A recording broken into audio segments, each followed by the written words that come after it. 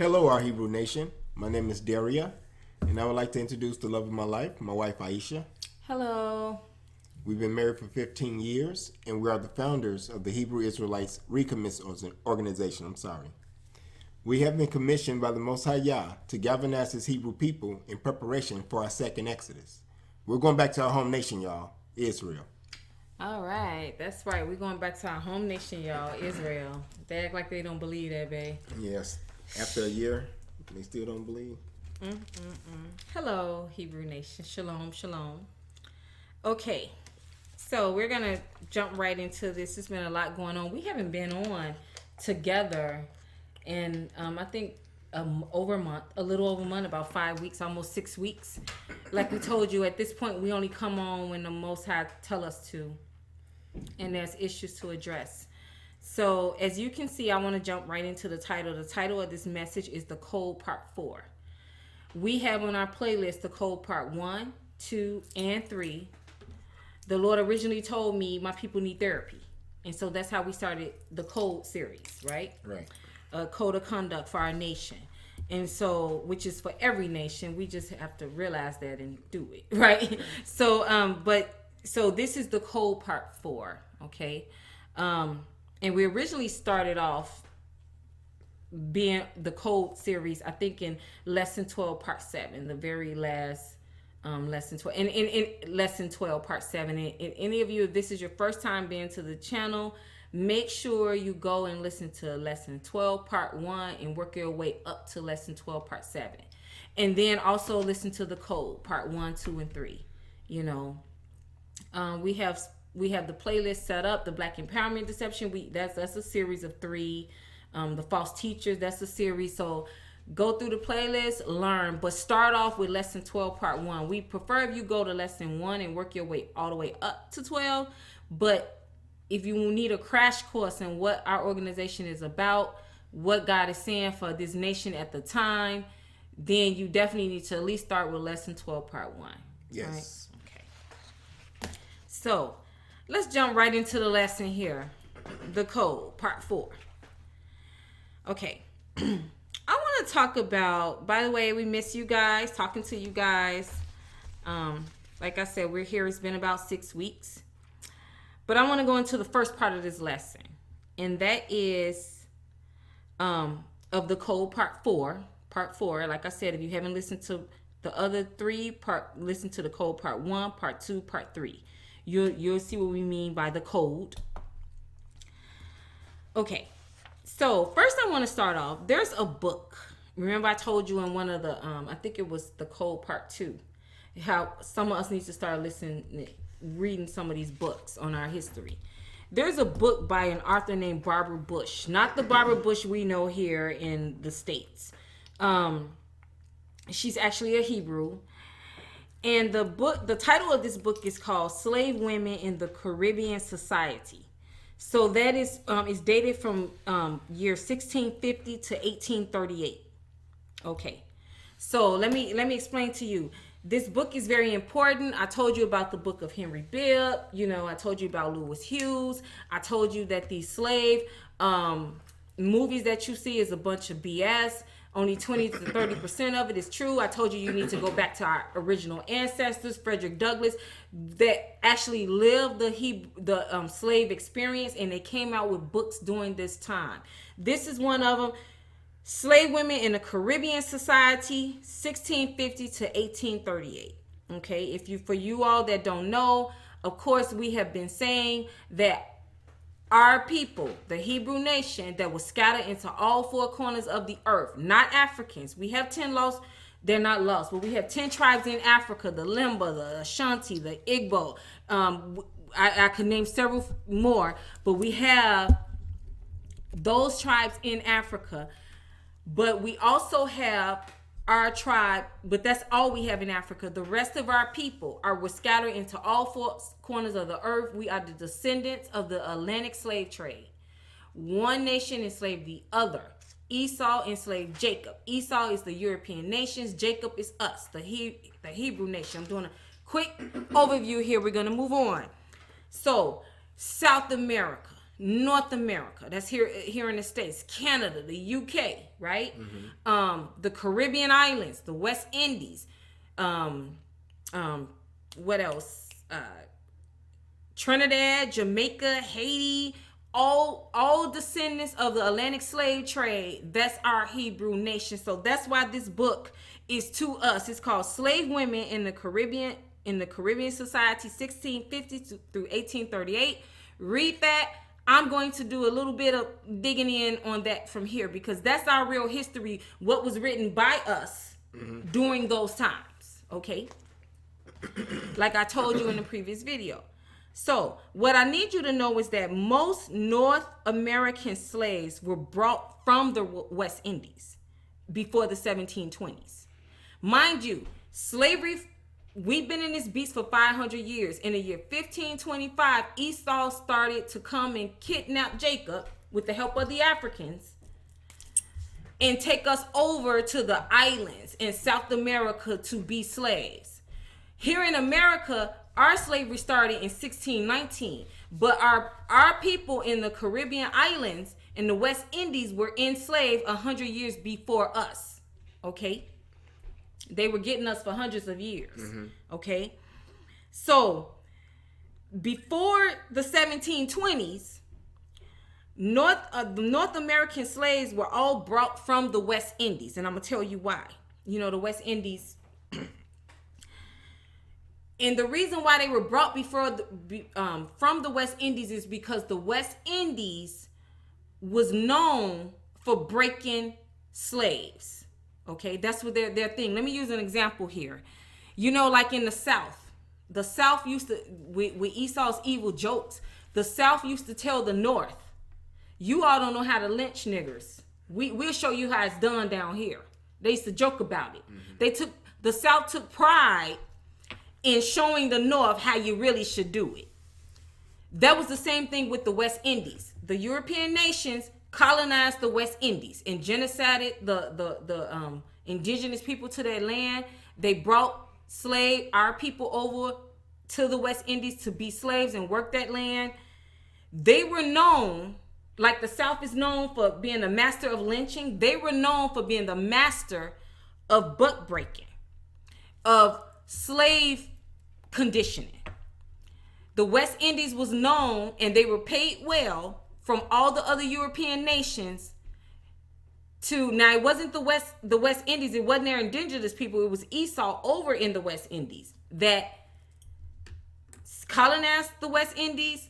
They set up shop, and they showed all the other European nations, this is how we do it, this is how it's done. That's why, as I told you in the previous videos, the Willie Lynch letter, for you all special people that don't think it's actually real, that's a damn lie.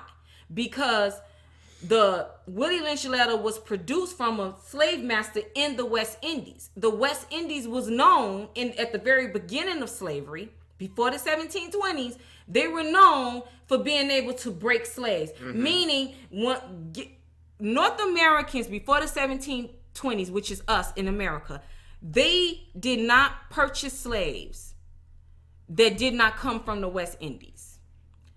Because the West Indies, when they brought us over from the Atlantic slave trade, they brought us to the West Indies. This was before the 1720s. Read the book. Read it. Okay? And other things. Know your Hebrew history. What they don't tell you. When they brought us over from the west coast of Africa, which is the area we migrated into when we lost Israel.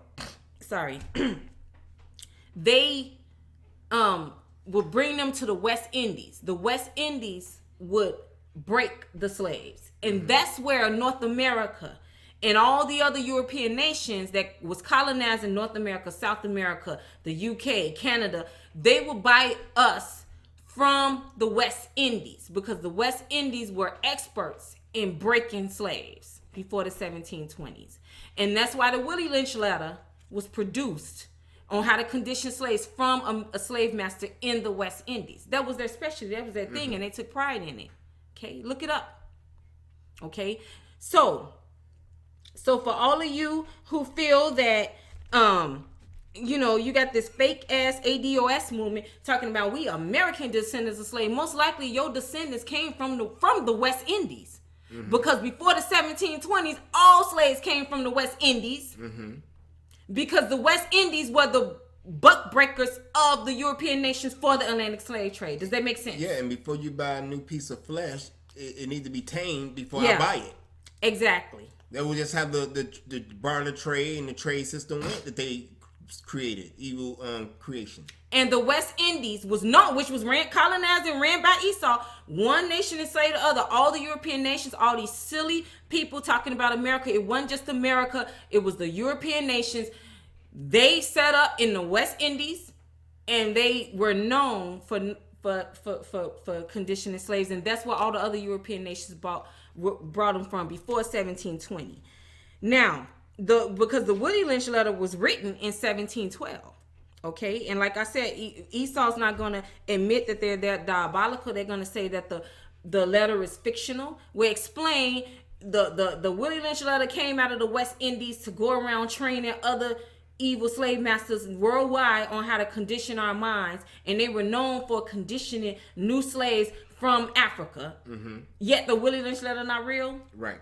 Stop believing everything Esau tell you. Matter of fact, don't believe nothing he tell you. We coming for it. Okay? All right. So are you guys with me so far? Stay with me here. I'm going to break this down. Now, we also know by the 1720s, the West Indies stopped they stopped bringing in Africans from Africa. Or it stopped a little bit after that, but the West Indies stopped being the buck breaking station to break in Africans and make them into slaves. And when they make them into slaves, they mean by conditioning the mind and enforcing that through physical terror. The West Indies was known for that, and about up until the 1720s, and they sold us from Africa through the Atlantic slave trade to the West Indies, and then the West Indies sold all the broken slaves, right? A lot of our people died during those processes, by the way. So 1720s, the West Indies, they not buck breaking anymore. They're not they can't do it for the production was so mass they couldn't do it for all the North America, South America, the UK. They couldn't keep up with the demand. Exactly. So what North America did, which is the United States, which y'all so in love with, they said, okay, the West Indies trained them on creating their own buck breaking stations. That's why we had those. And when I mean buck breaking stations, I mean breaking the mind of the new slaves that's come in from Africa, breaking their spirit through physical terror and torture, separating you from your children like they're doing at the border now with the migrants, getting them conditioned to slavery, beating all the courage out of them. Okay, it was very harsh. We're not gonna go into that. We went into that in other videos. And mind you, even then, they were beating you while you were shackled. What I'm saying? In most cases, you couldn't even defend yourself like they do now. You're usually in handcuffs when they start killing you. Yeah. So that's what I want. We're gonna move into the next part. But I also want to say about this dumbass ADOS movement. We American descendants of slaves because you stuck to your oppressor. Most likely your ancestors came from the West Indies, because that's where all the slaves come. Once they brought us from Africa through the Atlantic slave trade, they would bring us before 1720s to the West Indies, and that's where the other European nations purchased us, because West Indies broke us in through the conditioning of the mind. So the Woody Lynch letter started way before then, but in 1712, right when they were stopping the buck breaking stations in the West Indies, that's when he began to just travel and go global and train the other Esau nations on how to condition our minds. Okay, they already had everything on lock as far as financial and resources and the laws set in place to oppress us. But how did you condition the man? They took extra steps to condition the mind. That's why we came from Africa through the Atlantic slave trade, and they dropped us in the West Indies to be conditioned through the mind. And once the West Indies stopped that particular stop on the Atlantic slave trade, then they went around and they trained the other European nations on how to do it themselves. Thus, by the 1720s, buck breaking stations were born in Maryland and things like that, in Virginia for the America. Okay? You get it, people? Stay with me. Now, I want to talk about this Amber Geiger case. We're getting to a point here. And you got that first part. We had to do a little background here because, see, you all get it twisted. This Willie Lynch slave-minded behavior started off the slave ships. Yep. And it's like they don't understand it was just like going when you trying to come to America and they got to get all your paperwork and you stay in these little stations, I guess, and it might take you days or to get processed or long hours to get processed. So imagine slaves coming out the boat, they have to tag you some kind of way. It was a process in breaking you. Okay, after you get tagged, now the torture and all the minimum was 2 years. Yeah. The minimum was 2 years of breaking. And of course, only the strong survive. So those are the ones got sold, whips and all. And by this time they were conditioned to just submit, to not be tortured. Okay? They had to do that coming straight from the west coast of Africa. We were our own nation, Timbuktu. How you gonna turn that into a slave? Right. Through terrorism, torture, 2 years of conditioning. Okay? Self-refueling. Now, back then, at the beginning, it only took 2 years to condition a Hebrew. Yeah. Imagine, we understand it's been 500 years of this conditioning, but say that, babe. The Holy Spirit, His Spirit is down here. You have no excuse not to see and not to feel what's going on unless you just blindly or truthfully don't care.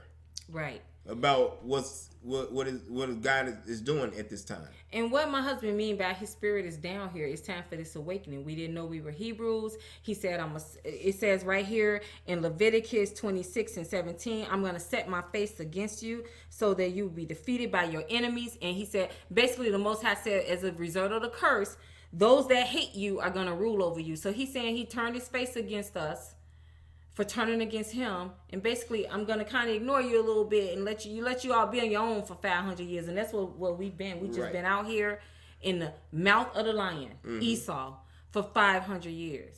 Even though he said he'd be a sanctuary even in that time. Okay, so I already went over that. You need to go to Daughter Zion, lesson 5. You need to go to lesson 12, part 1. I go to that in more detail. So that takes me back to this Amber Geiger case. Okay, with Botham Jean. Forgive me if I'm not pronouncing his name right. First of all, what I want to say about this Botham Jean case, I want to ask my people, what did you think would happen? We have said every video that we are in our land of captivity. That means the same people who came and got us from the west coast of Africa, dropped us off in the West Indies to be Willie Lynch and indoctrinated. Continued that as we went to North America, South America, Canada, the UK, the Haiti, Jamaica, the Caribbean islands, Trinidad. That means this our land of captivity. We did not choose to come here.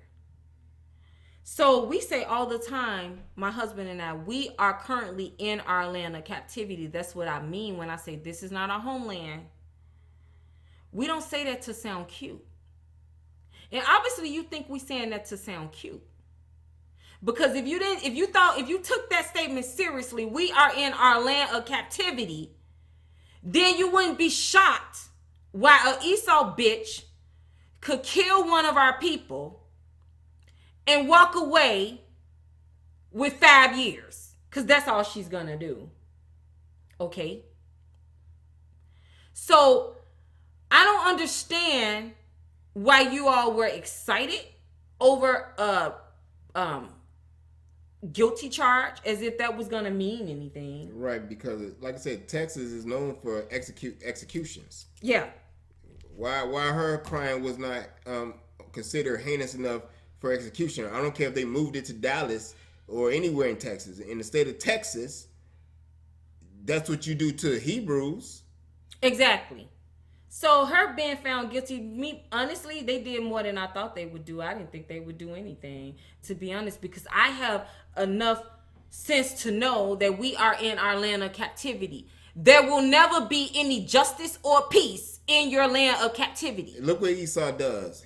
He gives you yeah, she got sentenced, right? And then when even a day or so later, the Bo-Come Jean's friend is killed. Right. And we're gonna get on that. But Right. and that's what I'm saying. What did you think would happen? It's like you all are special. Seriously. And I say this as I'm saying this nice. We are in our land of captivity. We have been telling you all that for the whole year we've been on YouTube channel. That means no justice, no peace. Period. They actually expecting Esau. No, they think we Jesse Jackson, Al Sharpton, and all them other coons. Yeah, and they actually expecting Esau to do right by them when we told you that the beast is the leopard that don't change its spots. That's what a leopard means. That's why God put the leopard body as the symbol of the beast. They don't get it. And speaking of they don't change. And speaking of leopards and animals, Rihanna, don't you ever let anybody make you apologize for talking about spirit animals. You do if you did the research and you know what you read and your spirit picked it up. Why are you apologizing because someone commented on that? Don't you supposed to be the owner of Fenty, 600 million, whatever? And you mean to tell me your mental capacity to take criticism is that thin? Right. That's not, and I'm not getting on you, but that's not power. We love you. That's not power. That's not a woman of power. Yeah. Basically, you know, she mentioned spirit animal, and this person come on and say, don't mention something or your culture, not your culture, and Rihanna apologize. Motherfucker, what you should have told him, that is our culture. My culture invented spiritual animals. The Native Americans didn't come up with that. The beast is described by spirit animals. Right. Don't come tell me what my culture is. Exactly. Check these motherfuckers. They don't know shit by asking you questions that you scared to answer because you're scared of losing something that don't even exist. So, you done with that, honey? I'm done with that. Okay. Okay. I know that you all are disheartened, you know, about everything that has happened. You know, number one, the Amber Geiger. I don't understand why you all got so excited. She was convicted of murder. What the hell does that mean? We are in our land of captivity. This is a leopard that don't change their spice. They will never do right by you. I told you that. I told you you're dealing with a reprobate group of people. And then he always one up you. Then he mooned you. He pulled his pen down, put his ass all in y'all face by having them rub her like a wet poodle they just found outside the door. That's what we're about to get at now. I know you all are disheartened about what you saw. You know, especially with Mammy Tammy. That's what they've been calling her. I give that credit to online. But this Mammy judge called Tammy, she's disgusting. I just want to vomit right now.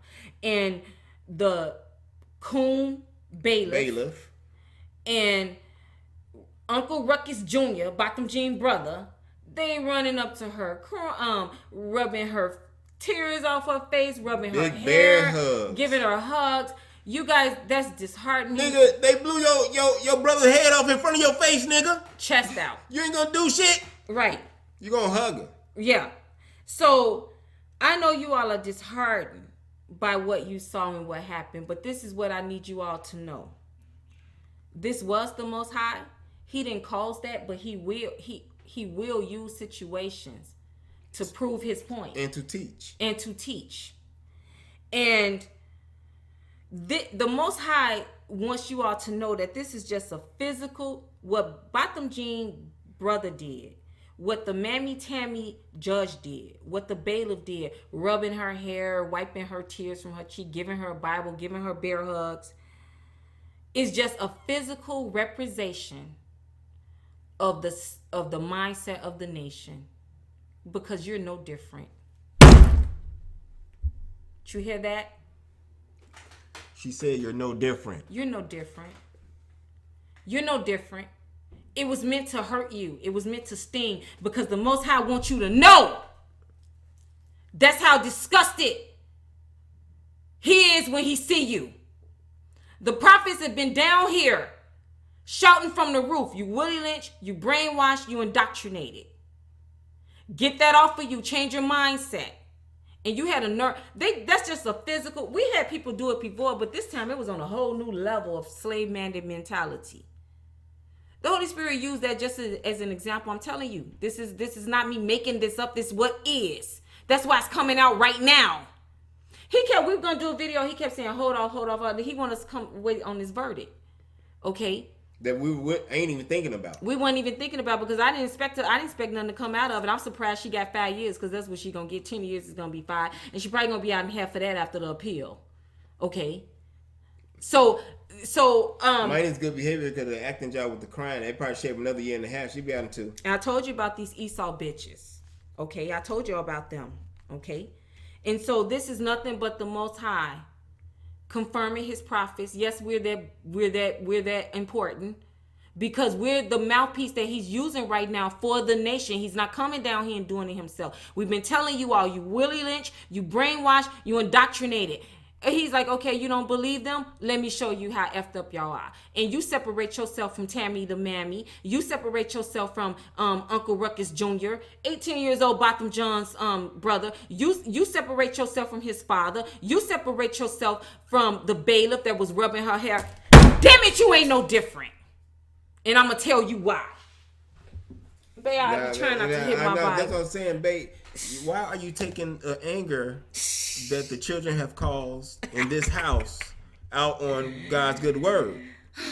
That they have forever mistranslated, got ass backwards. Yeah. And then when we revealing the correct way, they don't like how we sound. Had a nerve to say we yell. Welcome to our world. Welcome to our matrix parallel universe, where we have to sit back and watch a bunch of Willie Lynch, slave-minded, indoctrinated, scary ass people that we're trying to liberate.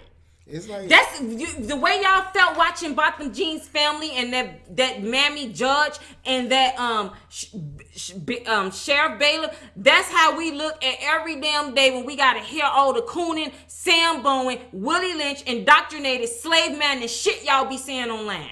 That's our welcome to our world.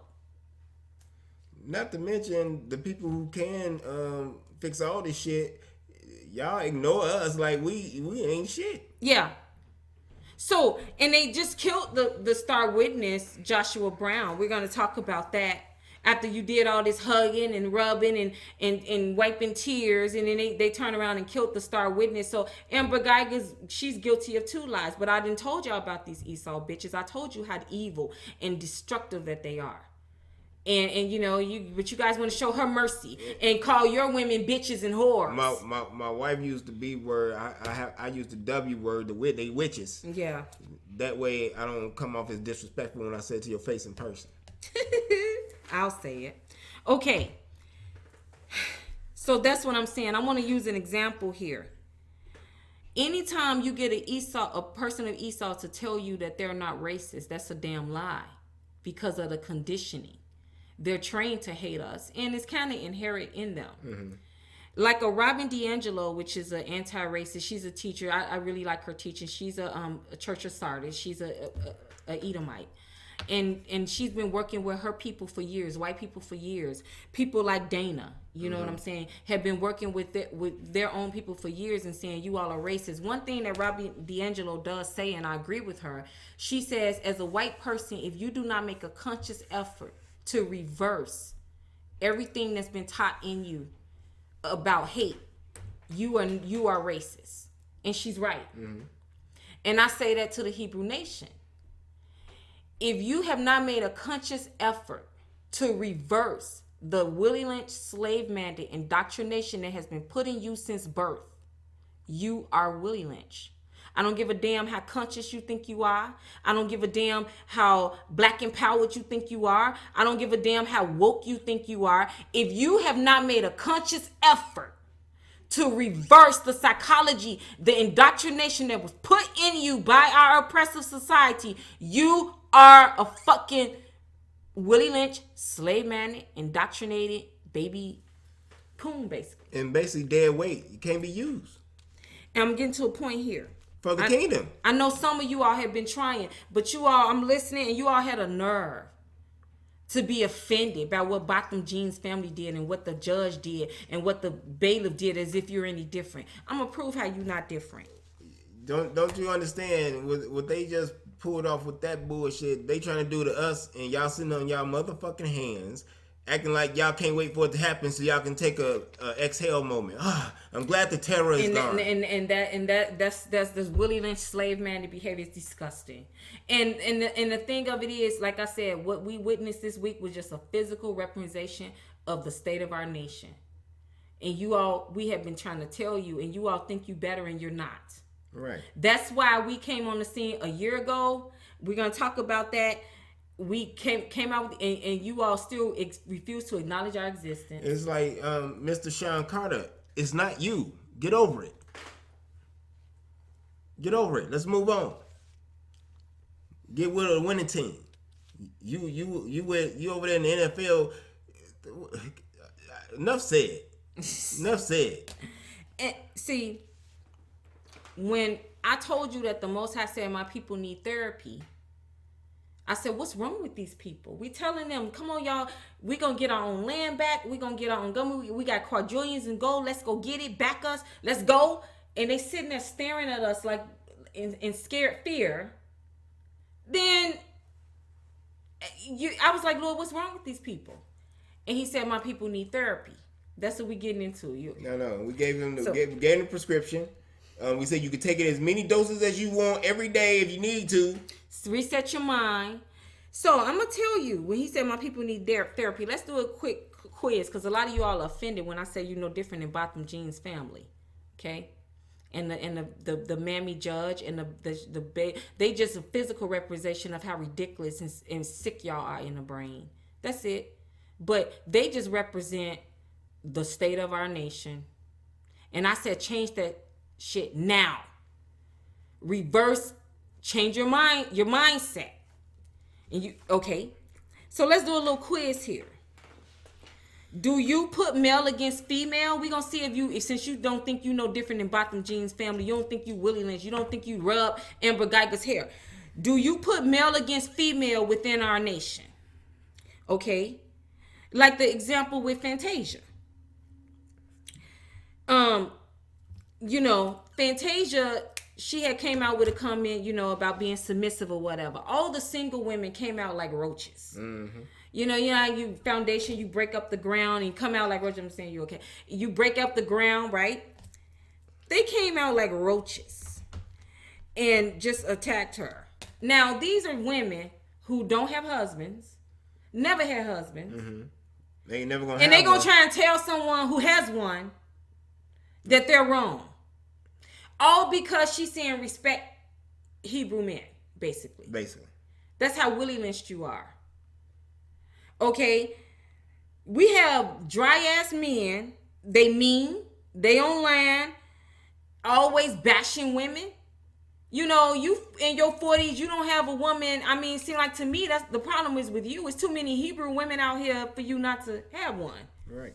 So that's your problem, but you want to bash the whole community. Tell me how you different from Amber Geiger's family. You're not.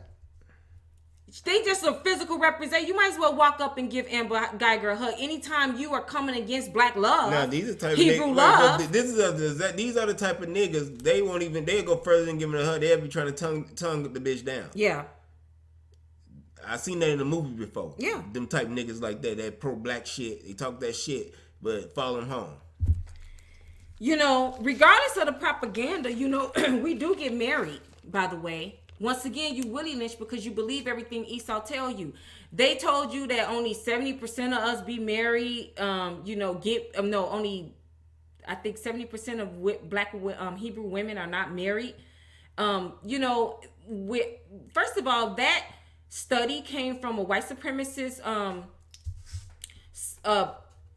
channel, which is the Harvard University. Okay. They did, with all other groups, they did ages 18 through 35. But with Hebrew women and men, they did a study on how many of us was married between the ages of 18 and 24. Mm-hmm. Hell, I wasn't even married at 24. And this was back in the 80s. Only 13% of us was married by the age of 24 in the mid-80s. Now, if you wait till 30 and 35 like they did when they surveyed the other groups, 70% of us was married. But you believe Esau's propaganda and lies because you're Willie Lynch, brainwashed and indoctrinated, and you taught to believe everything Esau teach you. And so you bash our men and you bash our women. Tell me how you not Willie Lynch, slave-minded and indoctrinated. Okay. I got another question for you. If you don't bash our men, if you don't bash our women, and bash each other. Another thing about this gender war, there are so many women in other nations that have abusive relationships. Asian men, they may be in an abusive relation. A woman may be in an abusive relationship with a man. And a Latino woman, she may be in an abusive relationship with a man. Guess what she says when she come out that relationship? She says, "I'll never date another abusive man. I won't be in domestic violence." She don't say, "I never date another Latino man. Latino men are trash. I never date another Asian man. Asian men are trash." Who does that? Dumbass niggas. Yeah. We're the only ones, because you Willie Lynch and slave-minded. You don't say I'm not gonna date abusive men. You say I'm not gonna date black men. What kind of sense do that make? Stop talking online. That's why your ass don't have a husband. I do agree with Fantasia. Shut the hell up. You don't have a husband and you talking shit about marriage. That's not your lane. You Willie Lynch, you slave man, and shut the fuck up. Okay? It's disgusting. With all due respect. Do you put old versus young? Okay? That's another example of the Willie Lynch letter, the Willie Lynch conditioning. Since you think you different from Amber Geiger's family, do you pitch the old versus the young? Isn't that what the Willie Lynch letter say? Yep. Okay. Meaning, what I've noticed about our community, no other nation of people does this, but our old folks, they blame our adults. They blame everything on our kids and young adults. How the hell you gonna blame the kids and the young adults when they didn't set the society? Right. They weren't here to set the society, the agenda. They didn't create the agenda. It's these young people destroying our communities. How the hell the young people the kids are not responsible for the state of the community. They didn't even create the community. They were born into the community. How the hell is it their fault? You must put old male against young male against old male. That's Willie Lynch slave-minded behavior. No other nation blamed their children and their young adults for the state of their nation. And not only that, that's stupid. Ancient Israel, they said, we'll take his blood, we'll put it on us and our children's children. Yeah. And y'all do the same shit with bullshit. That's Willie Lynch slave-minded behavior. No other nation blames their children. We known for that. It's these kids. For why we suffering. Our black people. on black crime. It's these young adults. How the hell is it their fault when they were born into it?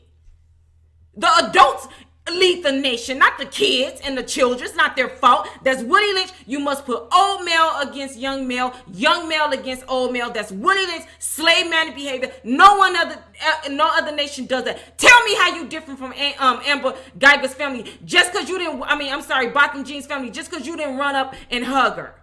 You perpetrating the same Willie Lynch slave-minded behavior. Which is a sin at this time. We have the younger ones blaming the elders. Y'all on that Jesse Jackson Keep Hope Alive shit, and what y'all actually are doing is trying to kill hope. Well, what they say, they blame our elders, honey. Yeah. Someone had to have some courage during the civil rights movement, or we would not have gotten civil rights. But we have people out here that's always pushing for us to disrespect all the elders. Exactly. That's Willie Lynch slave-minded behavior. You must put young male against old male. No other nation disrespect their elders that way. Yes, we had a lot of coons, but we also had a lot of people who fought for us. That should be respected. No other nation disrespect their elders that way. Like I said, I can't stand John Henry Clark because he's reprobate atheist. He didn't even know our history. He thought he was African. But I do love Dr. Clark Anderson. And then pushed the needle not one iota. And didn't do shit. John Henry Clark ain't did nothing but sit there and talk and confuse y'all and got paid for his dealings. Yeah, with Esau, just like Judas did.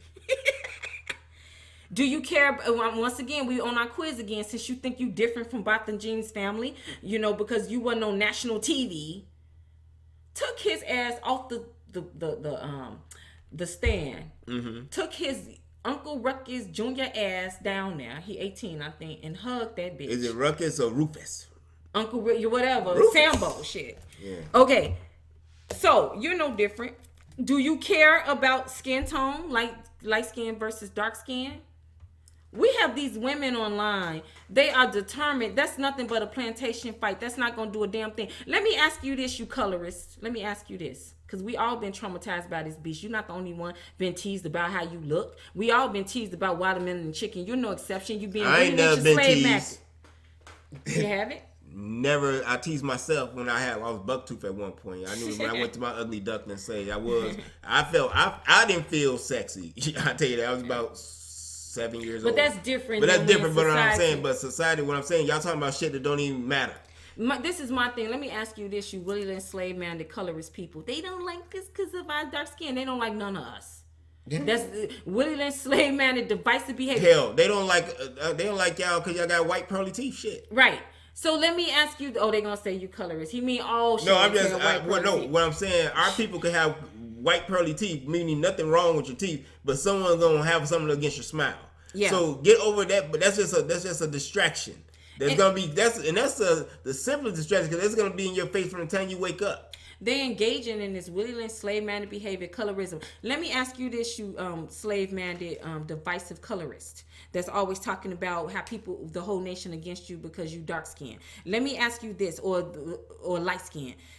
If we all woke up tomorrow, the whole Hebrew nation woke up tomorrow and never mentioned your shade, whether you were dark skinned or light skinned.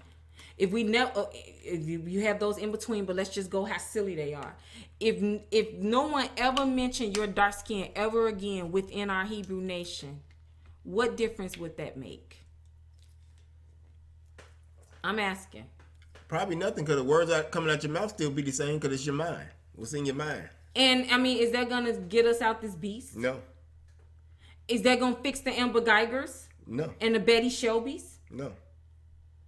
Okay, so why are you pouncing on your own people about something that Esau caused? Why don't you deal with Esau? That'll change your situation. And if you get a joy out of pouncing on other spirits, pounce on Esau, pounce on the Gentiles that don't belong to the Church of Sardis. Exactly. And you won't even know the difference if you're not connected within yourself to find the Christ like in yourself. Not even looking for that. Search for your own happiness. When you find what makes you truly happy, the words coming out of your mouth will be different and your focal points of attraction will be different. When they taught to hate their own people and attack their own people, what the fuck?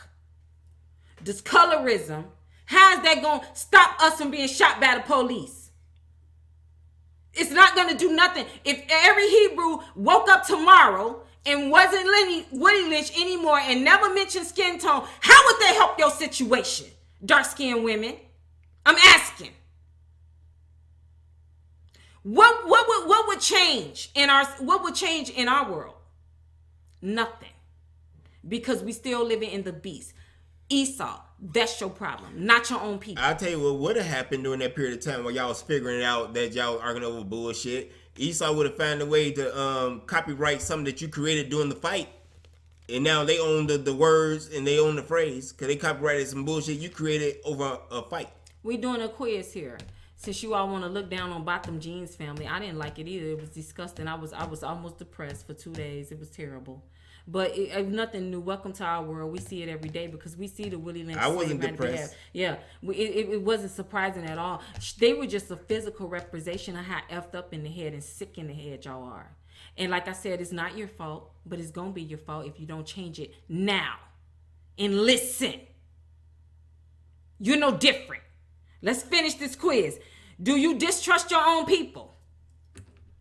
Okay. Do you distrust your own people? You know, that's another thing about this case. The white media wasn't saying anything much about this case until Botham Jean's brother got his ass up and went and hugged Amber Geiger and wiped her tears. It was just disgusting. Then it was a 24-hour cycle. You want to know why? It's twofold, but one of the reasons why, they want to rub in our face, see, black people, see Hebrew people, that's why you don't support your own. Look what they do to you. That's what that was. Why was that so important to keep playing that 24-hour news cycle on how we were? Because Just like this young brother, Joshua Brown, was just killed for being a witness in the Botham Jean case.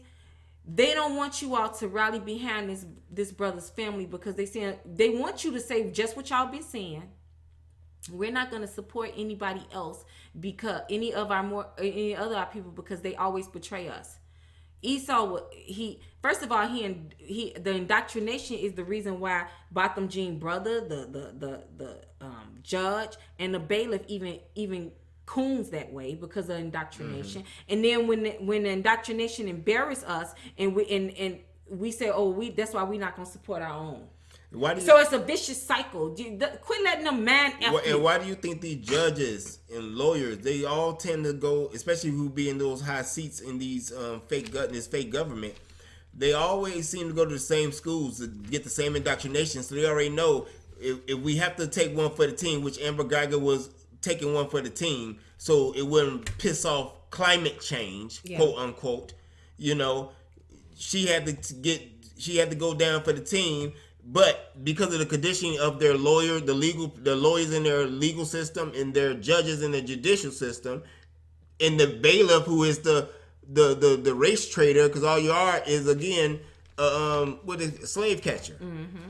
That's why all three of those different organizations or entities came together: the legal side, the judicial side, and the police side, the armed side. Came and consoled this murderer. I have never seen, not even a child who accidentally, it could be an 8-year-old child, accidentally a gun go off and hurt or kill someone. They sending him to life, and there's no one consoling him as a child. Well, we know that was disgusting Willie Lynch slave man behavior, but the whole point also is, like I said, the reason why the Esau News decided to play that more than they even played the actual news of the trial is so that we could distrust each other. That's and what I'm saying is why they trying to keep a stronghold on the distrust within us, within our nation. They're doing this shit because they're getting fucked up so bad behind the scenes. They can't tell you that shit. Right. Well, we're not gonna tell them either until I'm they not. do some certain things. Listen, another thing about this quiz: do you ADOS? Do you call yourself what Esau named you? You're an American descendant of slaves. That's Willie Lynch slave-minded behavior. Because what you really saying is, I's gonna stay rich here. Mm-hmm. All these people who claim that they American descendants of slaves and they want reparations here, you're just admitting that you want to stay here with Amber Geigers. That's how dumb you are. What the hell is getting a check here gonna protect us from Amber Geigers and Michael Slaggers and George Zimmermans? You might as well walk up to Amber Geiger and give her a hug and wipe her tears off her cheek. We's gonna stay right here. We American descendants of slaves. We's here. And I think Al Sharpton, they still on that bullshit. Jesse Jackson ain't saying shit. Well, they old news, man. I just gotta mention because these are the motherfuckers who train these motherfuckers who following them motherfuckers. So that's what's going on, and it's fucking sickening. It's disgusting. You're no different. You have no right to look down on that coon fest. That's just a physical representation of the state of your mind. You're sick in the brain. I'm gonna tell you why. I'm gonna prove it to you. I'm not just an accused. Don't tell me, you don't know that about me. I do know it about you. You know why? Because this organization is getting no support. We're gonna go there. Okay. You just like you had Will Smith, the celebrity. Mm-hmm. We love you. What do you say made a comment? I'll never leave Miami. Like somewhere in Florida, he said, "I my spirit, it's home to me." Wow. Wow. So basically, that's Willie Lynch, slave-minded behavior from down in the hood all the way up through Hollywood Hills. We've got the best cottage hills on the plantation. Master been good to us. The sunset is beautiful here. It's perfect. Right. That's what we say about Miami. We's doing real good for colored folks. We's not going nowhere. What make him different from the ADOS? Nothing. What are you going to do with the Amber Geigers? What are you going to do with their judicial system? What are you going to do with their police? I will tell you this. You want to stay here with Amber Geiger. I will tell you this, and I'm not trying to throw you under the bus, Mr. Smith. But and I'm not even gonna be coded. If Esau made it so that you had to be at the sentencing on that day and told you you have to go and hug her, would you one, and this is a question you can ask your own self, would you one have said, no, I'm not doing that, and stood on it? Two, went but did not do the hugging? Or three, went and did the hugging? Whether it's for a check or just out of obligation, owed a favor. Yeah, since your soul tied to Miami, daughter Babylon. I stand right here. We's got the best cottage on the plantation. We's doing real good for color folks. Well, motherfuckers in the hood can't see that shit. They don't see what you see. They don't see the horizon, the beautiful sunsets. What is that gonna do if you think Esau gonna allow your grandkids to enjoy what you enjoying today? That shit don't happen, not for us. We said back to Israel. Our own land, our own government, our own police force. If you can't wrap your man around that shit, you Willie lynched. All of you. And you had a nerve to be embarrassed by Bottom Jeans family. And then had a nerve to be conceited and shit. Because we feel energy waiting on us to call you. Call you for what? So. What? Wait. Help me help you. Yeah. What the fuck am I calling you for? Yeah. It's two of us and it's millions of you all. We getting on that, babe. We coming down. I know, but I'm leading there because I've been easy all day. We love you though. I've been doing most of the talking this here. It's just, this is, like I said, welcome to our world. The embarrassment and the shame and the disgust that you felt, what you witnessed this week through this trial and the reaction, welcome to our world, because that's what we experience every day. The whole world is looking at us and we're saying, come on, we're here to get y'all. All you have to do is rally behind. Just admit you Hebrews and let's get ready to get, we ready to get you out of here. Y'all not even on the front line, and crickets, nothing. Right. And then you had a nerve to act like you're better than Botham Jeans family. No, you're not. No, I have no act like you better than the poverty-stricken people. Your poverty-stricken people in the hood. Well, I was just talking about this. I was talking about everybody. But you talking about. But I'm saying that it's the same mindset. Mm-hmm. I got mine. You get yours. Fuck you. Well, we's got the best cottage here on the plantation. We's doing real good for colored folks. Now you don't go stirring up no trouble. But me personally, that's all that is. That's what these house Negroes are saying. We love you. Me personally, if I had to really get honest with myself. If I had to, in my own mind, now I'm not saying this coming from the spirit, but in my own mind, if I had to break it down to the very atom of the problem, the shit is pride, ego. 1, 2. Well, nigga, I'm supposed to just give it to you, and wait, I'm supposed to just give you a donation, but you didn't have to do all the bullshit and fucked up shit I had to do to get my money. Hell no, I didn't. I did it the right way. We're doing it now. Wait, we're doing it now. I did it in the way that I was supposed to, so I could be in this position right now to save all you motherfuckers. Right. But that's the thing. But my thing is this: you can have the best cottage on the plantation, they can still come shoot your damn kids. So I don't even know. That's Willie Lynch slave-minded behavior. If you want to be connected into the wrong power plug, I'm sick of it. Because this doesn't make any sense. Ain't nobody got time. Ain't nobody got time to be waiting. Right. Shit. We love you. We saying, come on, let's pop this up. You're not even on the front line. And you all sitting on your hands. And it had a nerve to be embarrassed at Botham Jeans family. You're no different. Go kiss Amber Geiger. You want to stay here with us so much. We American descent. I stay right here. You want to stay here with your oppressor. Go right ahead.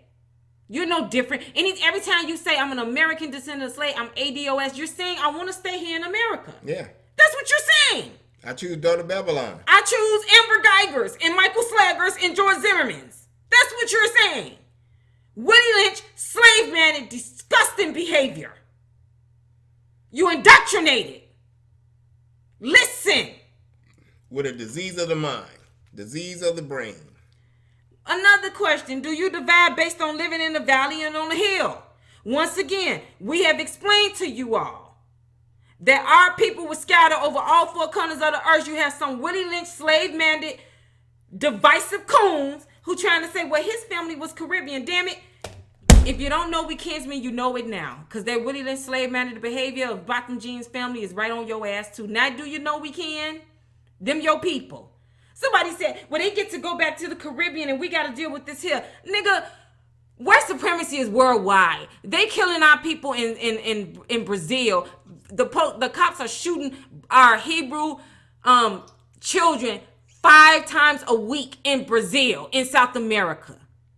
White supremacy is worldwide. That's Willie Lynch slave-minded behavior. It don't matter what corner of the world we in. We one nation, and Esau is attacking and killing Jacob. And all y'all Willie Lynch and have been indoctrinated. And then when my eyes gaze on the television screen, I do see the advertisements of all these same people donating to the United Ways. What the fuck has United Way done for Hebrews? Nothing. You refurbish a basketball court so the niggas go play ball, get better, so you can enslave them in your goddamn leagues. Really? The Bahamas. That's why y'all ass been blown away right now. I love you, but that's nothing but the Most High white. That's not harp. Sometimes it's harp, but that's not harp. That's the Most High. You Bahamians, you so-called Hebrew Bahamians. I'm Bahamian. Yo, we're from the islands. Motherfuckers, you don't have an island now. That's what I'm saying about you islanders, you Hebrew islanders. You think you're going to sit on your ass and we supposed to make the bread, break the bread, put it in the oven like the little hen, and you just supposed to come sit down and eat? Walk to the store, get the spices and everything you need. Y'all quiet. I don't hear nothing. Crickets. Haiti, Jamaica, Trinidad, you hear us. That's why you want to be so faithful. You a Bahamian, your ass don't have an island. Okay? That was the Most High. Now you're a refugee. Get y'all ass on code. Ain't nobody playing with y'all. And it's too many of y'all over here not to even get the word back to them in time to understand what time it was. South American got that they got it. They got that shit real bad. I'm Cuban, but sitting up here dark as me. I'm Cuban, nigga. You a Hebrew. I'm American. I'm an American descendant. I'm Bahamian. Yeah, and the Most High showing me what he think about your Bahamas. That's why you don't have one. Haiti, they ass get blown away every time they try and build something. Jamaica, none of y'all, you a Hebrew. Our homeland is Israel. Y'all Willie Lynch, you slave-minded, you indoctrinated. We were all Willie Lynch indoctrinated from the West Indies. It was a system that they implemented on our minds. That's why you're married to your captive lands. You black Americans, you Hebrew Americans, you have no right to look down on the Hebrew Cubans or Brazilians. Y'all just as faithful to this garbage of a country, no more than they're faithful to their garbage of a country. You Willie Lynch, your slave man, it's disgusting. Tell me how you different from Bottom Jean family. I say we kinsmen. I looked at their behavior. I said, well, there you would go. That wouldn't matter if that was in America. It wouldn't have mattered if it was in Cuba. It wouldn't have mattered if it was in Canada. It would have been the same. They all would have walked up and gave her ass a hug. Yeah. Same indoctrination. And then they trying to cause more division. Say, well, they from the island. What the hell they got to do with it? It wasn't no difference then. Because they scared of the real enemy, the real problem. And the judge and the bailiff wasn't from the islands, and the behavior was still the same. So, you know why it was the same? Because it's the same indoctrination. Willie Lynch, slave-minded indoctrination. Birthed from the West Indies. Even your fucking fear is Willie Lynched into you. That's why you're sitting on your goddamn ass and on your hands. Another question. Last question about this. Since you think you're not Willie Lynch, tell me if you check off any of those things. Like we said, when we said God said reprogram your mind, that's what we meant. Y'all thought this was a game. It's not. Do you bash Christianity? Because 80% of Hebrews worldwide refer to themselves as Christians. Let's be very clear. Christianity. Let me tell you something. Personally, I don't believe in religion like that. Meaning, the Bible, let me find my quote here. The Bible is the universe in print. The Bible is not a religion. The Bible is God's word to Israel and to the rest of the world. Okay? But because I was born in America, unfortunately, Because I speak English, I call the Messiah by the English name, which is Jesus. And Christianity have so many forms. You got Baptist, Protestant, all that mess that the Vatican came up with. I get that. Okay? But the core belief of Christianity is the belief in the Father, the Son, and the Holy Spirit, which is the Holy Trinity.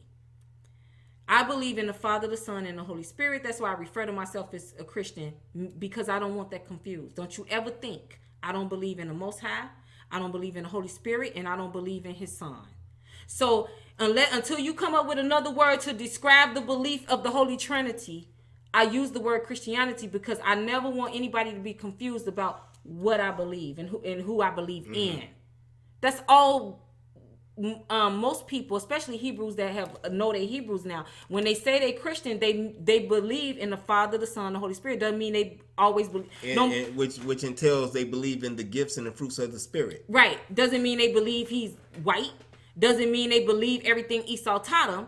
It just means they believe in the Holy Trinity. When we come up with another word that describes belief in the Holy Trinity, then I won't use the word Christianity. But until then, that's all I have in the English vocabulary to describe that belief. Okay? That's really simple. My kids could understand. They 10 and 14. They could easily understand this. And I'm going to tell you why. I'm not defending religions here. What I'm saying is this is Willie Lynch slave-minded behavior. Catch me here. This is why. Okay? Because I know a lot of, listen. I want you to read Matthew 6:16 through 18. You understand? Because when you come against, there's so many Hebrews worldwide in our nation that refers to they believe in the Holy Trinity. When you attack that word Christianity, you attacking the belief that they have. That's the only English word or the only word they have to describe their belief. That's very simple. When you attack that, you're just being Willie Lynch and slave-minded. You are. Do you understand that? Well, I hate to ask you that, but of course I understand it. So I'm not defending. Like I said, I haven't been to church in over 10 years. Remember, I wouldn't. I'm not. Like I said, that's just not our thing. I believe in the universe. I believe in the Holy Trinity. God is universal, and He's bigger than a building. So if you want to say if I'm religious, no. Am I spiritual? Absolutely. Yeah, I'm way spiritual. Perfect like all 12 chakras spiritual. With all due respect, don't say that to Brad. But but that's what I'm saying. Don't attack that word, because a lot of people that's the only way they'll never release that name, because then you're telling them to renounce the Holy Trinity, and they're not gonna do that. So you're just being Willie Lynch and slave-minded when you fight about it. That's all you're doing. And you just in the way. Yeah. Way in the way. Right. So, Christianity, when a person refers to himself as a Christian, that doesn't mean anymore. Doesn't mean they believe Jesus is white. And because of who I am, sometimes when I like just broke out a cappella, just singing that Crazy Bone hook, you know what I'm saying? I have to kind of, I feel bad sometimes. I got to say that was me showing homage. I love that hook. I love that harmony that he put together. So I had to, my spirit just said that was a perfect time to say that. So I'm a real person, you know what I'm saying? I give homage every time I mention something or may allude to something. Don't mean death on everything, So I'm crazy, but I ain't even gonna say I ain't that crazy, but I'm cool. I'm mellow. So we want to talk about this. We were talking about. Let's go back to. We were talking about. Are you Willie Lynch? Are you any different than Botham Jean's family? 99.9% of the time, you are not. I don't care how conscious you think you are. If you have not made a conscious effort to reverse the indoctrination that was put onto you by your oppressor since birth, you are Willie Lynched, and you need to own that, and you need to change it now. Okay. Botham Jean's family, the way they acted this week, it was meant to be put in your face. It was meant to embarrass you. It was meant to frustrate you. It was meant because that's how the Most High Yah feels about you. He's got prophets on the scene saying, let's bounce, let's go, let's do this, let's pop this off, let's get out of here. You're not even on the front line and y'all sitting on y'all asses. And had a nerve to look down on someone who coon in public. Only difference, you wasn't on camera. That's it. Yeah. Okay, so we're gonna deal with this. Them read? lying on the Bible. Let's go to Matthew. Okay, go ahead. Matthew chapter 6. And if we sound angry, that's because we are. Like I said, look at Botham Jean's family and the way they acted this week. This is what we deal with on a daily basis. Okay, and then y'all had the nerve to be like, they yell. I'm not angry. I just love my job. He could have picked anyone else in the world, but he picked me, so I'm very thankful, and it's an honor, and I don't take what I do lightly. But I will never say out of my mouth that I don't enjoy my position, and I don't enjoy what my position entails for me to do, and I'm more than happy to do my Father's will. Stop. Okay, Shalom. so Matthew. Okay. 6. Matthew 6. We're gonna turn. Okay, I'm gonna discuss something here. Okay, Matthew 6, chapter 16 through 18. Okay. The NIV version. Unfortunately, babe, let me see if this is the NIV version. This is the King James version. Okay. And under the heading fasting, verse 16. When you fast, do not look somber as the hypocrites do, for they disfigure their faces to show others they are fasting. Truly, I tell you, they have received the reward in full. Okay, stop right here. Right now, Jesus is doing a teaching. This is Jesus. We're in the New Testament. And he's saying, when you fast, don't look sober as the hypocrites do. And disfigure your face to show others that you're fasting. He said, if you do that, you done already received your reward. Fasting is going without no food for spiritual purposes. Okay, continue, honey. Verse 17, continue. But when you fast, put oil on your head and wash your face, so that it will not be obvious to others that you are fasting, but only to your Father who is unseen, and your Father who sees what is done in secret will reward you. Can you repeat that last verse? Because this is very important. We're getting to a point here. The last verse, I'm going to do 17 because it's very short and leads to that last verse. But when you fast, put oil on your head and wash your face, so that it will not be obvious to others that you are fasting, but only to your Father who is unseen, and your Father who sees what is done in secret will reward you. Okay, you hear that? Let me break this down. This is very powerful here. This is Jesus teaching. And he's talking about fasting, and he said, don't be like the hypocrites, and to let everybody know you fast by disfiguring your face and let everybody looking all somber. He said, looking all dry so people will know you fasting. He said, but put some oil on your head and wash your face. He said, so that it will not be obvious to others that you are fasting, but only to your Father who is unseen. What does that mean? That means if you fasting, only you and God should know about that. That's not everybody's business to know you fasting. And the reason you're fasting, or what you have up for God, why you dedicating this fast. Right. But only to your Father who is unseen. And your Father, the Most High, who sees what you do in secret, will reward you openly. He said if you do it out in the open, it says right here in verse 16, you done already received your reward. What am I trying to say? This is the mindset of Jesus. Y'all gonna stop lying on Jesus. Let me tell you something. Okay, because you all misinterpret scriptures and don't know what the hell you talking about, and then you want to sit up here and lie on God. I'm sick of it. Let me tell you something. Willie Lynch, slave-minded brothers and sisters. I hate to call you that, but that's what you are. Until I see different, that's what you will be. Until you get it. Shouldn't be this hard. We've been on for a year. Okay. That takes me, now that's the mindset of Jesus. That's the teaching of Jesus. He said when you fasting, do it in private. You shouldn't be letting everybody get all the attention. Trying to let you know. Okay, that's his stance on being seen in public for what you're doing for him spiritually. So he don't like it.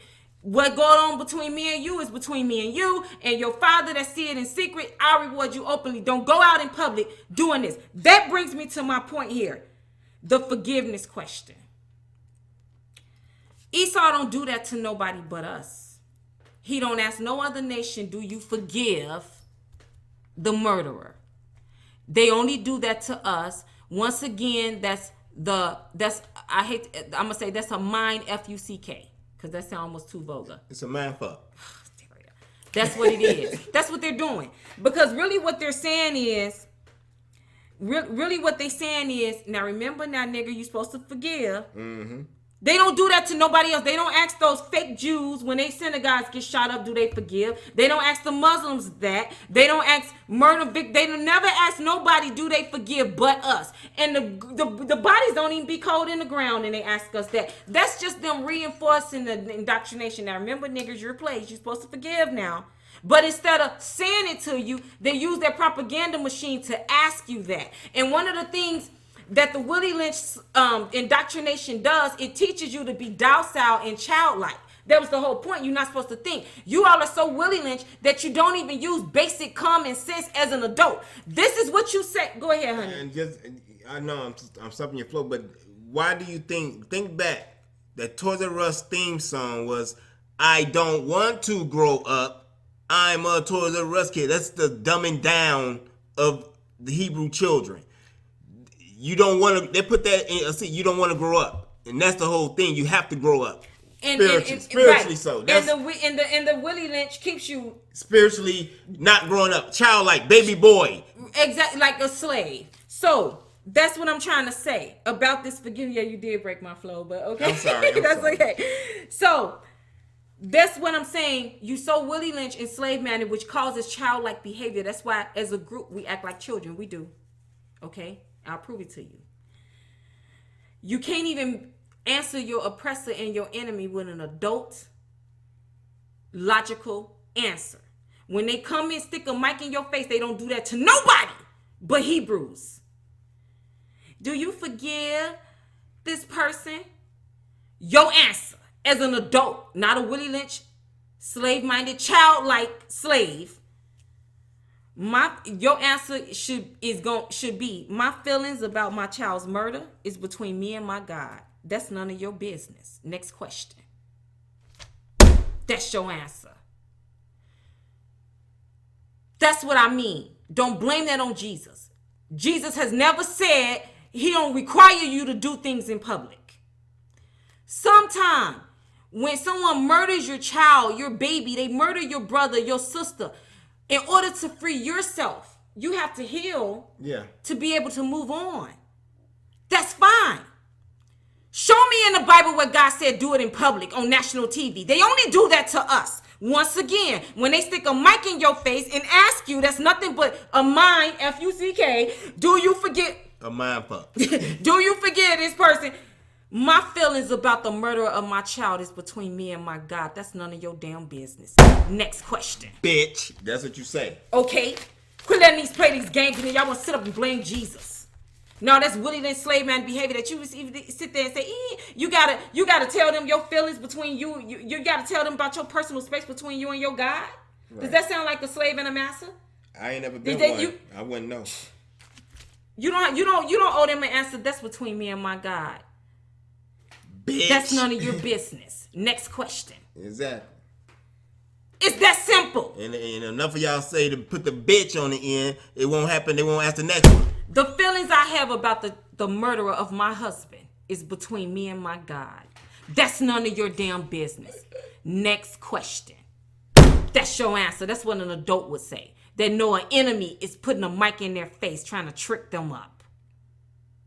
Use your head. Was you gonna say something, honey? Dumbass. That's it. I'm just having fun. This is how I have fun. You calling them dumbass or Esau? Esau, yeah. Really. Most of my attacks is against the enemy, but it serves duality because y'all fucking up. Yeah. So it might well cut y'all while I'm cutting them. Childlike behavior. That's what the Willie Lynch slave man indoctrination does, because that's what it was meant for slaves not to think and to be child man, and it was self-refueling and self-regenerating for generations. That's why you can be so psychologically stupid as a nation. You may be very smart individually, but as a nation, when Esau comes stick a mic in your face, you can't even answer the question like an adult would. Then some of them think just because they are currently in therapy, that they still don't have to pay attention. It's not about what I'm saying. Your therapist is not connected to the Holy Spirit, so you're probably not getting the proper help that you need. Exactly. The feelings I have about the murder of my daughter is between me and my God. That's none of your business. Next question. Bitch. Get it? They some people come and say, I tell them, no, I don't forget. You ain't got to answer Esau shit. They don't ask nobody else that. Think. Oh, God, help me, Father God. Because they don't understand. These people, I'm going to prove it to you. They hit us on every front. And these people, you guys don't understand the amount of brainwashing that you're under. And quit being proud, acting like you're any different. One thing about P. Diddy, and this is all we're going to say. He had done a video about a year ago. People can say whatever they want about Puff Daddy. I know that was back in the day we called him, but now he P. Diddy, right? Mm-hmm. But one thing he said on the video, he had said, you guys, we got to stop the cooning. He said, and I must admit, I was guilty of cooning too. He was like, you all, but we have to stop the cooning. And I don't remember the rest of his video. But I've always respected that about him because that is so true. The first step to recovery is acknowledging there's a problem. Y'all want to walk around like you're conscious and you're not. You Willie Lynch, you slave minded, you indoctrinated. Own it. And you're scared. So you can move on. That's why you scared. Right. Quit acting like you awake. You don't know. You so, some of y'all so silly. Y'all talking about the shade we are. That's Esau gave you that. Okay? Drop your pride and understand that you were Willie Lynch, slave-minded, and indoctrinated. And I've got to change my thought process. Period. There's no question.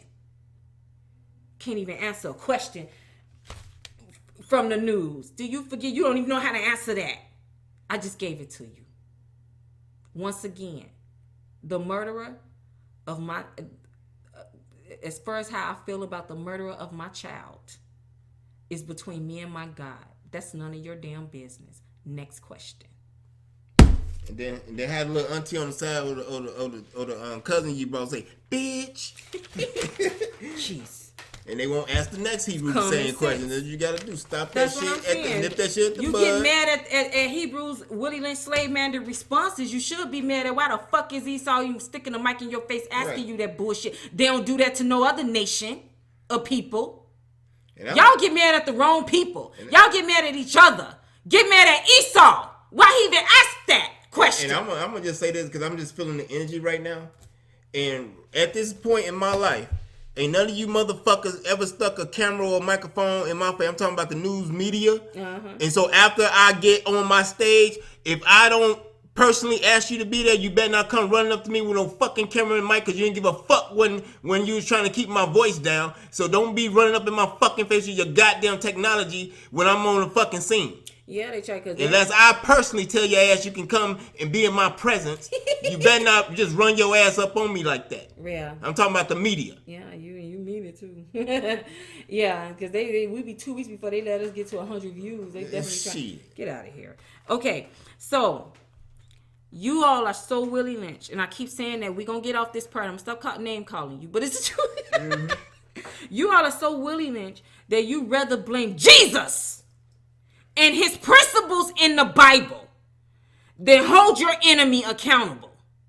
You got the nerve to blame Jesus and the fact that people who believe in the Holy Trinity blame that on the fact that's what keep us docile. No, Willie Lynch indoctrination is what have you docile. Don't use Jesus' word. He said, don't do it in public. Anything you do for me, I don't want it done in public. If you do it in public, you done already received your reward. Jesus did not tell Botham Jean's son to get his ruckus Jr. ass off that what's that thing he was sitting on? The witness stand. The witness stand and go hug that bitch and embarrass the whole nation. Jesus ain't telling him do that. He said, my people, I want you to do it in private. That wasn't God. Quit laying on God. You don't even know the scriptures to say how we docile from the scriptures. Shut up. You rather blame Jesus and his universe in print, which is the Bible, which is your history, Hebrew, than to blame Esau. Okay? Jesus is not the reason Botham Jean did that. His family did that. Nor is he the reason the sheriff or the bailiff did it. Esau is the reason they did it. And the indoctrination we've been under for 500 years. That's why they did it. Not because of Jesus. That's common sense. Common sense. And you Willie Lynch enslaved man to even say such as something so stupid. This your history. You cursing your own history instead of cursing Esau. Babe. Sometimes I didn't mean to get this man. Let me come. I didn't get my cheek. I'm yelling. That's so stupid. Sometimes when they breathe, it hurt my ears. I don't think they caught that. It's the stupidest Sometimes when some people breathe, it hurts my ears. This case was meant I'm joking, y'all. This case was meant to do just what it did. You're supposed to feel this way. Because that's what the Most High feel when he looks down on you right now. When he has raised up prophets to lead this second Exodus, the messenger of good news. Yeah. As it said in Isaiah. But I'm known in certain dimensions and certain realms as that nigga ain't shit. And want to sit here and ignore that.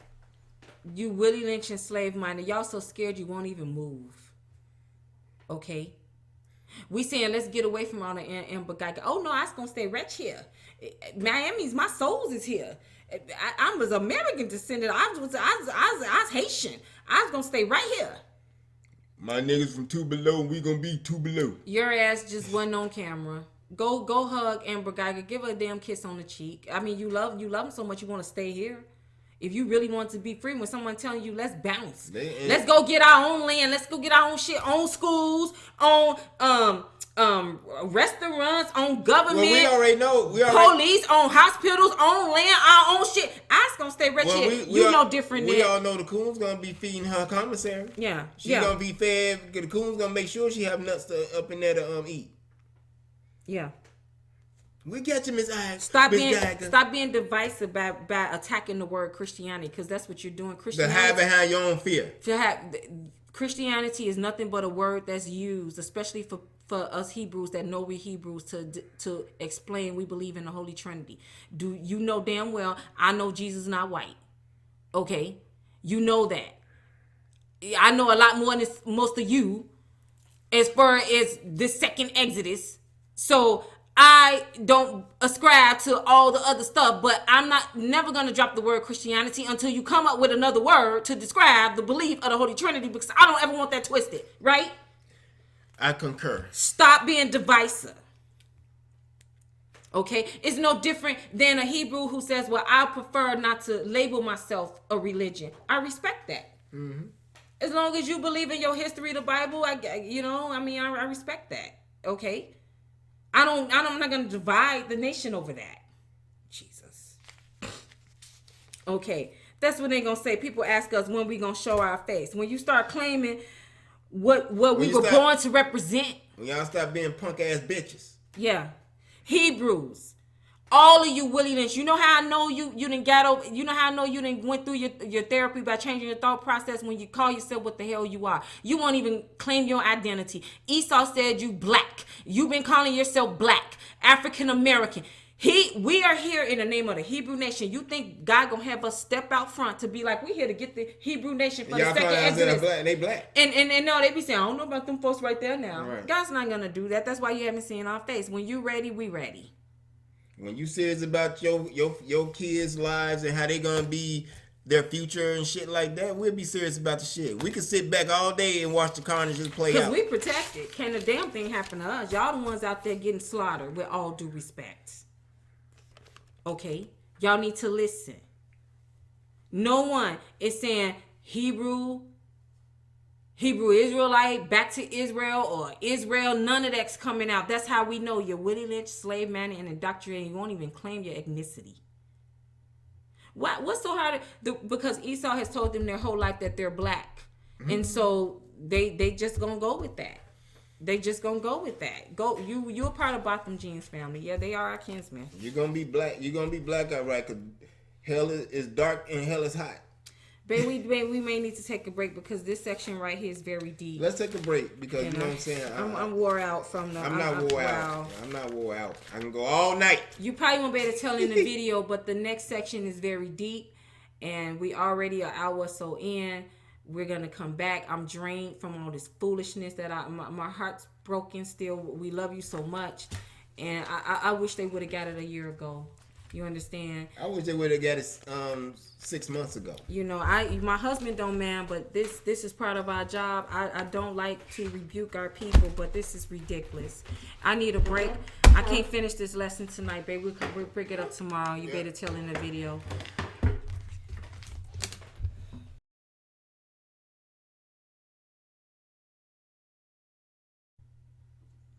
All right, so you might notice in the video a little bit. It's going to be a little break. It's actually the next day. I had to take a break from that last section, and that was a little drained me a little bit. But we're going to continue with our lesson. If you need to pause, you pause and come back. But we're going to jump right into the next part of this lesson. And for the record, it is October 7th. 2019 at 9:07 p.m. Central Time, when we're recording this second stanza of this lesson. Yeah, because we did the first part yesterday, October 6th. October 6th, right? Okay. So by the time it comes out, it's gonna have been a few things that has transpired, and so we're just letting you know the date that we started this lesson. So we figured it was a longer lesson. It may be done over 2 or 3 days. This is the second day. Mm-hmm. Hopefully we can get it all done. If not, we'll just finish it, the latter part, the last part tomorrow, which will be the 8th. Mm-hmm. But I will let you guys know what date it is. This is time stamped, so you know we don't just rush to judgment, or we don't just look at something and come out and start talking about it. This video started on October 6th. Today is October 7th.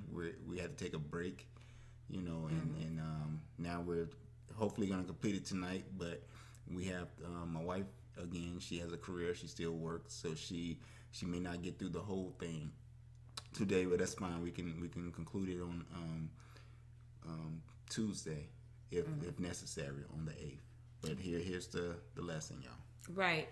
You know, I'm going to lose a lot of them here, babe. They probably good. They're going to unsubscribe. The little subscribers they do let us see. Mm-hmm. And they're going to get mad. But, and, you know, I might lose a lot of our people. But listen, we have to talk to you. We're moving into the next part. This is what the Lord gave us. And like I said, we don't come on here unless he give us something. And last time we were on here was 6 weeks ago together. Mm-hmm. So the next part of this lesson is titled Paganism.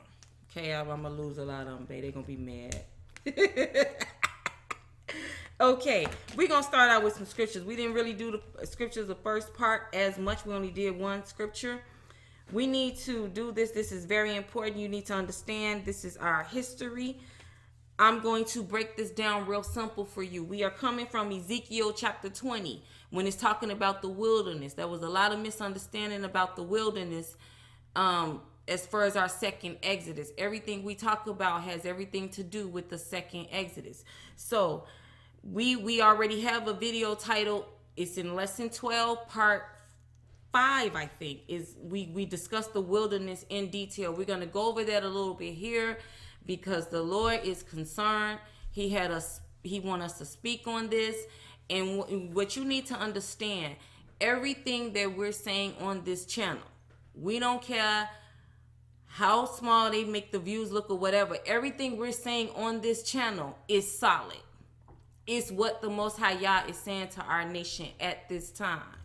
It is not something we just spitting out. That means this is what we are to follow to get. This is what's going down. With or without your participation. Okay? We love you. So let's do Ezekiel chapter 20. Verses 30 through 38, honey, I may break you up here a little bit because I'm going to need to do a little background. Okay. And we coming from the NIV version. We use that a lot. That's a lot better than King James. We don't talk like in the 15 and 1600s. Okay. Okay, Ezekiel chapter 20, verses 30 through 38, under the heading, Rebellious Israel Renewed. Verse 30. Therefore, say to the Israelites, this is what the sovereign Lord says. Will you defile yourselves the way your ancestors did and lust after their vile images? Okay, let me do a little background here when we coming from Ezekiel chapter 20. What you need to understand, remember I broke this down in part 5 of lesson 12. but I'm going to cover it a little bit more here so that we'll understand. We going to another level here. It's almost time to pop this off. So what the background of this scripture is, our ancestors, Virgin Israel, they were beginning to understand that they were losing the favor of the Most High. We were so used to being favorable, winning all the wars, being wealthy, prosperous, and they were beginning to lose that favor. They began to start losing some wars. They began to start, things weren't working out as smoothly as things had always had been in the past. We were a very blessed nation. And so they went to inquire of the priest at that time, the prophet at that time, and say, what's going on? Can you ask God about this for us?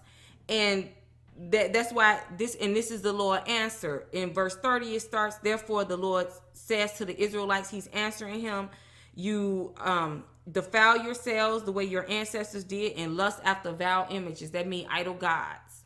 Okay. Now, before we move forward, I want you to understand, I just said in the last section that I said the reason why I refer to myself as a Christian, because I don't want it misunderstood that we believe in the Father, the Son, and the Holy Spirit.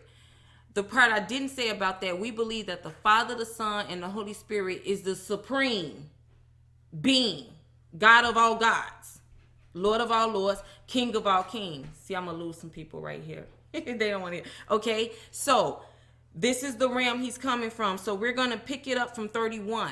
I told you this Bible coded is locked. I told you that in part 5 of lesson 12. What this scripture is going to do is going to flip back and forth between Virgin Israel, our ancestors, and then daughter Zion, which is us today. So the Lord is going to be answering our ancestors when they came to him to inquire of him for an answer at that time. But then he's also going to flip to the future and be talking to us, daughter Zion. That's what I told you. This word is coded.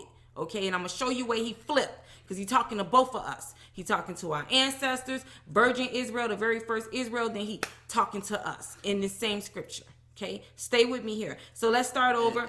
And also, I just want to piggyback off you saying we're going to lose a lot of people here. Mm-hmm. And I don't know how much more specific I can be. But his name is the Most High Yah Elohim. He's the God of the Hebrews. So for you all who still stuck on Allah and calling his name Allah and all this stuff, he doesn't answer to those names. He called that the God of Malik. That's the God. That's the God of Malik. That's an idol that man or Israelites have put before him. So then this is gonna really hurt some Muslims, because they love to keep on saying Allah, even though we've been on here for a year telling you what God said his name is. He's Elohim, the Most High Yah Elohim. So you may feel comfortable thinking Allah means God, and you saying Allah, but you know that's blasphemous in his eyes. Well, the thing of it is, it's just not about the names. He goes by several names, and just like the Holy Spirit go by several names. Right. Prince of Peace, Comforter. But Allah is an insult to him, because that's the God of Malik. That's right. not Allah. Don't have a son named Jesus. And see, the Most High Jehovah has a son named Jesus. And not to mention, God has a son named Jesus. And not to mention, just to bring it down to the very basic. It's the Most High Yah Elohim's power who is leading us out in this second Exodus. It is his words that has been downloaded into us. No other spirit God, no other God. It was him. Well, that's what we coming for. That's what it's about. They're gonna get mad, baby. We're gonna lose a lot of them, but we love you. Okay, we gotta come forward. We're gonna tie this into everything that this has to do with our second Exodus. Okay, so let's just start from 30 again. I just explained that scripture. They coming for an answer. They saying, prophet, please inquire of the Lord of us. We losing favor. What's going on? This is the Lord's answer. Okay, Ezekiel chapter 20, verse 30 through 38. I'm going to read 30 again under the heading, Rebellious Israel Renewed. Therefore, say to the Israelites, this is what the sovereign Lord says. Will you defile yourselves the way your ancestors did and lust after their vile images?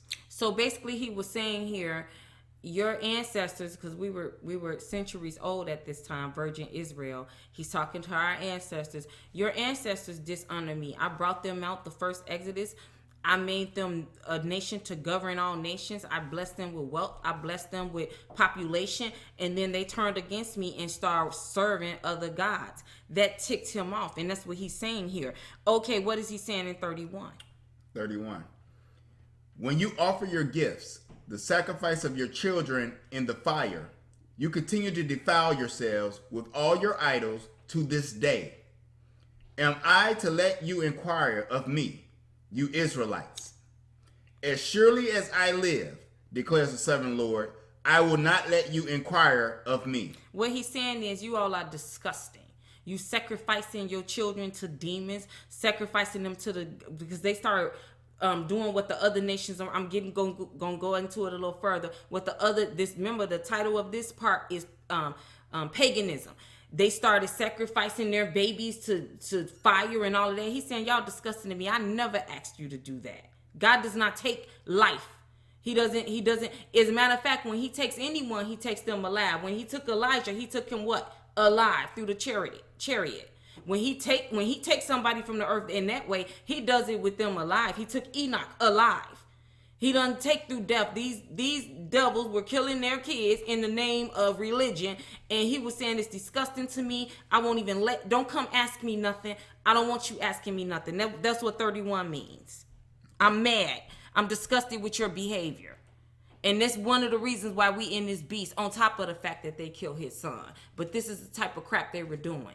Okay, which was sacrificing babies to demons and all that in the name of God. He said, I didn't have nothing to do with that. I'm disgusted with you. No, you can't ask me nothing. Okay, this is what he said to our ancestors. Go to 32.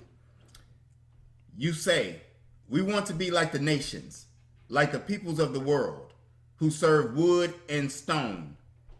But what have you in mind will never happen. There you go right there.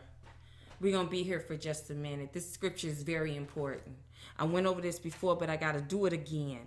He says, you say, he talking to our ancestors, we want to be like the nations, like the people of the world who serve wood and stone. But you have what, and he said, but what you have in man will never happen. Let me break this down for you. Once again, he had blessed our ancestors with wealth, with prosperity, with population. You know, we were increased in numbers. He had blessed us from the first Exodus to come out. And he said the whole point there is an Israel for God to rule this world through his people. He loved the whole world. You heard me say that every video. But the whole point and the whole goal of him having an Israel was to get his work done down here through us. Well, our ancestors decided we want to be like the other nations around you. Just picture a parent here. The Most High Yah is our parent, and he said, I created you. And then would you tell our sons, I created you, and now you decide you want to be like your friends, okay? And this is where I'm going. For all you damn African spiritualism and all that bullshit. This is what happened because the nations around us, especially Africa, and the Ishmaelites with their God of Malik, the Muslims, this is what our ancestors did. This is why we're in this beast. You say you want to be like the other nations around you, like the peoples of the world who serve wood and stone. That's verse 32. But as surely as I live, what you have in man will never happen. In other words, he said, I created you, Israel, to do my bidding down here. And now you want to be like the other nations around you. You want to be, they had a lot of African spiritualism going on, and that is what got us in trouble. And he said, over my dead body will you serve other gods. I created you to do my bidding down here on earth. And he said, that's why he said, what you have in man will never happen. What else he say to our ancestors? Verse 33 continues. As surely as I live, declares the sovereign Lord, I will reign over you with a mighty hand, in an outstretched arm, and with outpoured wrath. There you go. That's what he told them. As surely as I live, basically I'll kill you dead. And that's what he did. You had to really tick him off for him to put you in this beast, in the mouth of the lion of Esau. People, those that hate you shall rule over you. That's the worst punishment you can give somebody. Look how Esau treat us. They have complete control over our very lives, and they hate our guts. And he said, that's what I'll do. I'll kill you dead before you serve other gods. When I'm the one that brought you here. That's what that scripture means. So for all you African spiritualism, this mermaid and all that bullshit, that's what got us in this mess. Okay? You keep saying the white man's got we had African religion. Yeah, we did. And that's the very reason why our ass went into the belly of this beast. That's what he's saying right here. That's not what he's saying, honey. Sound like it to me. You want to be like the other nations around you. That'll never happen. I'll kill you dead first. That's what he meant. He even went to the he even called you Israelites in his word. Yeah. And you refuse to call yourself Israelites now. You refuse to call yourself a Hebrew now. Yeah. So what else? Keep going. What's the next one? He says, surely as I live, I will reign over you with a mighty hand and outstretched arm. That's this beast we living in. Woo, that's one harsh of a punishment. And without poor wrath. Thank your ancestors for that. Okay, now he finna flip and talk to daughter Zion, because what he really was saying in this scripture, I'm done with virgin Israel. I'm done. Y'all going into slavery. I'm through. I'm tired of it. I blessed you with all that wealth and prosperity and made you a nation to govern all nations. You haven't lost any wars, and you're going to turn against me and think you're going to start serving African gods, the mermaid and all that bullshit. Malik, the god of Malik. Okay, I'm done with y'all. I'm gonna flip to your descendants. See, you think he's not merciful. He's very merciful, because he said, I'm just going to wait till you all die out, and I'm going to start fresh after slavery with the descendants of you. I don't even want nothing to do with y'all no more. Mm-hmm. Okay, keep going. Verse 34 continues. I will bring you from the nations and gather you from the countries where you have been scattered. That's slavery. So he talking to daughter Zion. He flipped right here. He says, forget y'all. Let's talk. I'm going to talk to your descendants. Start over. I'm sorry, honey. I will bring you from the nations and gather you from the countries where you have been scattered, with a mighty hand and an outstretched arm and with outpoured wrath. That's he talking about the second exodus. He said, your descendants that I bring, the nations I scatter you to, I'm going to bring them out with an outstretched arm and a mighty hand of wrath. That means he coming to get us. He here to get us. The second exodus. That's what he's talking about. See how this word is coded? He just flipped to daughter Zion. Keep talking. I will bring you into the wilderness of the nations, and there, face to face, I will execute judgment upon you. He talking to us. He talking to daughter Zion. So he's saying some of you gonna make it out of this land of captivity. But if your heart not right, meaning if you're not on board with the second exodus, if you're not on code, we got some people going against the message. These gonna be the people dropping like flies on this time when he said, I will bring you into the wilderness of the nations, and there face to face I will execute judgment on you. That's what that means, and that's what I mean when I say 2/3 of y'all asses gonna die if you don't get on code. He talking to us. Okay, keep going, honey. Verse 36. As I judge your ancestors in the wilderness of the land of Egypt. He talking to us, daughter Zion. So I will judge you, declares the sovereign Lord. That's what he's saying. Verse 37 continues. I will take note of you as you pass under my rod, and I will bring you into the bond of the covenant. I will purge you of those who revolt and rebel against me, although I will bring them out of the land where they are living, yet they will not enter the land of Israel. Stop right. Okay, go ahead. Then you will know that I am the Lord. That's right. So for all these people who going against the message on purpose, this is what the Most High is saying gonna happen to you. I'm going to purge you of those who revolt and rebel against me, against the message. And although you may get out of America, although you may get out of Jamaica, although you may get out of Haiti, you will not enter the land of Israel. What do you think we mean when we say get on code or your ass is not going? This is what he's saying right here. You get it, people? We're not playing. We're trying to help you. Because you cannot take coons and sambos to Israel. You're not going to do anything but take that Willie Lynch slave man behavior right to Israel, and he not having it. That's what's going to get you killed more than anything. We keep telling you, get on code, and from there, everything else will open up. Okay? And we told you the code is back to Israel, second Exodus, Solomon's gold. For those that rebel against that, you not going. You can't be saved. Mm-hmm. You know, it I don't mean to throw under a bus. It don't matter anyway. But I'm gonna give you an example of what you would call a reprobate. That's someone like this YouTuber Chrissy. You know, she's made it clear that she's a dark-skinned sister.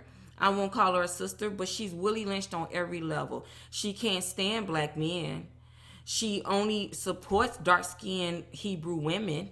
So she act like the light-skinned women and the caramel and the peanut, all the different shades don't exist. She is against Hebrew love. She refused to even acknowledge, to try and change in any type of way. Those are the people that's gonna be dropping like flies. She too gone. She too Willie Lynched. It's no help for her. If it is some help for her, it sure be God. But she is too sick in the brain. She don't even realize how Willie Lynch and slave man that she is. She hate her own people. She hate all women that's not dark skinned, and she hate all Hebrew men. And it's a part of the Willie Lynch slave man conditioning, and she's online spewing her poison to thousands of people. Those are the people he's talking about right here. They ass gonna be dropping like flies. I didn't say that. That's my word. That's not my words. Those are his. I be trying to help y'all. That's what I'm talking about. I'm giving you an example. I'm giving you an example of that. You know, when we keep saying we're a Hebrew nation, and you keep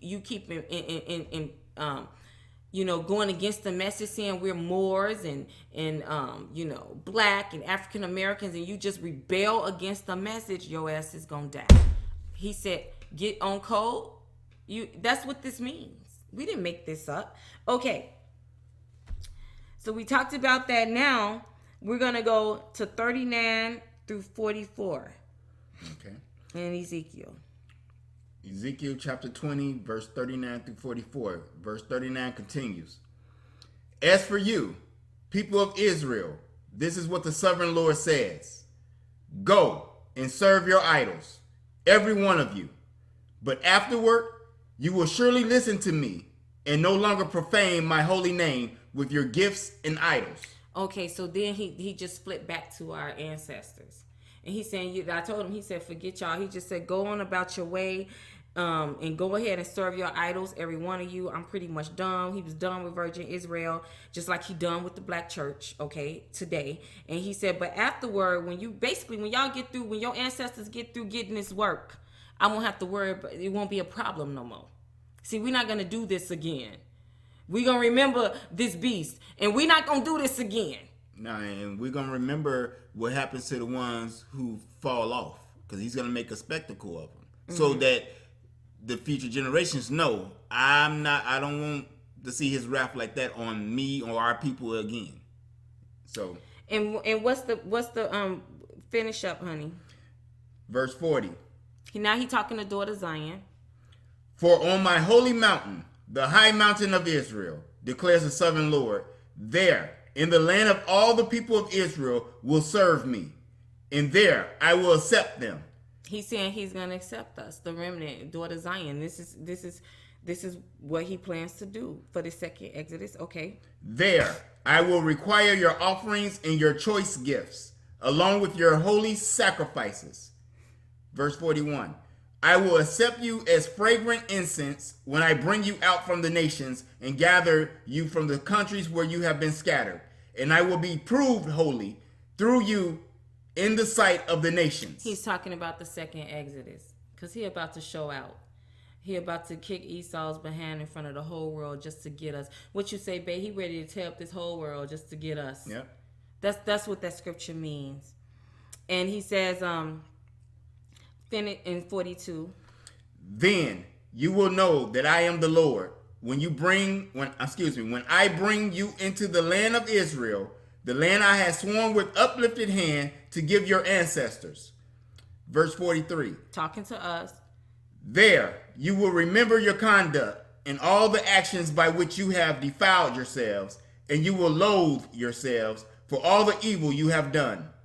Verse 44 concludes, you will know that I am the Lord when I deal with you for my name's sake, and not according to your evil ways and your corrupt practices, you people of Israel, declares the sovereign Lord. Yeah, basically what he's saying is you won't do it no more, us, daughter Zion. He looks on daughter Zion with favor because, like I said, go back to the previous videos, we never denied him as a group, the descendants. But as far as our ancestors, he was done. That's why he said, I'm just gonna start over. I'm gonna put them in slavery. I'm gonna get, and I'll get my kids again. I'm gonna bring them back to Israel, and I will rule this world through my people. That's the whole point. Okay? And if you don't believe it, read it for yourself. We just read it to you. And that's what I'm saying for all you people saying, we didn't have no Bible. We had African. You know what? We were practicing some African religions. Now, a lot of the African continent has turned to the Most High. I'm saying back then, and we still pick up those practices. He's not that's not what he has. Our God is the Most High. Period. And he not having any other thing. He'll kill you first. I just said it. That's why I say I'm gonna lose a lot of people. They're not gonna like that. Well, I don't care because if we lose a lot of people, as far as them getting mad, the ear covering the ears, turning the video off, bashing the video. Because at the end of the day, in the words of Nino Brown from New Jack City, again, if you don't get it or you want to reject what he's telling his prophets to tell you at this time, the only thing I can say to you, in the words of Nino Brown, see ya. I wouldn't want to be you. Period. That's right. And let's get something straight here. We want to talk about this. So we want to talk about psychics. A lot of people, they can get that confused when we say we prophets. First of all, let me explain to you as far as the way that the spiritual gifts work in rulership. Prophet is the highest. Then you have pastor. Then you have teacher, evangelist. Well, let's say it right. Office of the prophet. Office of a is prophet. the highest. Okay, right. So I'm getting to a point here. I need to make that very clear. That's the highest level you can go as far as the earthly kingdom of God. Okay, and that's not to sound arrogant. That's in the word. Just like, and pastor is like the second highest. Our church is nowhere what it's supposed to be. We're in this Babylonian system. But, and evangelist and teacher, that is very important too, but there's certain levels, right? So, I want to talk about, a prophet is the highest level you can go in the kingdom of God here on earth. Okay? Now, a psychic, I want to talk to you because we're talking about paganism. A lot of you all consult psychics. A lot of our people are psychics. Okay? Now, I want to talk about that because we're talking about paganism. Okay? So we want to talk about psychic ability, tarot cards, all of that. Honey, can we turn to, and we're going to see what the Most High thinks about it. Let's turn to Acts 16, verses 16 through 19. Okay? Because we want everybody to go. Okay? You ready? This is Yes. Acts chapter 16, verses 16 through 19. We're talking about psychics here. Okay, and we're talking about fortune tellers. Under the heading, Paul and Silas in prison. Verse 16. Once, when we were going to the place of prayer, we were met by a female slave who had a spirit by which she predicted the future. She earned a great deal of money for her owners by fortune telling. Okay, let's stop right there. First of all, you need to understand that at this time Paul was going to Rome. He was the apostle to the Gentiles. So this was actually Esau, Gentiles. And at that time they had slavery among themselves, which was like indentured servants. So this is what he's talking about. He's not talking about us, black folks. So the background is that Paul and Silas, Paul the apostle Paul and Silas, which was an apostle as well, they're talking about an experience. Once when we were going to the place of prayer, we were met by a female slave who had a spirit by which she predicted the future. And she earned a great deal of money for her owners by fortune telling. Okay, honey. Verse 17 continues. She followed Paul and the rest of us, shouting, "These men are servants of the Most High God, who are telling you the way to be saved." Mm-hmm. She kept this up for many days.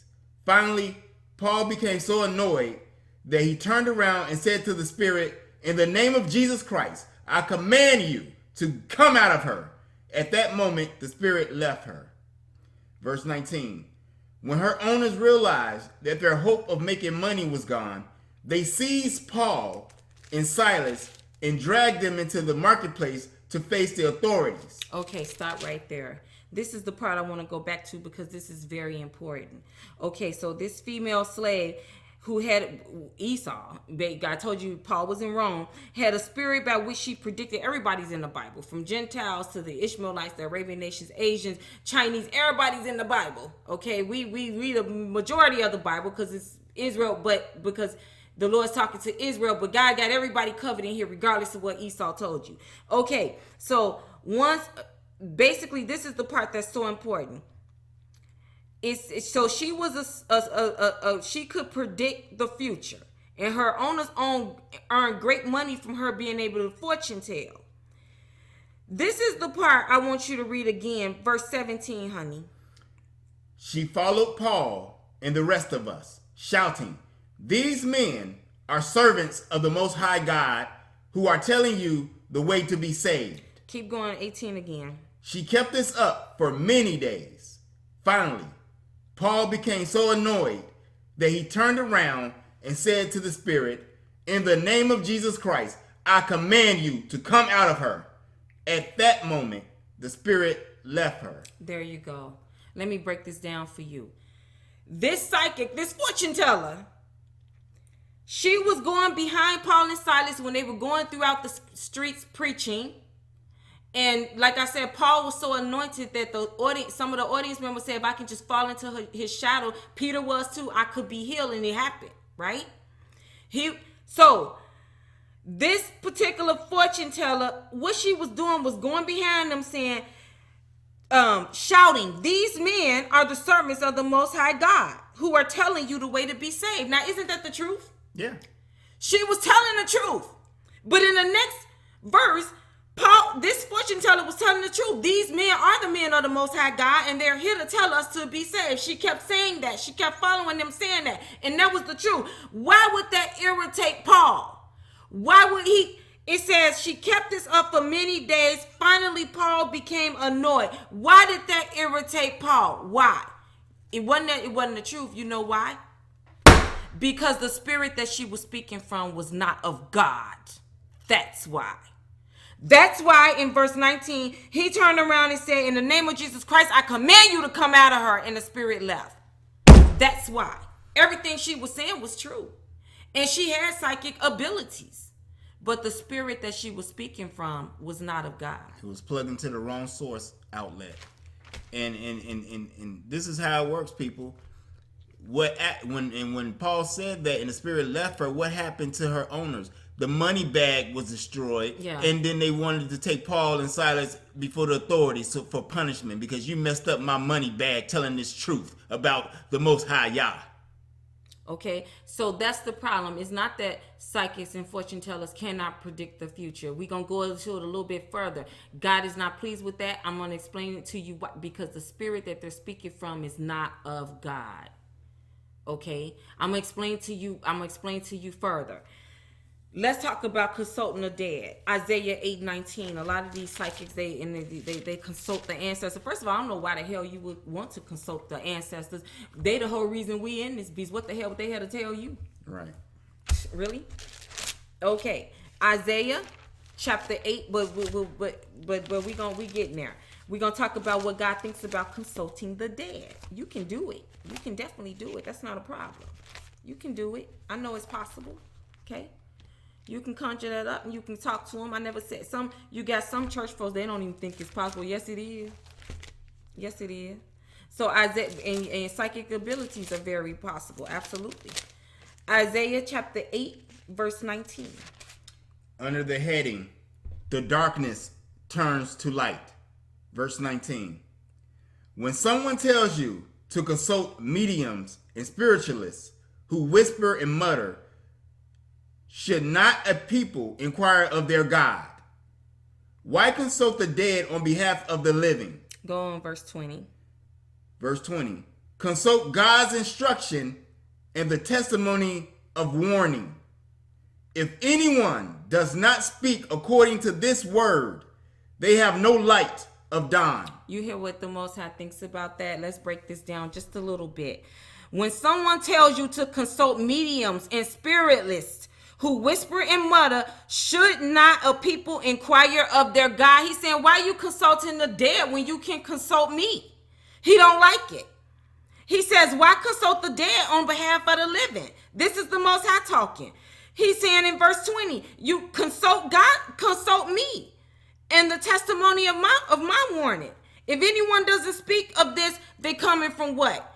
The light. They have no light of dawn. So what that mean? They're coming from a darkness spirit. Dark spirit. Same thing with this fortune teller with Paul. The spirit she was speaking from was not of God. It wasn't that she was accurate. It wasn't accurate. It wasn't that what she was saying wasn't true. The spirit that she was speaking from was not of God. Same thing here with mediums, conjuring up the dead. Yeah, you can do it, but why do that when you can consult me? He don't like it. He don't like it, and to him, that's an abomination, and it's idolism. It is false practices, okay? And he will not tolerate it. I'm going to tell you why. Let's go to Mark chapter 9, verse 14 through 29. We almost done with this part. Okay? People. And let me tell you something, because there's a lot of paganism within our nation. And I'm sorry to bust your bubble, but he is not tolerating that. He is the God of the Hebrews.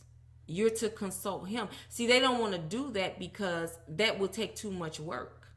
See, let me tell you, I can read people. Listen, you know how when you sit in front of a psychic and they start with tarot cards and they start picking up energy, okay? The only thing is like the Lord will bring a person's face before me.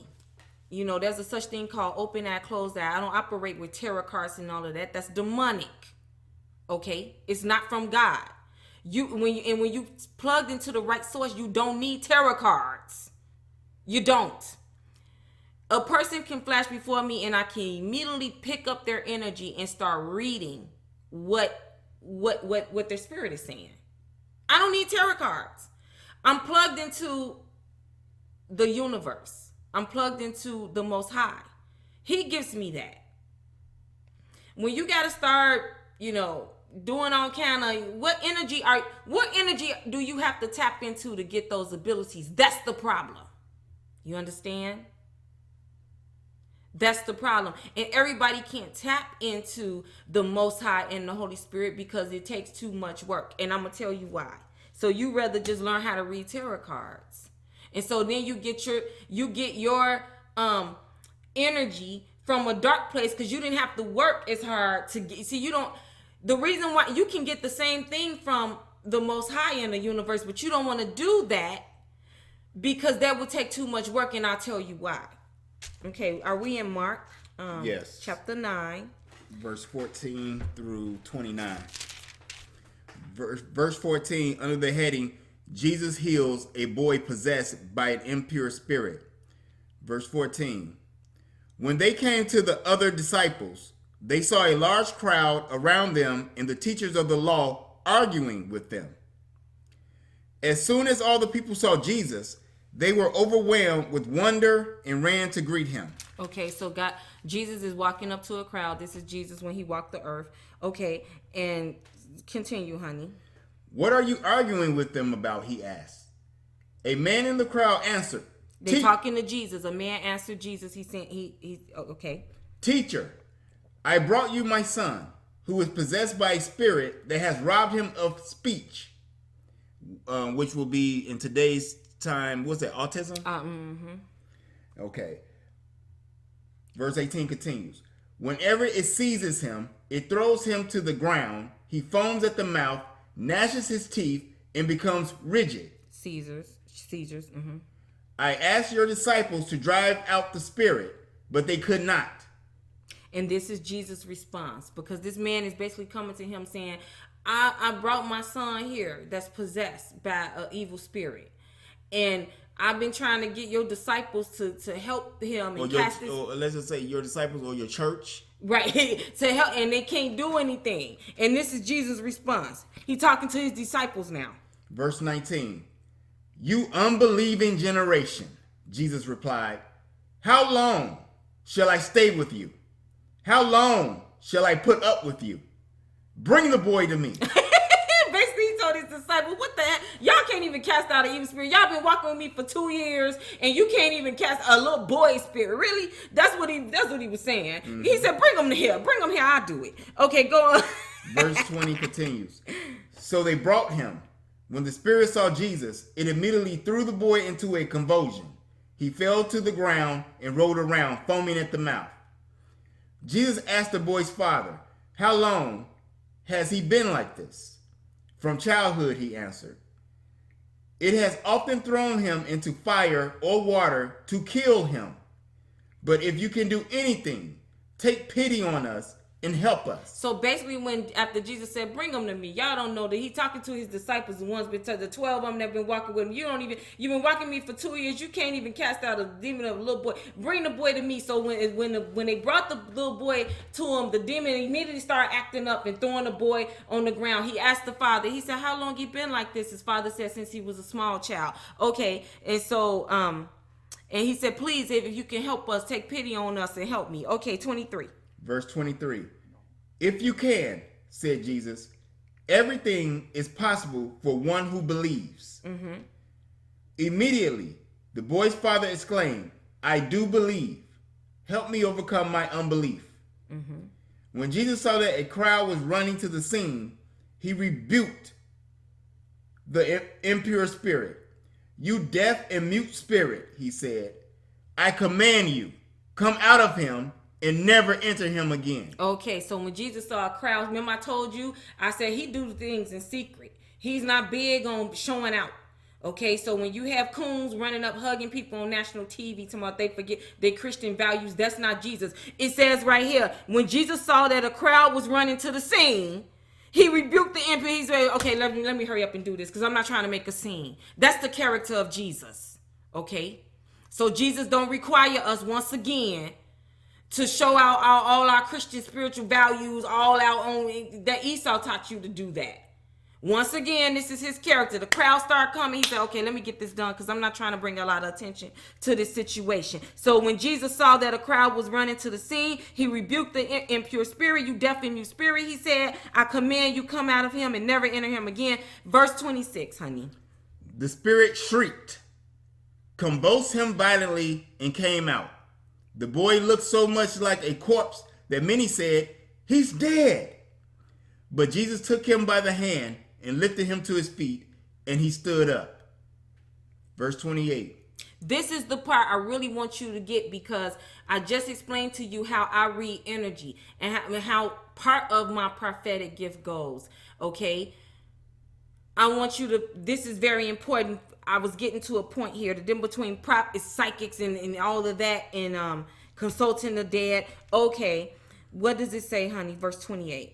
After Jesus had gone indoors, his disciples asked him privately, why couldn't we drive it out? So there's the same disciples he just rebuked. He said, y'all been walking with me 2 years. Can't even cast out a demon out of a little boy. Go, ooh, what's wrong? And so they came to him after everything quieted down and he went in the house. They said, why we couldn't do it? That's what his disciples were saying. And what was Jesus' response?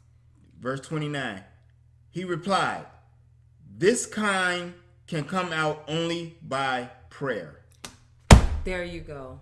And all the other scriptures say this can only come out by prayer and fasting. In other words, Jesus was saying only so much you can do in my kingdom without what? Prayer and fasting. And that's why your ass want to read tarot cards. And that's why you rather conjure up the dead. Because you don't want to get on your knees and get the power that way. Because that will take too much work. That's why you do it. Because a lot of psychics just have a prophetic gift. Yeah. But they go through the dark way. Because you don't want to fast and pray. And see, you can't sit in the presence of God and not change. Mm-hmm. That's how I get my gift. I can have open eye visions. That's when your eyes open and everything else just play phase out and it's just a movie. Then you can have closed eye visions, whether that's in meditation or prayer. Then you can have trances. There are different levels of trances where you're actually there. Like you can do time travel. All 12 chakras can be opened up through fasting and prayer, meditation. You don't have to go that route. That's why Paul turned around and rebuked that fortune teller and said, because the spirit she was speaking from, not a God, you can get everything you're getting from universe, from source, from the Most High. You don't have to go to the dark powers to get that, especially not his chosen nation. Yes, It's no excuse. They ain't gonna like it, babe. I told you, people gonna turn. They gonna unsubscribe, babe. They don't like it. I don't care. I'd rather have people who subscribe who actually believe in the message, so that when it's time to get the work done, I don't have to convince them why they doing the goddamn work. That's what I'm saying here. Unless you get yours through source, through him, and for you to don't consulting psychics all of that is wrong. Okay, like I said, I have trances.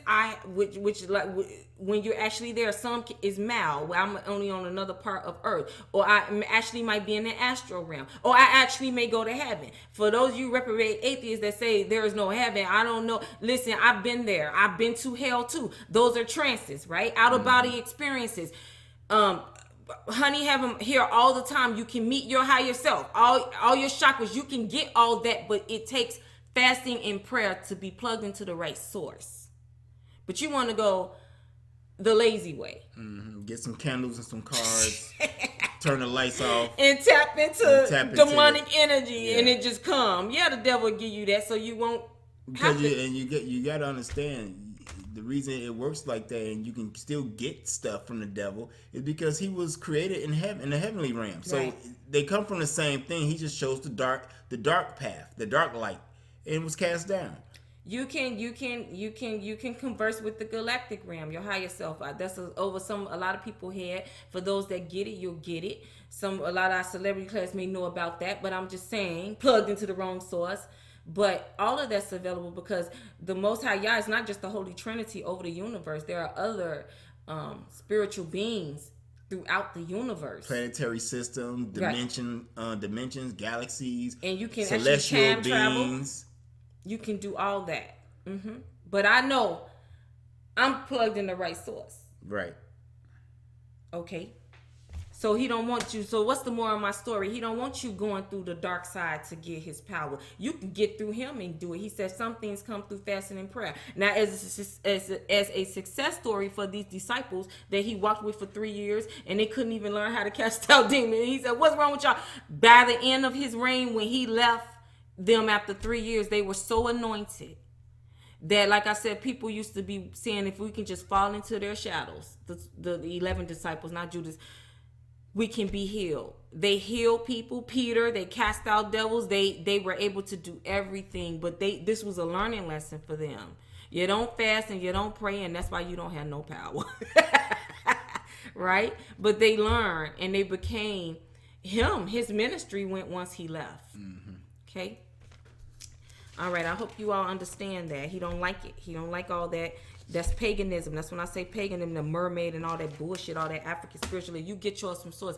Get on your knees and see a lot of them, some of you all can just start with meditation and just focus on, him.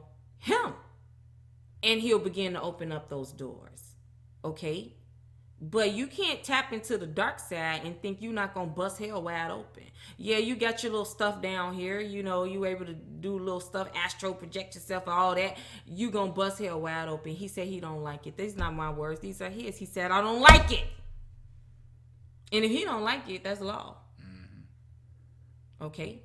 Because he decides where your soul go. Let's continue this tomorrow. I'm a little tired.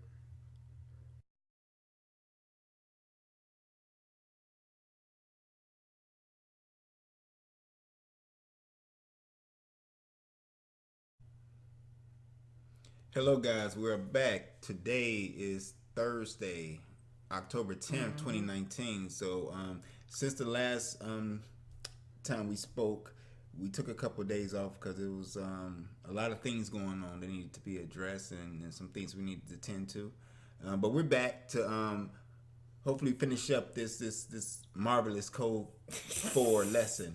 Yeah, we started Sunday. Yeah. And then we Monday, and you gave the date.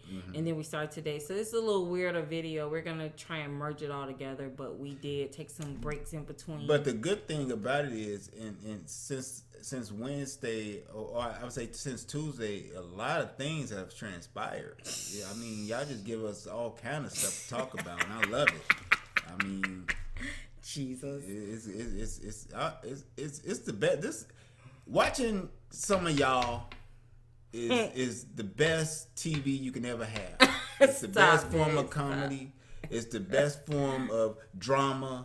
It's the best form of treachery. It's the best form of treason. It's the best form of everything you can imagine under the sun.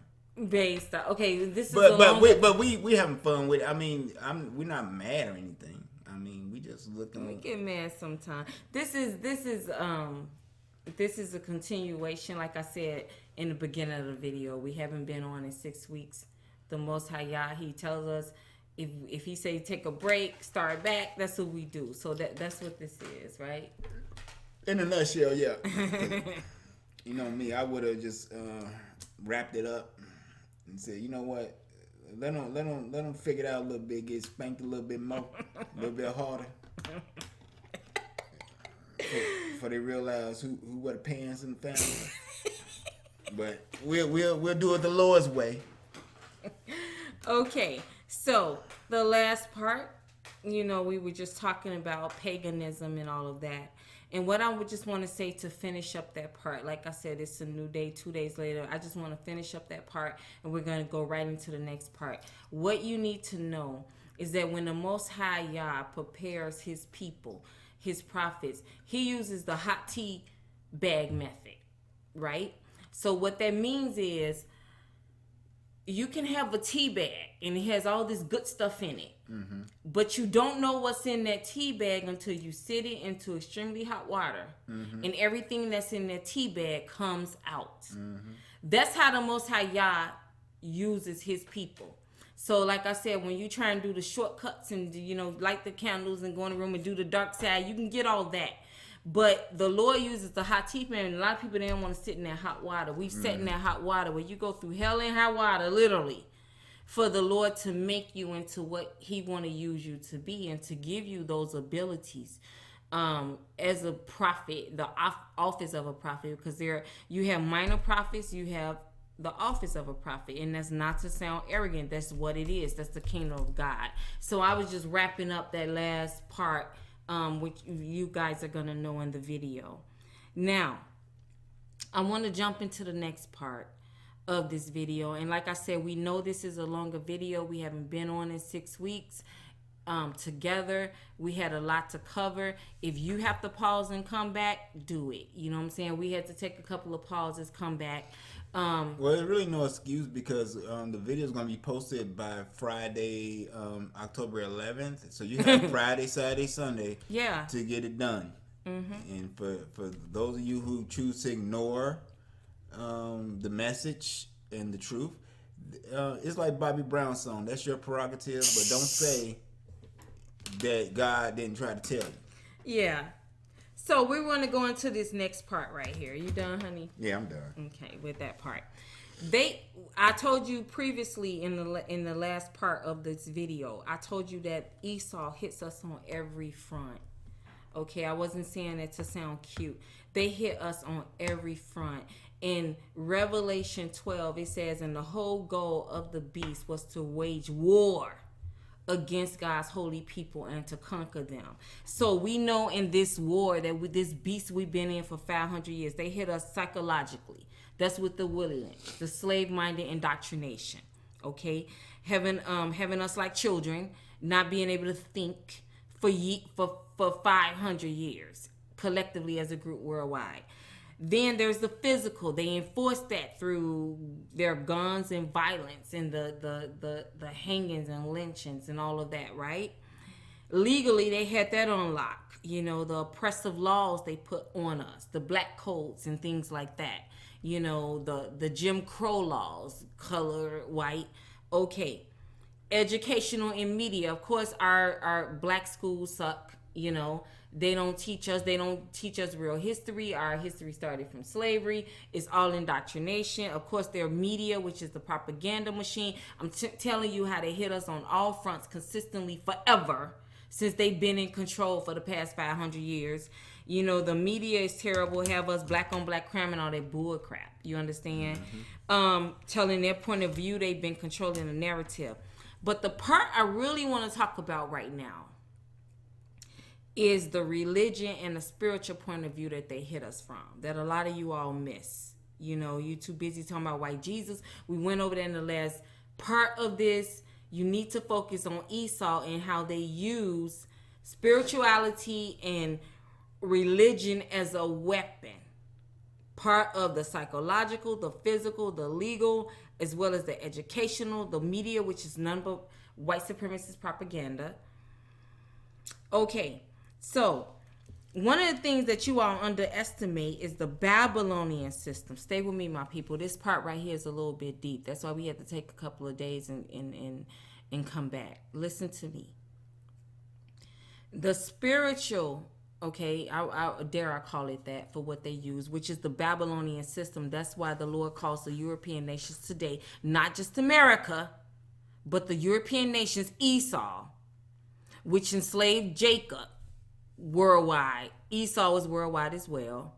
You know, we got to do this for these Americans. They really lynch American. Yeah. Jesus. Okay, Haitian, you know, Trinity, believe. Okay, we're not going to go there. So, what they have used as well is their wicked Babylonian spiritualism to attack us, as well as you know, polluting Christianity to in the Bible and lying on it to indoctrinate us. We just starting to talk about how they use the Bible as a weapon against us. Let's talk about how Daughter Babylon uses the Babylonian system, the Babylonian gods too. That's why he calls them Daughter Babylon, because they believe in gods of Babylon. Yeah. Which is Luciferians, whether it's Masons, whether it's African spiritualism. All those things are ancient Babylonian paganism practices, and they use that against us. Okay. It's no different than a Johnny Cochran. You know, Johnny Cochran, he was a bad attorney, a Hebrew brother, and he never lost a case. Now, you know, at 60 years old, he just, out of the blue, died of an aneurysm. You do understand that was just wicked Babylonian witchcraft used on him to do that. Yes. Our people, I don't think they know that. I don't think they get it. They don't get it, but we get it because they be trying to do the shit to us, but it don't work. We coming for it. Okay? That's another front. It's besides the legal and the psychological with the Willie Lynch and the guns and the violence. They use wicked Babylonian witchcraft as a form of war against us. Johnny Cochran is a perfect example of that. I have more. Where once he started talking reparations, all of a sudden at 61 years old, he dies unexpectedly of a aneurysm, which is a blood vessel busting in the brain that was nothing but wicked Babylonian witchcraft. Stay with me here. I know you don't get it. I know you don't understand it. I'm a servant of the Lord. I know they get it. Okay. That's what they scared of. You see what they did? You see what Master did to him? See what Master did to him? I want it to happen to me. Not to mention, see, they got so many examples how even Master, how he even corrects his own Gentile punishment. He'll freeze their accounts, take all their money. They Hollywood stars. These are Gentiles. Hollywood stars all of a sudden freeze all their accounts. Don't got no money. You went to bed last night with millions in the bank. You woke up the next day, it's frozen. You can't get to it. But that's financial. That's not the wicked Babylonian. I know, but see, for our Hebrew people who think they done came up and got something, that's their biggest fear, losing everything. You don't want to fall back down to the levels of the people you don't even give a fuck about. Yeah, and that's the part that's the financial part. They of course they hit us. Yeah, I just had to throw that in there just so they have some context. I know why you're scared, because you know Esau don't like his own people. That's it. Okay, so that are you done? With I'm that done. part? I'm Okay. done. So that's what I was gonna say when I was talking about the wicked Babylonian system. You know, I was talking about how they use their Babylonian witchcraft as a form of war against us. Okay, and so that's how you would have a, like I said about Johnny Cochran. Now that's also like you can have the Ferguson activists that were in Ferguson with Mike Brown, and the activists were going against the police system. How all their activists were either hung, shot, but guess what? Some of them, like a 31-year-old, he just dropped dead on the bus of an aneurysm. Same with Johnny Cochran. So that's just wicked Babylonian witchcraft that they use against us as a form of war tactic. But if you don't know they daughter Babylon, then you wouldn't be thinking that's the case. But they definitely do that toward us, and I'm gonna prove it to you. And there's no they, it's individuals that they use who are high in this witchcraft, wicker, whatever the fuck it is, or what, Masonic or whatever it is that y'all into, thinking y'all some high priests and high goddesses and shit. You ain't shit. Your power ain't shit. And you gonna be shit if you don't get your mind right. So at the end of the day, my wife is gonna continue. This part is gonna get juicy, because this is the part where we gonna call some motherfuckers out. Yeah, and that's what I wanted to say. So we were talking about how they use warfare against us on every point, you know, and we talked about this in this video. I want to first of all, I want to give a disclaimer here. I would never put anybody on blast this way if I did not know it to be certain. Okay, you can believe me or not, but it's the truth. And a lot of you will know it is, and a lot of you have to grow to that level. But I want you to know, that's when I made the comment in the last in the other parts of the video, when I say the whole world is looking at us. You think that's a joke because you're looking at our views or whatever. Esau know exactly what they're doing. They want to keep our channel small. No one's listening to them, so that it'll seem like we just on here talking. We know that they're hearing everything we say. Well, when she say they're hearing everything we say, we know the true numbers of how many subscribers we got. We're not gonna tell you guys. We're gonna keep you in the dark, but we know how many we really have and how far our reach really is. Right. And so, and the Lord allows that because He wants our people to get it, not because of the numbers on the screen, right, but because of the message. And they fell in that test. Yeah, but Esau's taking us very seriously, so much so that it's a freaking camera on the other house. And I won't even tell you the hell we've been through with that. Okay? Actually, it haven't been hell because it's not working. Right. But, you know, they putting up cameras. The FBI was next door. Esau's taking us very seriously. Every in the alley, directly adjacent to our backyard, to our alley, every home or apartment that had their roof done, everyone. Now that's unheard of. I ain't never seen every roof getting worked on within the same week or two. We ain't even gonna talk about how they set up next door in the house that was empty. They We're built not a gonna whole talk about construction, a whole damn camera that's sitting there that's supposed to look like a satellite dish that just popped up out of nowhere on the opposite house.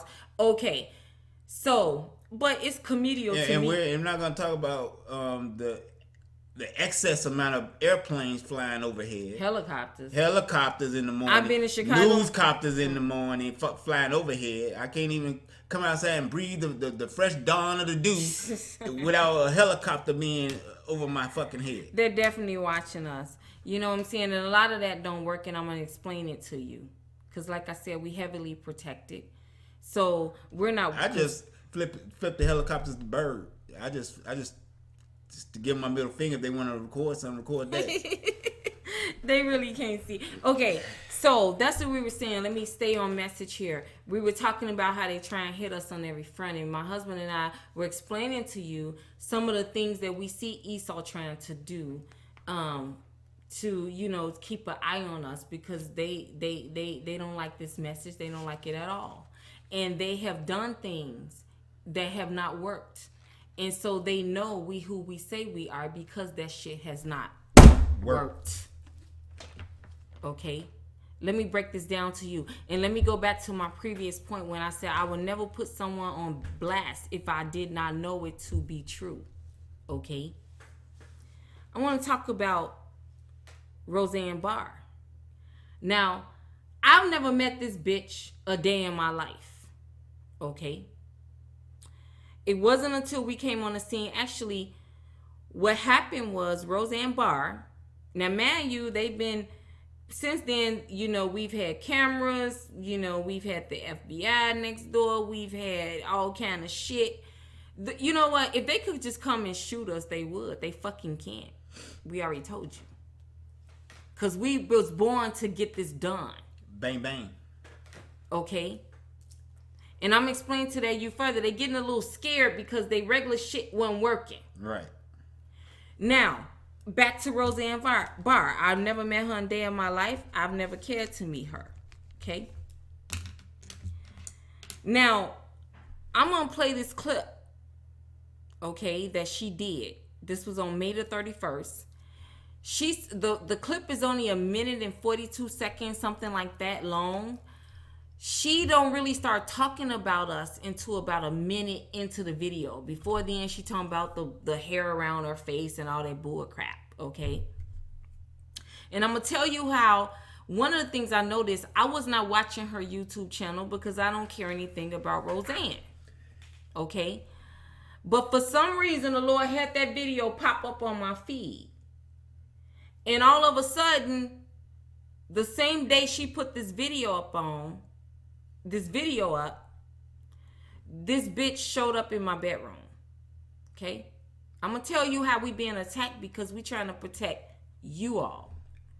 So for some of y'all don't know, the technical term of that is she astral projected herself into our bedroom. Right. So we're going to play that clip. Okay. I want you to start really paying attention once at the 1 minute mark. She starts saying all kind of stuff. She wanted to call us niggers so bad. Yeah, I know. She wanted to call us niggers so bad. Whole ting. She was talking about Daria and I. Okay, go ahead and play that clip, honey, and then we'll be right back. Pay attention to this witch, this bitch, and what she says, and I'm going to break that video down and tell you what happened with this heifer. And after these messages, we'll be right back.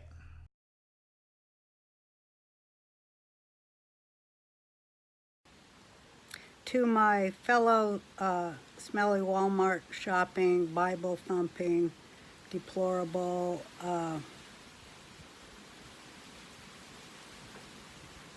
working class folk out there, here's what it's about. We want economic justice, not social justice warrior justice, which prevents us all from getting economic justice. And Trump is bringing it, and that's fantastic. Wake up, America. Okay. Did you see that? She wanted to call us niggers so bad. Okay. She was like, you smelly Walmart shoppers. Look, first of all, bitch, I don't shop at Walmart. Second of all, she was like, we don't want social justice. We want economic justice. She was talking to Daria and I'm gonna tell you how I know this. I didn't watch her YouTube channel. I didn't pay attention to her. The Lord had that Pacific video pop up on May 31st. I'm like, okay, I see this. I didn't really know what she was talking about. What happened that night? That was on a Friday. Mm-hmm. What happened that night is I went to bed. Now, Daria, a lot of times you'll get up. The Lord be speaking to you. He'll roam around a lot at night in later hours. He's praying or meditating. You know what I'm saying? I was in our bedroom alone. Okay, I I knew she put the video up. I didn't know what it said. I never even really went to her channel like that. And this is a Friday night. I'm in my room. Dario, you were downstairs. I was in the. You were in another part of the house. I'm in my room, and the angelic activity in my room was so high. It was so high. I felt the galactic. I felt the angelic realm, and it was so high that it woke me up. It was like 3 a.m, and I went downstairs, and you were up. You were downstairs. And I came down to get a glass of water. I said, man, angelic activity so high is waking me up. But I'm like, I really need to go to sleep. I had work that day. I went back upstairs. I went to sleep. Okay. And so when I went to sleep, all of a sudden, I don't know when it was, I felt that heavy angelic activity. All of a sudden, Roseanne Barr, this bitch is in my bed. She had astral projected herself into my bedroom. Now, she was looking for you, honey. Yeah, I know. They all looking for me. She was looking for you, but you weren't there because you were up. Okay? Mm-hmm. I was in the bedroom by myself. And I seen Roseanne. I was like, what the heck is Roseanne? Now, man, I hadn't watched this video. Because I didn't watch her channel. I'm like, what is she? I said, what is she? She was like, you're his sidekick, right? You're his sidekick. That's what this bitch said. You're his sidekick. I'm like, yeah. And it was like, she kind of tried to touch my gown, but she couldn't. And at the same time, I'm feeling the angelic presence in my room. I knew she couldn't do shit. But it was, if she could have, she would have tried to sexually assault me. Yeah. Okay? And I said, in the name of Jesus, you get out of here. And I turned back over and went to sleep.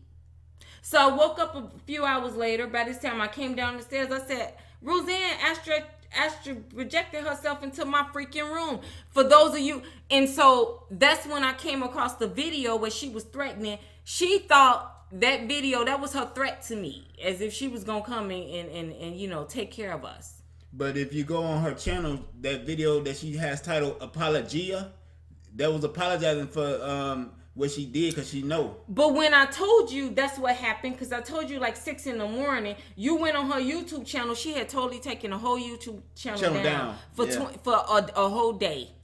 Because she knew it didn't work, and she done fucked up. Because now we know that you know that we know it. Yeah. Type of shit. She was gonna protect Trump. She was gonna protect her people, the Esau Nation, and she was gonna. You really thought that was gonna work, bitch. And I didn't even tell you all that. But that's the kind of attacks we be under. I never met this bitch Astro. It wasn't somebody looked like Roseanne Barr. It wasn't some demon. No, she actually thought that wicked Babylonian system, and that's how people like Johnny Cochran and all our people end up dead from aneurysm. She thought she could come in her room and attack me. Bitch, what part of I'm a prophetess don't you get? Wow. Anything you want to say? I hope. Do y'all understand that? Do y'all get it? So basically, in a nutshell, while a lot of y'all who've been unctioned by the Holy Spirit months and months ago to do certain things toward this second Exodus, and you haven't, while you're sitting on your asses, we supposed to just sit back and defend off demons and all kind of shit on your behalf. Man, Roseanne is a peon. Yeah, she wouldn't have even tried it if the powers that be before her could have done something. They can't do shit. We getting to a point. The way I look at it, the powers that be, they don't care about nobody. They knew they couldn't fuck with her. They just sent a fool to go and see if they kill her, we could probably get them for murder or some shit. This bitch astral projected herself into my room. That's what she did. Okay. Now, I want to talk about the Kardashians. Okay, so the Kardashians, first of all, these bitches, I never met these bitches, don't care to meet them. I'm only mentioning them now because what I'm saying is the truth. Once again, fast forward, this is about a month ago, about 3 weeks ago. About 3 weeks ago, yeah. What I pick up, actually, it was I know the date. I never forget it. It was magical. It was September 21st. Okay. 2019. Okay, I didn't know. That's when I got called to the principal's office the next day. The people who follow my playlist, they'll understand. Okay. So the Kardashians, they have, and these are actually too positive of a word, but it's like a sexual. First of all, that's a family full of witches. Yeah. You know, Ray Generational witches from Armenia, which is nothing but Esau. That's nothing but a southern region of the Caucasus. The Caucasus Mountain, the Caucasus right. come from. Just Esau. Okay, that's generational. That's why so many women in their family. They are a family of witches. They're so demonic. They was able to change a man into a female. Yeah. That's how demonic they are for control. They so demonic that your husband can cheat on you, and all of a sudden he almost died of a drug overdose. Yeah. Okay. Now I didn't pay attention to all of that because I don't give a fuck about the Kardashians. The only reason why I'm mentioning them now because those bitches, that spirit showed up in my bedroom. They tried to attack our intimate life. It didn't work, but I was like, what are Kardashians doing in here? What were some of the things they were saying, like, may it not be... They were saying all kind of horrible things trying to attack our intimate life. The shit didn't work, but it was in the bedroom. Right. May they be arguing all kinds of shit. It was in the bedroom. Yeah. It was in the bedroom, and they specialize in that type of sexual seductive. Those two positive of a words. Right. It's either gonna it's either a love spell that's gonna entrap a man, a Hebrew man to for them to use, or if when he displeased with you, that same love spell can turn deadly on you. Those bitches turned up in my bedroom. That spirit. Those bitches have tried to send a spell on us. I didn't give a damn about their existence. I don't follow them. I don't watch them. I did mention them in the video. Obviously, it must have pissed them off. They tried to send a spell upon our intimate life. That shit did not work because the angelic activity was real heavy in our bedroom that night. And I was like, why are they here? And I was like, the Kardashians are here. Didn't I say? Yeah. and tell you this, we can't make this shit up. A couple days, remember this happened the night of September 21st. A couple days or a few days later, one of the youngest ones couldn't make their fashion thing because she fell ill. Why did you fall ill? Because your shit don't work. Yeah. That's what I'm about to say. The Kardashians are very deep into that shit. That's a family of witches. And I'm not just saying that. I got that when they tried to attack us. I was like, what the hell? And the mama is the main one. She taught all of them. High priestess and all of that. Y'all, while y'all have y'all hats in the Kardashian butts, they trying to attack the prophets that God has raised up at this time for him to use to deliver his Hebrew nation.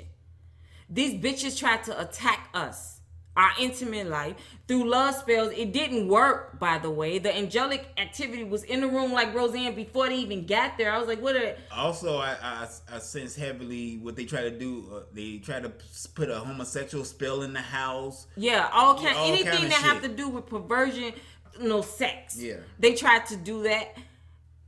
They tried to do that to us. Okay, we're getting to a point here. We're going to get to a point here. They tried to do that to us. That did not work. And this is what I want to know, especially about their mother. Their mother that bitch is vile on every level. Yeah, she eats shit. And they are and this is what I got since they tried to even attack us. Like I said, it's generational. That's why so many women in that family. A lot of signs of witches being within the family, especially when you're dealing with Esau, when there's a lot of women and in the very family. few sons born. Yeah. And this bitch is a high priestess. And what I want to ask her, what I want to let you know, you Kardashians, what part of I'm a prophetess don't you get? That bullshit you on is nowhere on my level. I sneeze at that. My God is bigger than yours. I turn my back to it because you do understand for what you tried to do. Off with your fucking head. Listen up, my Hebrew nation. We not saying this to sound crazy. A lot of people in my celebrity realm, they'll know what we talking about, right? Hell yeah, they participate and do the shit behind closed doors. And Then they get up on TV, smile, and try to entice younger Hebrews to come join your funky asses.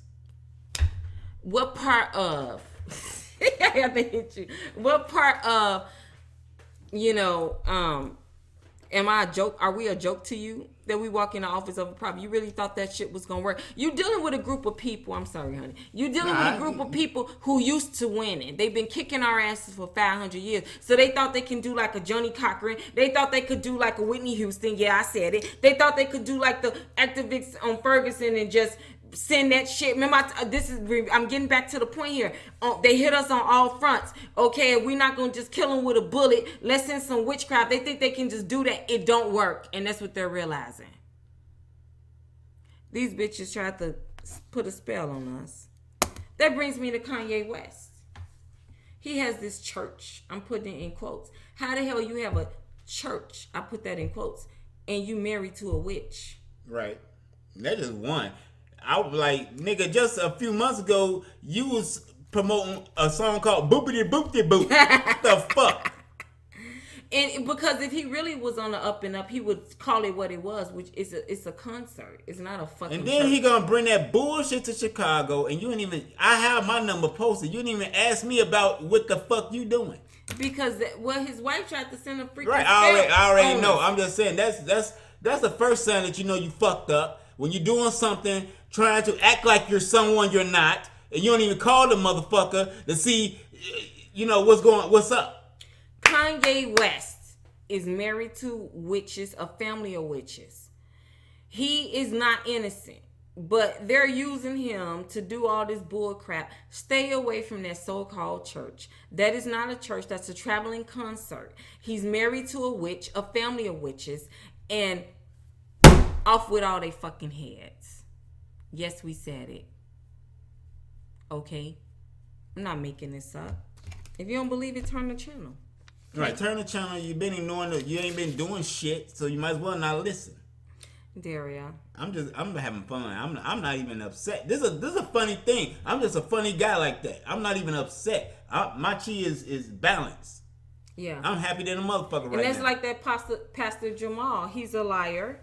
That Kanye West came to, he said, he couldn't even tell the truth in a post to T.I. saying, first of all, I've been in church. I was in church my whole life. No churches do PowerPoint presentations. The reason why they did a PowerPoint presentation for their offering is because they knew Kanye West was coming that Sunday. They knew it would be celebrities in the audience. And they put together a PowerPoint presentation to get y'all money. And if you think any different, you're not listening.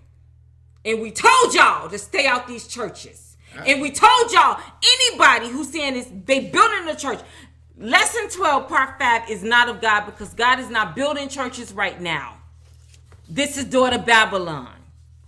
Kanye West is married to a witch and a family of witches. I think that bitch just went and got baptized in Armenia in some Catholic church with some damn candles talking about a Christian baptism. What the hell is all that about? This bitch just tried to, and her sisters and her mama just tried to attack us as the prophets. What they do, they think they so slick. They think they smarter than God, and you think you can fool the prophets. And they used to win. And you used to win. Is that supposed to make us feel like, you didn't just do that shit a few weeks ago? Yeah. Oh, I'm changed. I done got baptized in where the fuck you from? The Caucasus Mountains? The moral of the story is they hit us on every front. Let's go back over this. Y'all think this a game. Okay, they don't just hit us psychologically through Willie Lynch. They don't just hit us physically through guns and violence. They don't just hit us legally through oppressive laws. They don't just hit us through the educational and the media propaganda. They hit us through Babylonian, wicked spiritualism, twisting Christianity. Y'all forget that part. Y'all missed that part. That's why the Most High Yah calls them daughter Babylon. These people have been trying to attack us through witchcraft because the other shit ain't been working. They can't just walk up and arrest us. That shit can't happen. It's not gonna happen. We're anointed. We was born to do this. It's time for the second Exodus. It's time to pop this off. They have no power, and so they're using everything they can to try and get us. Roseanne Barr and the Kardashians astro projected themselves into our fucking room. They tried to put spells on us. I would never say some shit like that if it wasn't true. Okay? And I would never call out Pacific people because that's who did it, right? And I call out Pacific people, you know what I'm saying? People have a problem with me doing that, fuck you. Because y'all call out motherfuckers who don't matter. And that's my next point. While their celebrity class takes us very serious, Roseanne Barr, the Kardashians, while y'all ignoring us and refusing to acknowledge we exist, while their celebrity class is taking us very seriously, so much so that they trying to send shit over here to kill us. So for all you Hebrew men that have y'all heads and women up the Kardashians, but just know they trying to kill who God rose up at this time to liberate you as a nation. And some of you niggas don't even deserve no Pooh-Nanny even from the dirtiest tramp.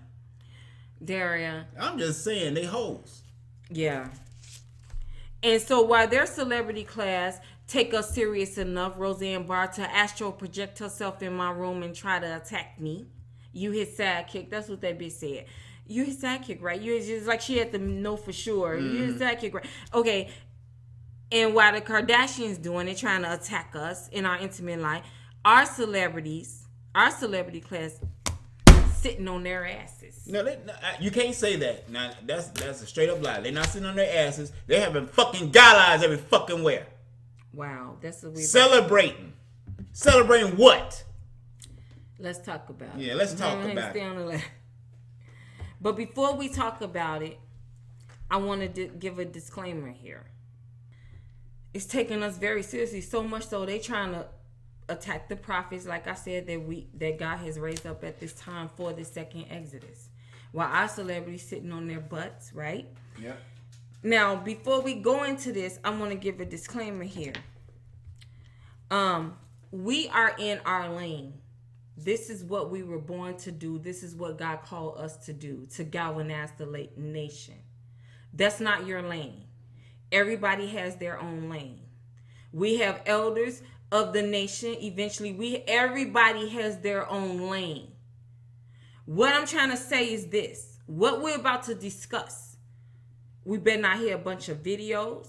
We better not hear y'all start bucking like a bunch of wild horses, like y'all asses did with Aisha Curry. We address certain people about certain things concerning the nation. That's not your job. I need to repeat that. Don't repeat it. Let them get punished for not listening. That's right. Do you understand? Don't pull this crap y'all did with Aisha Curry. Meaning, when we speak on something concerning our nation, that's our lane. It's not yours. You don't repeat and regurgitate what the fuck we saying, trying to make your shit go viral off some information that you got from us, but you ain't giving no goddamn credits or no goddamn footnotes or no linear notes. Where did you get so smart overnight from? And also, God gave us the authority to be able to address the nation, not you. And also the reason he gave us this authority, especially when it comes to celebrity, like I told y'all before, these motherfuckers are in some demonic shit, and they can fuck you up in ways you're not prepared for if you're not prepared for it.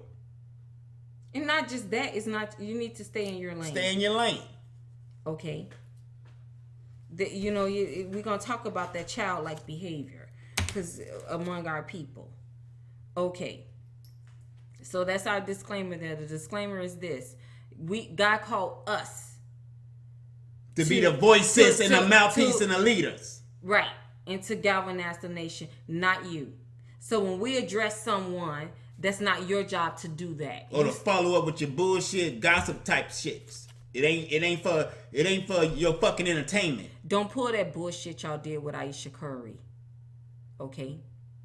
We mentioned somebody and then y'all just run amok. Run amok for a fucking week. 2 weeks. Or more. Yeah. Okay. Thank you for your cooperation. Treat this as a fucking closed door meeting between Hebrews. Right. So, with that being said, to the rest of the Hebrew nation, I want to talk about Tyler Perry. Okay? I've been watching this grand opening of the studio for his new studio, And I was watching it, and I know that I love my people so much, and I know that I just want our progression, and I know I just want our liberation. And as I was watching these things going on, I was like, my spirit was so grieved, you know. And I'm like, God, you know, my spirit is so grieved because I'm looking at it. And I'm looking at what's going on in these galas that they have and these studios. And I know that they completely off code. Now, I know that Tyler Perry was planning this studio expansion since 2015, 2013, whenever he was, long before the second Exodus came upon the scene. But my heart was grieving, and I was just like, Lord, why? I didn't understand that, you know, because I know it's completely off code for what God's saying, right? And that's when the Lord told me. And Tyler Perry, you can tell me if I'm lying. You know it's the truth. Okay, we're going to play a few clips here. But this is what God told me about Tyler Perry's studio and this grand opening. You know, like I said, it can flash before. This is what he gave me. I told him to wait. I told him to wait. Everything he's seen and everything that he envisioned, I gave it to him, and he knows that. He knows it. But he ignored the fact that I told him to wait. Now, to Tyler Perry's credit, the Most High also knows he's a go-getter and he's ambitious. Right. And those signs he was seeing and hearing, and he was thinking it was just regular opposition. But the Most High said, I told him to wait. He knows that. And you know why he told you to wait? Because this is what he gave me. Because as his word says, I give my prophecy in part. That means sometimes I may give you a vision. I may give you something and you might not quite understand it. He said, I give you my prophecy in part. I gave you that vision. But what I gave you, Tyler Perry, was for Israel. It was not for daughter Babylon. I told you to wait. He didn't see the second Exodus coming. He said, that's why I told you to wait. Go ahead. And I was just going to say, and why would you, that's just a waste of money. Why would you build in daughter Babylon when the Most High Yah is going to destroy all this build? Everything's going to be destroyed. This is not about an apocalypse. It's time for us to go back home. It's time for the second Exodus. The Lord was not going to reveal that to him until it was time. It was our job to reveal it when he gave it to us. We just came on the scene in August 2018, but that's why he told you to wait. Well, I'm a prophet too. So what I'm going to say is he gave him the vision, told him to wait. He heard we came on the scene in August 2018. They've been hearing about us. I mean, you didn't put the two and two together? Or you ignored it? It don't matter. He gave his prophecy in part. If God told you to wait, you do it. Okay? Because now you just didn't. I'm gonna tell you how you didn't. This doesn't make any sense. You know, because now you're just creating a coon fest on red carpet. You completely off code. You understand? See, this is the problem. Our people are Willie Lynch, slave-minded and indoctrinated, and you can't wrap your fucking man around your own people. God says, what I showed you, I'd have gave it to you 7 times over. That was for Israel, our country, babe. This is what he gave me. We're the entertainment center of the world anyway. We're all the builders. All the music, all the entertainment. That's us anyway. Sports. You don't think God was going to set that out in Israel? Like, you talking about 400 acres. He talking 7-8 times that. We got a whole entertainment center that's to be built in our new country. That's why I told you to wait. You didn't listen. You built that shit over here. And you wasted your money. I'm going to show you this coon fest. This is ridiculous. Because I'm so, you know what, y'all celebrity class, y'all need to start listening. God damn it. God is here to get all his kids from down in the hood up through Hollywood Hills. Everybody in between. Y'all not exempt. You know, the judge, the Mammy Tammy, she's somebody in between. That's a judge. That's somebody that's not broke. That's somebody making $150,000 a year, whatever. Y'all need to start listening. The Most High's not playing with y'all, and this is not a game. I I need you. You know what? This was a complete coon fest that went on, and I say it's a coon fest because these are people. Jeez, I'm gonna explain to you why it's a coon fest. It's disgusting, honey. Play that red carpet coon festival. I ain't gonna call it a coon fest like in the courtroom. I'm calling it a coon festival because it was red carpet. This so-called gala. Play a couple of clips from that. We saw. I was gonna say that mess we saw. I'm gonna play a couple of actors. What y'all on here saying? This is sad. And after these messages, we'll be right back.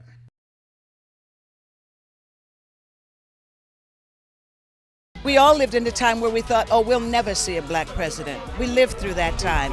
That happened, and those are some of the greatest years in our lives. Now here we are for the entertainment industry. There was a time when black folks only hoped for 40 acres and a mule. He's got us on almost 400 acres. Thank you, Tyler Perry, for creating that, going the distance, and not waiting for someone to give you a seat at the table, but investing in yourself and building your own doggone table. From him living in a car to now owning the world, and not only does he have it for himself, he gives to everybody. And his mother, I think about her, how happy she would be to see her baby own the world. And he's so classy. I'm feeling so much gratitude. I'm feeling so humbled by it, but I'm also looking at the line of cars trying to get in, wondering why they're not sooner, going faster. So I'm trying to be like, stop, relax, be in the moment. So yeah, because Oprah's in one of those cars, and Gail, they're trying to get up here, so they got to move this line. What I'm most excited about is what this means to Tyler. I mean, he said he left Oprah's Legends Ball feeling very inspired to do something bigger, grander. She said that he's now done that to the 10th power. I remember he's actually on tape saying it as he was leaving the ball. He said, I'm going to leave here and I'm going to dream a bigger dream. I shall never forget it. And every time he does something, I say, well, you have fulfilled that dream. When I think over the years about movie studios that have existed throughout my generation, I have never ever heard of a studio named for any black. Ever. And I've always heard during the course of my years that we have to do it ourselves, for ourselves. Well, not too many of us do it for ourselves. It took Tyler Perry to do it.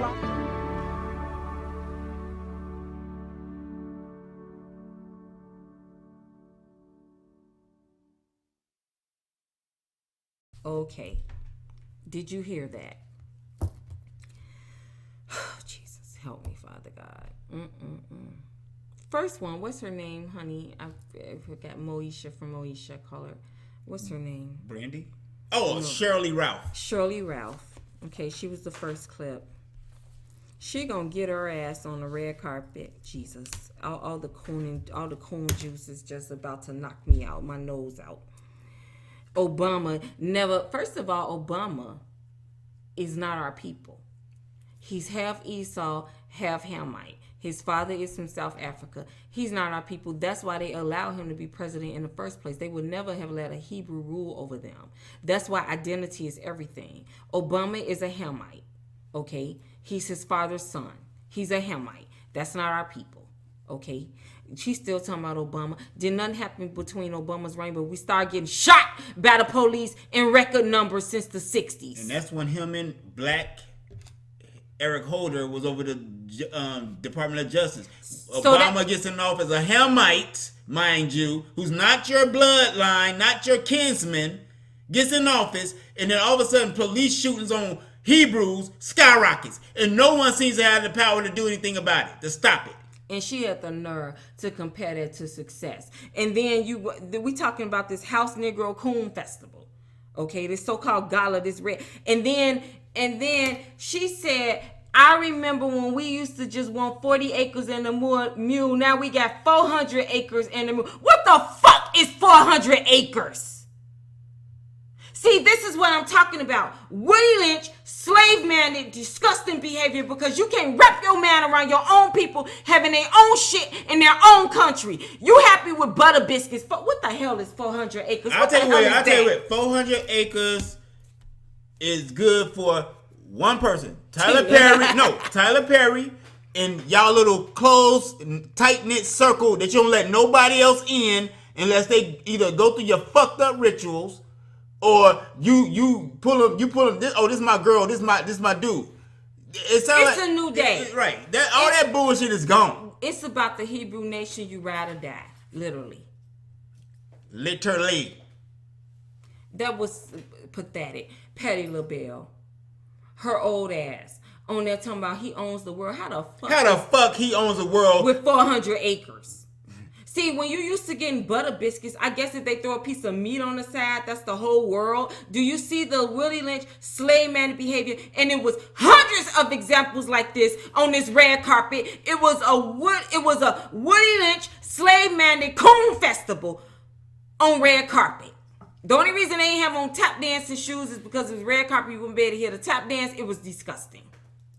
That's not gonna do a damn thing. Tell me, what is Tyler Perry Studios gonna do for us as a people? How's they gonna move the needle 1 point? They say it's gonna create jobs. Say for instance, is it gonna create jobs for the whole nation? Hell no. No. First of all, we're the number one most unemployed group in the country. No, it's not Tyler Perry's job to supply all the jobs. That's God's job. That's why he's taking us back to Israel. That's why you should have listened. If you supply 1,000 jobs in Atlanta, 500 of those jobs are only gonna be Hebrew jobs. The other 500 gonna go to Esau. You know why? Because you talking about diversity. Listen, like I said, they don't know how to think like adults. Let me say, first of all, what the hell was Bill Clinton even doing there? Hmm? You had all kind of Esau people at this event. If this supposed to be celebrate black excellence, why is that has nothing to do with hatred? Right. When the Arabians met with Al Gore, about the business in Detroit that they were gentrifying, wasn't nobody in the room but Arabians. You think Bill Clinton came because he was actually happy for you? He came to be an overseer. Just like they wouldn't let us meet in more than groups of 3 when we were in slavery. You know what? You had to have Esau there because your butt would have been kicked your behind would have been kicked from here to Sunday if you would have just had all Hebrews there. You don't even have enough strength and power to say, you know what? I just want my people here for this event. But yet this is supposed to change the whole world. No. Tyler this Perry, worldwide. Tyler Perry, he owns the world now, but you too afraid. All of y'all collectively together in that room, too afraid not to have an overseer. They keep their mouth shut. They not saying anything regurgitating what the prophets are saying. It was sad. But I got a scripture for you also, because like I said, sometimes we be going off talking, and a lot of y'all think, well, where's that in the Bible? Where's that in the Bible? I know we don't get that as much, but we always get a Bible. Right, we already get a Bible. But God gave this specifically for you, Tyler Perry. We weren't even looking for it. He said, tell my son this. That's what he gave me. He said, because I told him to wait, and he knows it.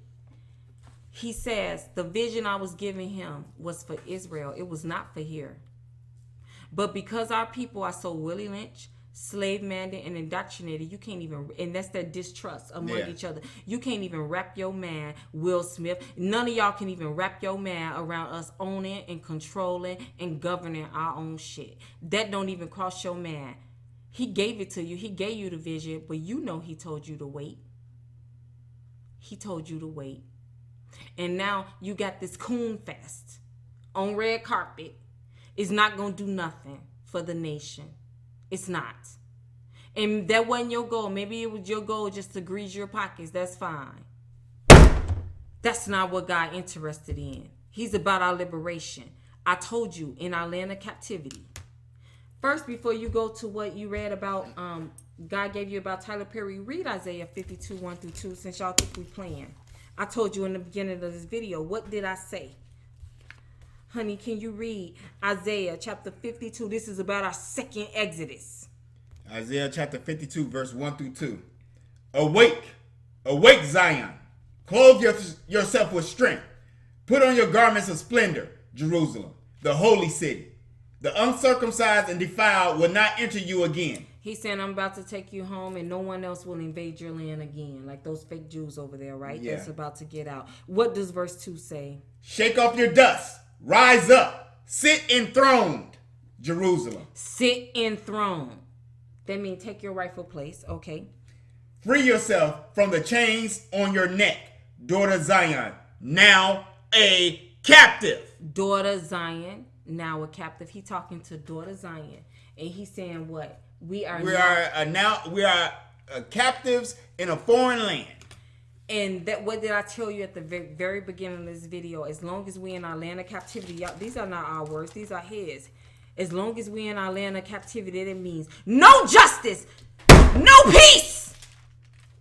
Why would God have you build a black Hebrew Hollywood in a land with no justice and no peace? They're not going to do nothing but come. You know what they built? The HBCUs is going to happen. Even if we's going to be in here another 100 years from now, you think they was going to actually let that studio be standing in 100 years? It was going to do one or two things. They was going to come and destroy it like they did with Black Wall Street, Rosewood, and all the others. Or do like a Red Fox and compensate everything, talking about you owe taxes. Or do like the HBCUs and just infiltrate it and be running. It's white on anyway. And the messages in the movies or whatever are going to be whitewashed. As long as you're in your land of captivity, that's not me being pessimistic. As I'm looking at the word, as long as we're in our land of captivity, there would never be no justice, no peace. I keep hitting my Bible because I don't understand how they can get this. Yeah, I keep on saying, why you don't want to take it out in the Bible because these niggas stupid. The word ain't never hurt nobody. We love you though. Who understands the word. But let me go to Isaiah chapter 30, verse 1 through 5. That the Lord gave me this literally before we even got started, and it was speaking to the Tyler Perry and that gala you did. Mm-hmm. Under the head, he told you to wait. That was for Israel. Yeah. Okay. And he would have that 400 acres. That's a sneeze to what you would have had, and unlimited resources. What part of quadrillion? We were quadrillions. Don't you get our goal, Solomon's goal? And actually, here, build our entertainment city. And actually, that's what God had for you. And actually, by the day, that total goes up and up and up. That's right, interest. Okay, babe, go ahead and read the scripture that God gave you for Tyler Perry. Isaiah chapter 30, verses 1 through 5, under the heading, Woe to the abstinent nation. Woe to the abstinent children, declares the Lord, to those who carry out plans that are not mine, forming an alliance, but not by my spirit. Okay, stop that, babe. Let me because I'm going to break this down a little bit. Well, I got to finish it. It's only... Okay, I'm sorry. But not by my spirit, heaping sin upon sin. So, that's what he was saying right here. Woe to the abstinent children, that's you, Tyler Perry, declares the Lord, to those who carry out plans that are not mine, forming an alliance, but not by my spirit, heaping sin upon sin. Listen, God's not going to give me all your business to spear online. What are you talking about, though, Tyler Perry? You know what he's talking about. What does that mean? Forming an alliance, but not by my spirit. Who'd you form an alliance with that God ain't hook you up with like that? Heaping sin upon sin. I know you're supposed to own everything, and that's fine. It's not my job to be in your business. We only the mouthpiece. Because the Lord is grieved, and so are we. That's why I was so grieved. Because the Lord gave you that vision. Yes, he did. You know he gave it to you. But if you just would have waited, you would have seen the bigger picture. That was for Israel. Babe, we the entertainment of the world anyway. Mm-hmm. The Bible said, I'm tired. He give you that vision. He saw his people getting pilfered. Plundered. I'm sorry. You could have had that 7 times over. 400 acres, that's a sneeze compared to what you could have had in Israel. But Willie Lynch, slave-minded, indoctrinated behavior, y'all celebrities can't wrap your man around having your own shit. And y'all supposed to be, I don't know, smart. And then, do you see the symmetry? Willie It's Lynch. like, so we were promised 40 acres in the mule. So you gonna go build something, you gonna build on 400 acres, so that's supposed to make it right. So that was Shirley Ralph, that's what she said. That's supposed to make it biblical because you went from 40 acres that we were supposed to have got way back when. They're an Indian giver, you know that. And you build 400 or something on 400 acres, and so they make it biblical. I'm surprised you didn't. I wasn't there, but I hope you didn't bust out and play the Simba goddamn song. Well, that's what Shirley Ralph said. Yeah, but she said you have your other coon this cronies. Reparations, let her tell it. We wanted 40 acres and a mule. We got 400. We got 400 acres. We done overcame. Tell me how you not different from About the Jeans family. Got your ass on national TV saying that coon shit. Jesus Christ. I'm sick of it. Babe, keep going. What else did Verse 2 continues. Forming an alliance, but not by the spirit. Heaping sin upon sin. Go ahead, verse 2. Who go down to Egypt without consulting me, who look for help to Pharaoh's protection, to Egypt's shade for refuge. Wow, that's so powerful. You do understand he said we in Egypt. You're going back to Egypt on ships. Mm-hmm. That represents daughter Babylon. Let me decode this for you, Tyler Perry, and the rest of you celebrities. Y'all need to listen. Okay? He's saying you looking to Pharaoh. You looking to Esau. Protection. You looking to Egypt's shade for refuge instead of consulting me. We said back to Israel. But it gets better. Verse 3. But Pharaoh's protection will be your shame. Say, that's the Most High talking. Keep going. Egypt's shade will bring you disgrace. Stop right there. Do need I say more? Y'all need to get on God's side. Are we a fucking joke to you? Obviously. We're not playing. It's time for the second Exodus. Get y'all lips from around Esau's butt. And like I tell my wife, Willie Lynch. Like I tell my wife, because I'm military minded all day, every day. Your inaction just tells me you're trying to buy Esau enough time to figure out how to take me out. Well, I told him, I said, baby, it's just Willie Lynch. Remember they just I know, but I can't think no other way. I don't care how fucking Willie Lynch is. When you act like you don't see what's going on in the fucking world. What world do you live in? Oh, y'all must be planning on going Elon Musk's motherfucking spaceship somewhere to get off this planet. It ain't happening. We said back to Israel. We already told you have Hebrew blood running through your veins. You have a dog in this fight. You just gonna go your own way and do your own shit. It's a new day. Let me finish. Verse 4. Though they have officials in Zoan, and their envoys have arrived in Hanes. Okay, basically they have all. He's talking about his deal with Nickelodeon and his deal with BET Extra and his deal with all. Though they had that shit, they got all that shit. God saying you didn't do according to the scripture what He gave us. Okay. I didn't ask Him for it. We didn't ask Him for it. God gave you the scripture about Him. He said, talk to my son for me. Because I told him to wait. And you want to sit here. This is what He giving. You depending on them and their all their resources and their networks. He's not happy with it. And I see how He's not happy with it. Anytime you got a damn coon fest on the red carpet talking dumb shit. Talking about we used to have 40 acres. What the hell? Babe, keep reading. And these are people that our people supposed to look up to. According to Patty LaBelle, your 400 acres is owning the world. Since when is 400 acres owning the fucking world? Willie Lynch, slave manning, indoctrination.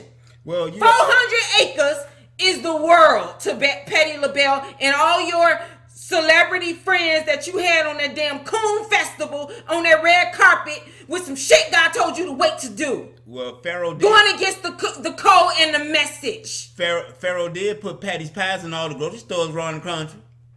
Read verse 5. I can't take it. We love you though. I want y'all to know that. Continues. Everyone will be put to shame because of a people useless to them. Wait. This is your creator's words, not mine. That's right. Let me read that again. Everyone will be put to shame because of a people useless to them.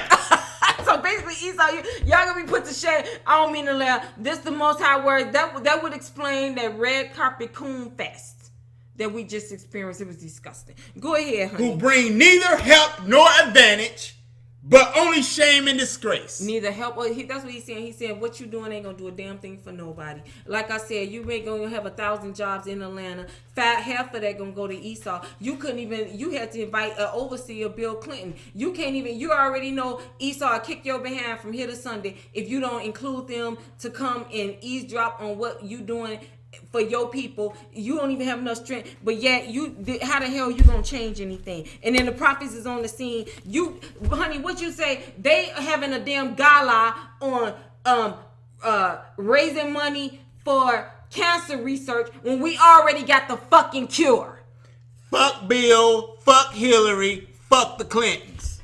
We said back to Israel. Solomon's gold, second Exodus. Get y'all asses on code. That was ridiculous. Fuck Biden. Fuck Warren. Fuck all of them. Yeah. All that. Jesus. We love fuck you. Fuck the Democrats. But what was the moral of this story? What's the moral of this point right here? From down in the hood, all the way up through Hollywood Hills and everybody in between. The judge and all that, her ass, Willie Lynch, slave man, indoctrinated behavior. The reason why you had that red carpet and the reason why you want to build here in Daughter Babylon is because you in love with your oppressor. Why the hell would you want to build 400 acres is supposed to replace the 40 acres in the mule? And John Lewis old ass always show up to shit like Al Sharpton and Jesse Jackson. Well, and ain't did shit. Been sitting in that motherfucking seat for goddamn centuries and ain't did a goddamn, ain't pushed a one fucking bill through. Well, wow. And you know what? It's a new day. It's a new day. Babe, once again, we have to pick this up. We're gonna pick it up. I love this shit. You know, I live for this shit and I'm happy. But see, I can't wait to get amongst my real people so they can get around to chill me. See, I'm happy right now. And y'all might think I'm mad, and I'm not. I'm happy right now. But when I'm chill, I'm the coolest motherfucker you could ever be around. And that's what I'm trying to say. We love you. But you select all y'all Willie Lynch, slave-minded, indoctrinated. You celebrities have the resources, a lot of you, to get, but you cannot wrap your man around having your own country without Esau.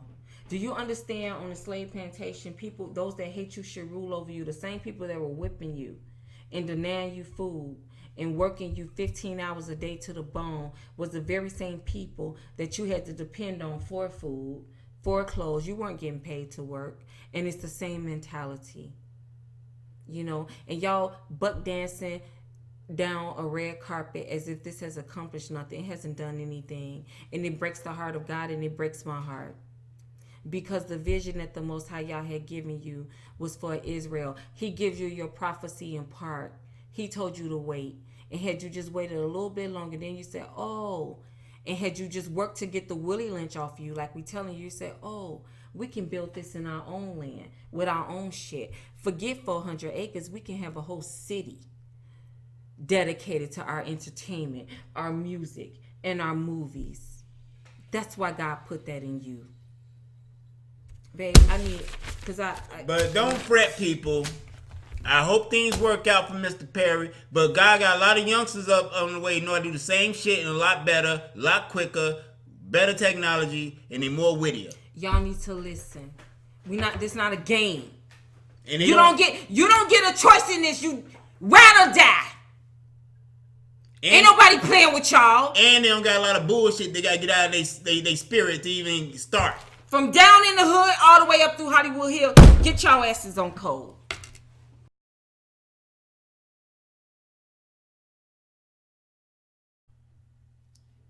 Okay, you may not notice as much in the video, but the last video when I was just shouting, I just said, get y'all A's on code. My husband is fasting. We're both fasting, and so he's a little weak from that. We're always, and so we needed to take a break again. So that's why we're coming back from this video. So that's why I was just shouting in the last part that you just heard, and I meant it. Get on code. But we had, from there we cut that part off to start another this part right here, which is what we're finishing. It's now Saturday. Yes, it's Saturday, October 12th, 2019 at approximately 3:30 p.m. Central Standard Time in Chicago, Illinois. That's right. And so we took a break. It took us a whole week to get through this video. This will be a longer video. It'll most likely be close around 3 hours. And like I said, you need to take a break and come back. Fine, get through the entire video. But we had a lot to cover. And sometimes when we cover information, it's so draining that we just have to, the Holy Spirit, like, you know what, pick it up on the next part. And so that's what we've just done. So that's why you've just heard this get on code. And now I'm talking a little bit more calm. This is this is 2 days later since we recorded that part, and here we are again. So I want to jump right into our next part. This is our last part. We're getting ready to go into our last part in our closing. Okay, what I want to talk about once again is back to the effect of the Willie Lynch indoctrination and the cause and how it causes childlike behavior within us. Okay, so I'm going to wrap this up from the beginning. You do need to understand that from the West Indies, the whole goal was to have us not only indoctrinated, but childlike. Mm-hmm. In a childlike, that's why as a group, Hebrews act like children. Now, that may offend a lot of you, but it's just fact. When it comes to other nations, we act as a group, just like we freeze and we can't handle Esau's question about do you forgive and all of that. Because of the Willie Lynch indoctrination, and that was put into us from slavery, and it was self-refueling and self-regenerating, we struggle with responding and acting as adults. Only children will blame children for the state of their community and nation. I went over that in another part of the video. Mm-hmm. So I kind of want to go over that a little bit. Like I said, we're wrapping up here. I want to talk about this, and I'm going to put this in quotes. I want to talk about this I don't deal with bitches syndrome. Okay? Now, listen up, my women of Judah. I want to talk to you. Any woman, any Hebrew woman across the world, all four corners of the earth, know what I mean by that statement. I don't mess with no bitches. Heard that before, babe? Yeah. Yeah, amongst women. Okay. And let me say that for the record, if and when I use the word bitch, the majority of the time, maybe 90% of the time, is always directed toward the enemy. If it's directed toward my people, 95% of the time it's toward the men, not the women. Yeah. So that's my disclaimer with that word. Okay. So I'm going to deal with this I don't deal with bitches syndrome. And I'm going to tell you where that came from, because we are the only nation of women on the face of the planet that take pride in the fact that we don't like each other. Okay? And we want to sit here and say that, oh, women don't get along, women war against each other. No, Hebrew women, black women war against each other. Even in Africa, the women of the village, they get together to get it done. You understand? Mm-hmm. All nations of women do what they have to do to get it done, because even under white supremacy, the males are the head of the nation, the community, but the women are the heart. And Asian women, Latinos, are Arabian. They do what they have to do to get the job done, which is making sure the children on code, making sure the nation is running smoothly. You understand? We're all one, but the women of the community, we're the heart. Okay, I'm gonna tell you what I mean about that. We're the heart, and we are the we will makes the blood pump throughout the entire body. And there is this war among Hebrew women. And once again, let me make this very clear. It started from the West Indies through Willie Lynch, slave mandate, indoctrination. That's why we're the only group of women on the face of the planet who take pride in the fact, I don't get along with these bitches. I don't have a lot of women friends. I don't have a lot. Wow. I want to talk to you. And I want to tell you where that started from. You understand? because this has got to go, because we can't take this to Israel with us. And the only time Hebrew women actually get together is when it's for something negative, like to bash Hebrew men. We got this whole cesspool of our online community who bash our black men, our Hebrew men, and say they're nothing, they're weak, they're dogs. Then they get together collectively. Or we have these we have these bat wenches where they we gonna sleep with Esau, Hebrew men. Then they have a sisterhood. But as far as anything positive, there's no sisterhood. And I'm gonna tell that was on purpose, and I'm gonna tell you why. Listen up, because we can talk about our men all day, but the women, we have got to be on code or it will not work. Okay? We dealing with the men, let's deal with the women a little bit. We deal with everybody. Okay? Get out your feelings and be a woman. Our women, that's what I'm talking about, this childlike behavior. And it also goes for our men, but our women, you know what I'm saying? We need real women to take back to Israel. Not little girls. Okay? I'm being serious here. And what I'm seeing is a bunch of little girls. I'm seeing a bunch of girls. Okay? Listen up. And it's disgusting. It is. Are you a woman or you a girl? Let's talk about it. So, I don't have no women friends. That you need to understand, that's only within our nation that we do that crap. No other group of women do that. They gather together and they get along to get the job done as far as the nation.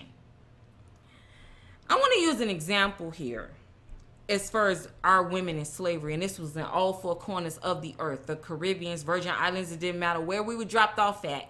This same system, like I said, came from the West Indies. It was implemented, because when I say that the North America only bought slaves from the West Indies, so did the United Kingdom, so did Canada. And by the way, for Canada, we always think Canada is so innocent. Canada is Esau. Let's not get that twisted. And Canada did not end slavery until 1838. That's why Harriet Tubman was able to take the Underground Railroad all the way to Canada, because she was freeing us in the 1850s. But that don't mean Canada had just emancipated their slaves 15 years before America. So it wasn't that Canada was so innocent. It's just that Canada got rid of their slavery a little bit earlier than we did. Than they did over here in the States. Okay? That's just a disclaimer there. So I want to talk about that. I want to use an example in slavery. Now, we always talk about how the men were affected. We talk about the women and how they were raped. We make that clear, by the overseers and any Esau person, man that just decided he wanted to have you, he could. Okay? By force, didn't matter. Married, single, young, old, didn't matter. We get that. But what we don't talk about is the other effects of slavery. Like I said, you need to go back to that book. The books I told you to read, one of them is Mary Wilson. She's talking about herself, and excuse me. And these books were written by our people who actually went through the hell of slavery, and they came out with books. I talked about that in the last video. Okay, Mary Prince. I'm sorry, not Mary Wilson. The story of Mary Prince. She's one of those. She's real strong. You need to watch that, because see, what you all have been taught is to listen to Esau and believe everything he say. No. Flip that. That's a lie. You need to listen to your people. They're the ones that went through it, and they came out with it. And she came out with this book in 1850 or somewhere around that time. Okay, very powerful. Mary Prince. Okay, an autobiography about herself. Let's talk about some of the things in her book and others. I've read several. Okay, of our history from our people that's actually telling the truth and not Esau. Okay. So some of the examples in this, like I said, we always use the men, and that's fine. We're not to undermine what they went through, but we went through collectively as a group through hell, as well as our children. So just imagine, we never talk about these type of scenarios dealing with Hebrew women in slavery, and that is what's still being perpetrated today. That's why it has everything to do with what we're talking about. So just imagine if you have a husband, and you have a husband, you all are slaves, you out in the field, you in the house or whatever, and your slave master or the overseer come and tell you this happened every week, okay, on plantations all across the world. And they come and they tell you, okay, Lula, I'll just say that as a name for the slave. Okay, Lula, I know you married to John. John's going to go and live in the cabin with Tina because she just came here. Master just bought her, and she is in her mating phase. She's 16, and he's got to live with her for a year, up until a year, until she's impregnated. Okay, imagine that. So basically, you all are married. Say you've been married, you jumped the broom. You've been married 7 years. You know what I'm saying? You all have 7 kids together, 6 kids together. Some of them they sold, some of them they kept. Okay, you may only have 2 that they actually let you keep. And then they come and say, you know what? John's got to go and live in the cabin with Tina until he impregnate her. That's what happened on a regular basis. Did you hear that? Can you imagine the disdain that Lula would have for Tina? Mm-hmm. Can you imagine that? And then after Tina has the kids, can you imagine the disdain that Lula has towards Tina? Lula is the wife that jumped the broom, and they say, oh, go mate with Tina. Okay? That happened regularly. Read the autobiography of Frederick Douglass. Listen up. So, that's another thing. Or, can you imagine being on the plantation and Sally has 4 children and Mary has 3 children, and Mary's children were sold and Sally still has hers because some of them were maybe mulatta, or or just the boss didn't get around. You know, Mary's kids were a little of more value because they were actually field working age. So Master said, okay, I'm going to take Mary's children in this auction and I'm going to sell them all. And Sally still has her kids. Can you imagine the disdain between Mary and Sally? Do you get where I'm going here? Do you understand where this war among women started? That didn't start with us in Israel. It started on the plantations. You get it? This was ongoing. I could go on with several examples of why we as Hebrew women hate each other. You understand that? Okay. You know, you may have got May. She may be a little bit older, but John, she's out her childbearing. She's in her 40s, and they tell Bob, I'm just using names here, her husband, they've been on the plantation together with her for 20 years, go mate with Bella May. She's younger and have kids with her. Can you imagine the disdain between Bella and May? Right? This is where it started, and that's why today we take pride in. I don't get along with bitches. I don't get along. These bitches, I don't get along. You can't trust them. You can't trust each other. Yeah. There you go. And I could easily go into examples of the house slaves. I could easily do that. You understand? But that's where it started. So. And we discussed the house slaves in the last section. Yeah. Yeah. Get that. Understand that that's not natural. We the only nation of women that hate each other. And the only time we get together is to bash black men. Are you serious? Understand that you were Willie Lynch, brainwashed, and indoctrinated. Your enemy, another thing, this angry black woman bullshit. First of all, as Hebrew women, We have been the only group of women on a consistent basis for centuries worldwide to have our husbands sold away from us, to have our children sold away from us, to have our husband and our children's raped. And you know what? We actually pretty nice for all the hell we've been through, yet we're labeled as angry. You know what? I want to show you angry. Let's talk about angry. Go look at those lynching cards and how those women are smiling in the pictures while our men and women are hung from trees. That's an angry bitch. That's Esau. They put that on us. Okay? We can show any emotion. We angry. Go to the 60s and the civil rights when our people were walking into schools that they were trying to integrate. Who was behind them screaming and yelling, looking like devils? Esau's women. But yet we're angry. And y'all fall for it. Y'all believe everything Esau tell you. It's disgusting. Who's the most angry? If you making sandwiches and you lying on children, Emmett Till, rest in peace, Emmett Till, and get them murdered, who's angry? I'm asking. But yet we're labeled angry. How are we labeled angry? If you go and try to copy someone's skin tone by getting tans, lip injections, ass injections, thigh injections, Yep. breast enhancements that we have naturally in most of our women, who's angry at who? Right. Who's angry that at one group because they have assets that they can't obtain without artificial insemination? Anytime we show any emotion, we're angry. And they put that out on TV. Get out of here with that.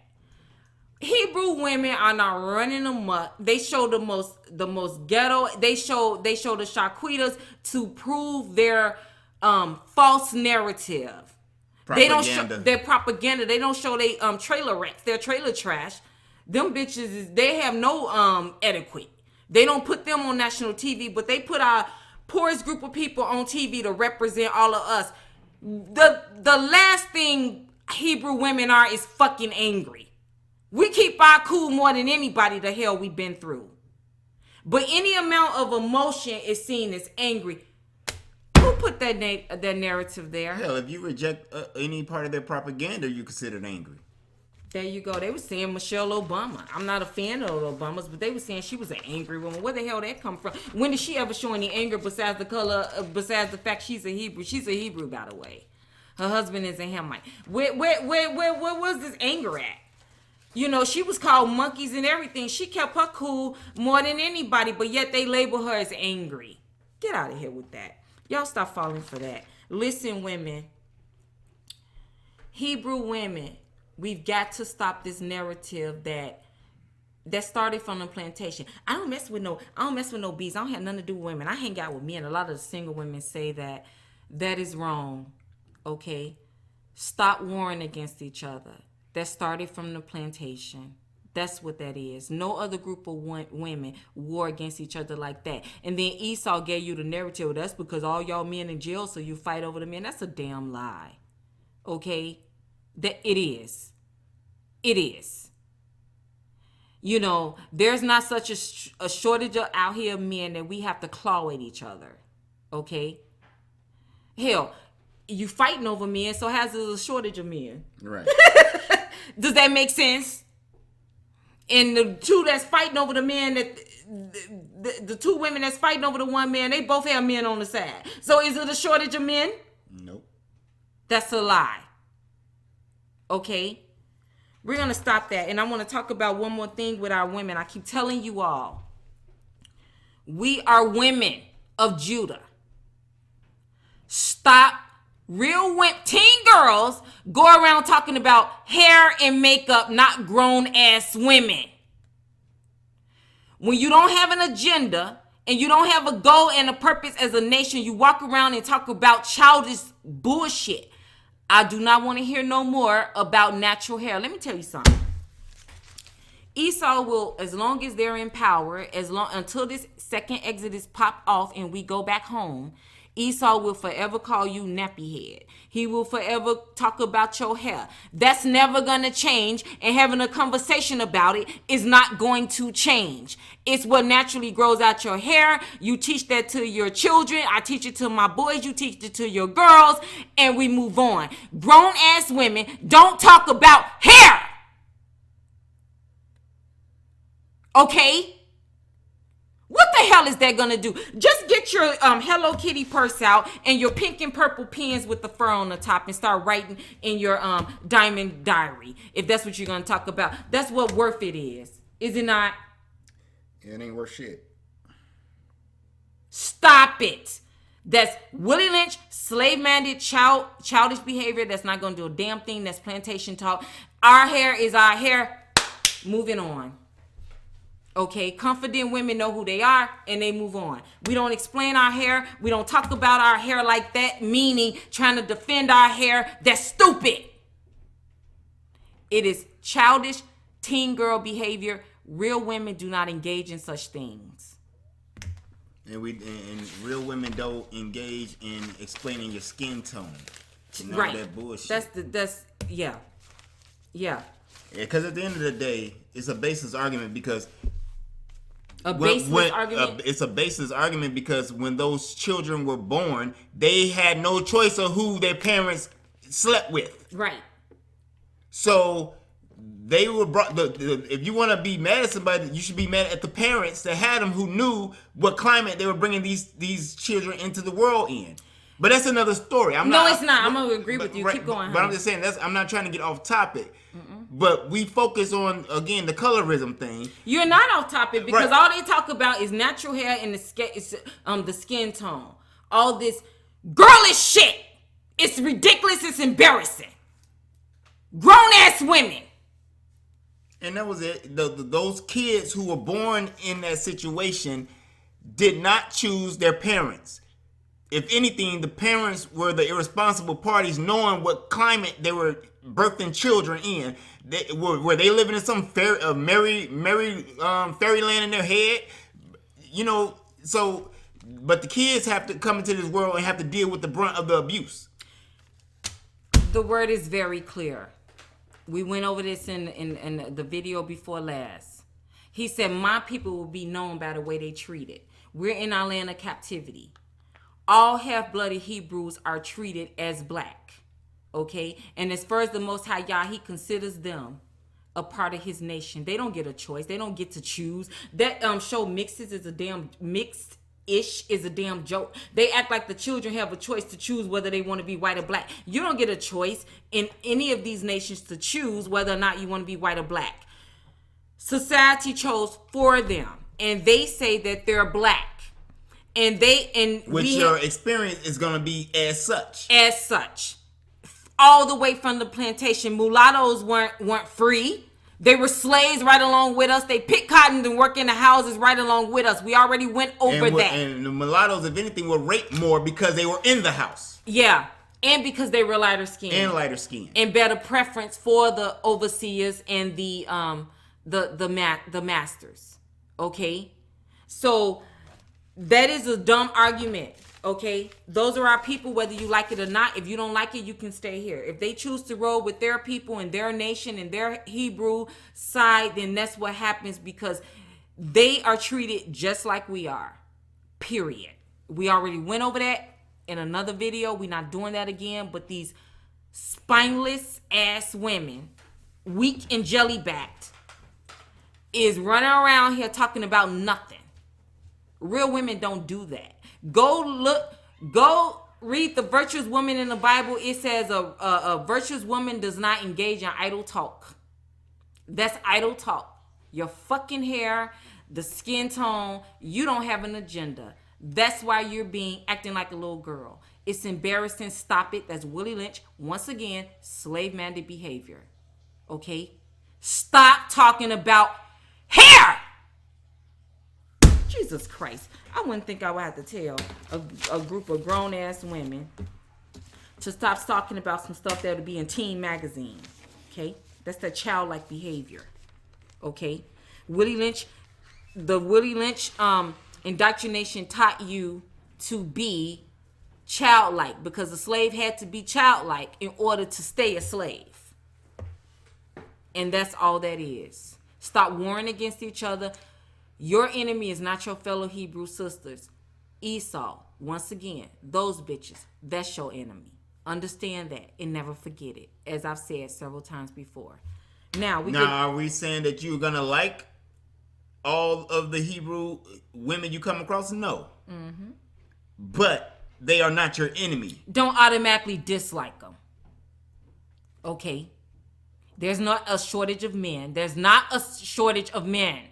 We overpopulate Esau. Esau, let them tell it, they the majority and we're the minority. It's opposite. We're the majority, they're the minority. There's no shortage of men because y'all out there fighting over the men. So how the hell is it a shortage? Once again. Right. Okay, stop listening to these lies. In closing, what I want you all to know, and this is where it gets a little bit when I say the whole world is looking at us. Listen, Trump is scared right now. Okay? He been scared since August 13 when I first came on the scene. Trump is scared, and the reason why he's scared, okay, yes, we're saying it. The reason why he's scared because they tried to do all kind of shit that they normally do. And what they have realized over the past year that does not work. And so they have come to the realization that we actually are who we say we are because what they normally do has not worked. And that's why they scared shitless. You understand? So, at this point, not only is they little peons like the Kardashians and the Roseanne, so you gotta understand before those little imps tried to send their shit, the higher powers that be tried to send it. And it arrived DOA. Dead on arrival. Right. We saw some of it. And remember, I told y'all in a previous video, probably a few months ago, that Queen Elizabeth, I saw her. You know, her face appeared before me, and she was half looking like her old crinkled ass, and the other half was like I saw the scales, the reptilian side or the draconian side of her. Exactly. And she was staring at me, and like I said, if looks could kill, she would have killed me. But I looked right back at her, stared right back at her, and said, "Yeah, I know you know I'm coming for you." Exactly. And they do know we're coming for them. They do. Because they've tried it and everything they're trying has not worked. So they know who we are, who we say we are. And that's why they're shaking in their damn boots. Now, they're not going to tell you that. Of course not. Exactly. But that's what's happening. And their only hope is that at this point, is that Willie Lynch, slave-minded, indoctrinated, scary asses will continue to sit on your asses and refuse to acknowledge our existence, because they know once we have the people behind us, in the name of the Hebrew nation, we want our gold. They know it's over. We want our land. Trump knows that. Trust me, he knows it. We want our ancient technology treasures, as the Bible says. It's already written. It's predicted we win. It's already done. They know. All our artifacts hidden under the Vatican's floors. Yeah. Their only hope is that y'all will continue to be scared and refuse to acknowledge our existence to give them more time, because they know once you as a people back us, it's over. So right now, you all are they only hoping. You guys are doing a very good job. It's disgusting. And that's real talk. In closing, our phones are not ringing enough. We need more donations. When you say we need more donations, we still only got 2 for the whole year. The same 2 that I already mentioned and I already talked about. We've gotten $10,200 no donation. $10,020. Yeah. Okay. We got a donation for $20, and we got a donation for $10,000 from one household. So a total of 2 households on this planet has donated toward the cause. And then you all want to ask when you're going to see our face, who the fuck's supposed to pay for it? I'm serious. With what money? We supposed to take our money and come travel to see your ass? When we have the cure and you don't. Are you serious? And like I told my wife, it's like when a person is sick, they go and call the doctor who can take care of the ailment. The doctors are not randomly calling people, are you sick today, so I can treat you. Exactly. And we love you. We already putting our lives on the line. Okay, even though they can't do shit, we already the ones stepping out here on the front line. I'm not about to pay for plane tickets and hotels to come see your ass. What is your part? What is your part? We doing our part. We the reason Trump's scared right now. Okay? We in charge of the second exodus. It's you all's part to spread the word and to give to the movement so we can come out and do meet and greets. You guys can easily make meet and greet meetings while y'all having red carpet bullshit. Fundraisers, all kind of stuff. Not even just fundraisers, but it goes together. They have these fucked up parties raising money for cancer research, autism, all kind of bullshit that there's a cure for, but you're ignoring the fucking cure. They got donations for young girls' self-esteem. You know, why all these like basketball wives? Why all these women have all these? We have a donate foundation for young girls' self-esteem. What the fuck is that? Self-esteem is getting the hell out of here. So they won't have to be told they ugly their whole life through the TV and internet. Okay? Our damn phone's not ringing enough. Our email's not ringing. Our email is not coming in enough. We have no support. You all giving Esau all the hope they need. The only emails I get in on a daily basis is because I'm subscribed to a lot of different channels, and whenever y'all put up things, it pops up on my email. We get emails asking questions as if we ain't covered that shit in the video. In the video, we usually have to tell them. That's the emails we get. We're not getting emails saying we're not getting support. And you all are doing Esau a tremendous favor because he knows as long as we don't have the people behind us, they have more time. Okay? To figure out a way to kill y'all. Yeah, they the ones out there getting slaughtered. Like I told my wife, at the end of the day, it means nothing to me because at the end of the day, me and my wife, we already have our spot in heaven. We have light workers on this earth right now, helping us scattered throughout the four corners of the earth. They are already accounted for. What they don't understand is this second exit is gonna pop off anyway. Right, that's what I mean. That's what I mean. Only 8 made it in the ark. You know what I'm saying, with Noah. So, like I said, roll or get rolled over. We don't have enough support. We don't have enough people saying Israel. They won't even let Israel come out. They won't even say Hebrew. They call themselves black. How the hell are we gonna come together as a nation? Israel is our country. But if you calling yourself fucking black all the fucking time, you don't have no claims to what's yours. And how if you won't call yourself an Israelite, how the fuck we supposed to claim Israel? We need you all chanting that. Like I said, we're not getting support. And let me tell you something. No, they rather chant how a motherfucker buy a large piece of land. He owns the world now. The fuck? Jesus. Atlanta is gonna be fucking destroyed just like the rest of this bullshit over here. You wasted your fucking money. It was a bad investment. Yeah. You see California is burning. You see what happened in Japan? Right now, today, what's going on in Japan? And we've had water's been turning into rivers been turning into blood. God's sending all kinds of signs. He's saying, listen, listen, listen. And so what we're trying to say is the moral of this story is at the end of this video, Esau already knows once you all rally behind us, chanting the agenda back to Israel, second Exodus, our gold, then they lose. But because you all are Willie Lynch, slave-minded, indoctrinated, and scared, you're not doing that. You refuse to acknowledge our existence.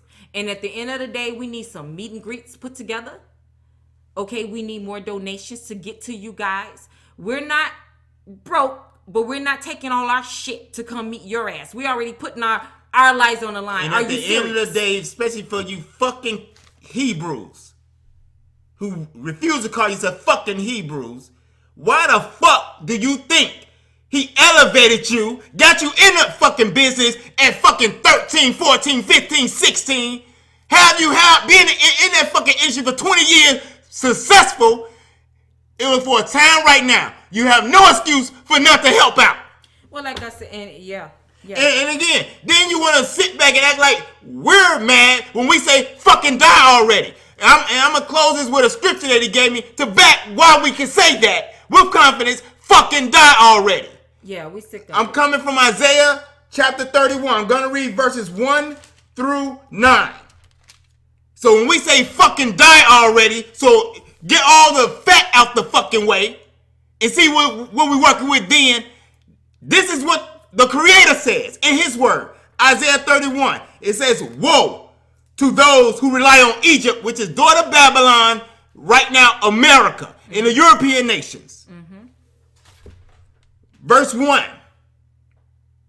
Woe to those who go down to Egypt for help, who rely on horses, who trust in the multitude of their chariots and in the great strength of their horsemen, but do not look to the Holy One of Israel or seek help from the Lord. And that's what we were just talking about with the Tyler Perry. You have to understand the Lord gave us this.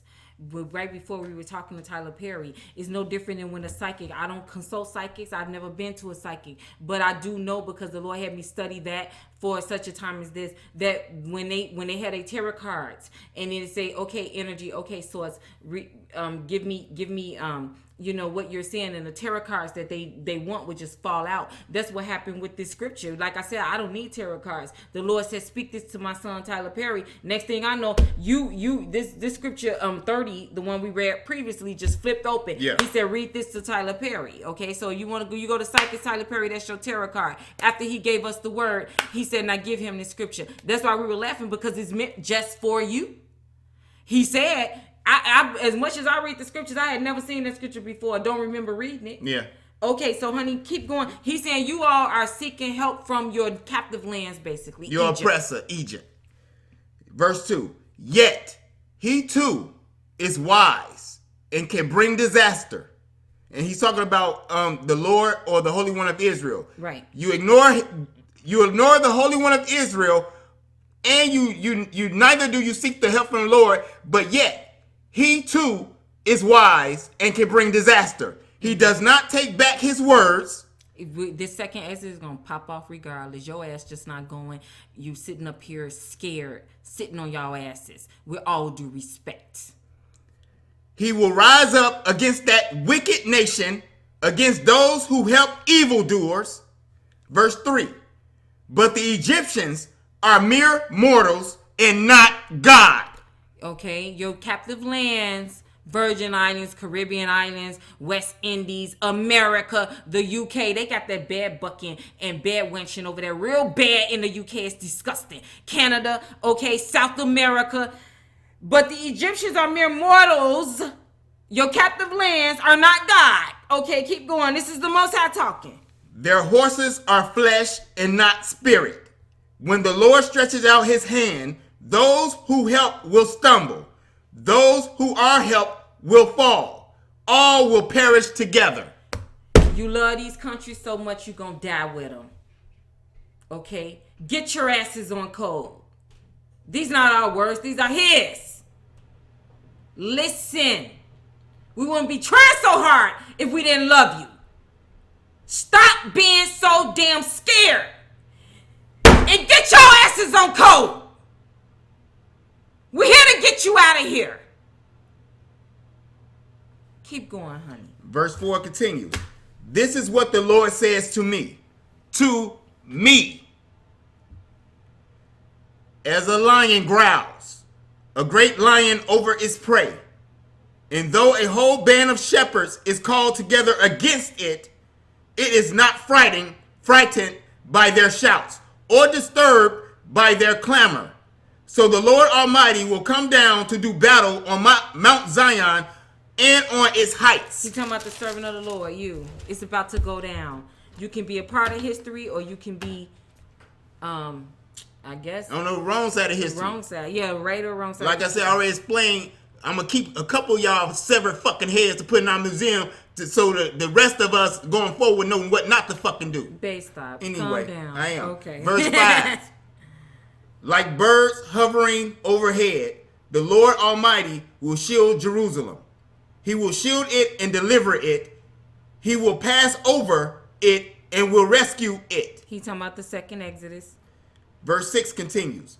Return, you Israelites, to the one you have so greatly revolted against. Repeat that. They call themselves black, African American. They refuse to admit you're Hebrew. You are so Willie Lynch, enslaved Mandy, and indoctrinated. Scared. You won't even accept your identity. What the hell is wrong with y'all? Repeat that, honey. Verse 6.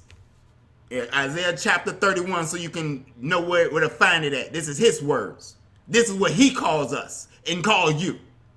Return, you Israelites. Repeat that. Return, you Israelites. Keep going. To the one you have so greatly revolted against. Why are you rebelling against your identity? Why are you doing that? He asking. Really? Jesus, keep going. For in that day, every one of you will reject the idols of silver and gold your sinful hands have made. Your idols, they holding on to this fake paper money in Egypt. A lot of them. Especially our celebrity class. Yeah. We love you, but honey, before you keep reading, I'm picking up energy, you know what I'm saying? And I'm not seeing good, you all, I'm about that money bag. I'm about that money bag. That's what I'm hearing in the spirit. That's what I'm hearing in my ears. It's disgusting. It's disgusting. Keep going, honey. Verse 8 continues. Assyria will fall by no human sword. Stop that. You know Assyria.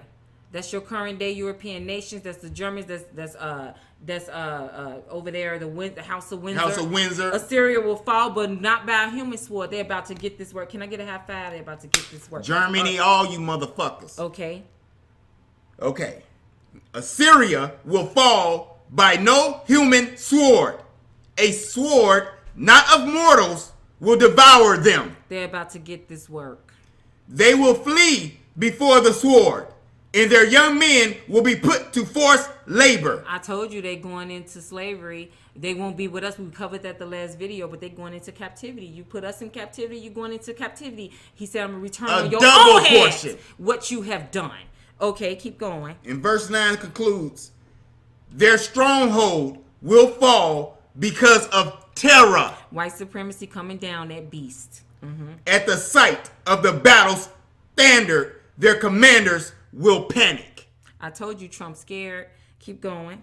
Declares the Lord, whose fire is in Zion, whose furnace is in Jerusalem. That's right. He gonna be in Jerusalem, whether you coming or not. You understand that? Do you get it? I'm asking you. And this is what we're gonna say in closing to this. All of this cooning and slave-minded Willie Lynch behavior that has been indoctrinated into you is not your fault. But it's going to be your fault, like now, if you do not change it and start listening to who God has put. We in charge of the second Exodus. Yes, we keep saying it because it's what is. It don't matter if you don't like it. And we don't care. It's time to get it done. Okay? From 5 years old to 50, from 50 to 100, you all indoctrinated. Willie Lynch, enslaved Mandy. In my lifetime, I have only heard one person so far I have not heard a bunch, is Dr. Clara Anderson. I have not heard a bunch of Willie Lynch, slave Mandy talk come out his mouth. But he's an author of 5 books. We bought 4. And he's 80 years old. That is someone who has put in the work to reverse the indoctrination that was put into him. He's an elder and he deserves that title. So why am I saying that? Because you got your Patti LaBelle. Y'all think it's age. What are we going to talk about Uncle Ruckus Jr. that got his ass up and just hugged Amber Geiger? Botham Jean's brother. What about the dude with the NFL with Jay-Z they put up and he on there, the one they cut his dress, he talking about all lives matter. He was 19 years old. From down in the hood all the way up through Hollywood Hills, everybody in between, from 5 to 50 from from 50 to 100, y'all all fucked up in the head. Understand that and change it so we can go home. Or stay your ass here. We need more support. We sick of it. Get on code. Okay, let's do this. And what you thought so that we got our own Silicon Valley in Israel. Our own business districts all over Israel. Where you thought we was going to be in sandals and sand? Right. Are you serious? When we got all the talent anyway, hot tourist spot. I can't wait to get there. 3 to 5 years. Hell, it's gonna be 5 as long as they taking. Nah, because fuck that.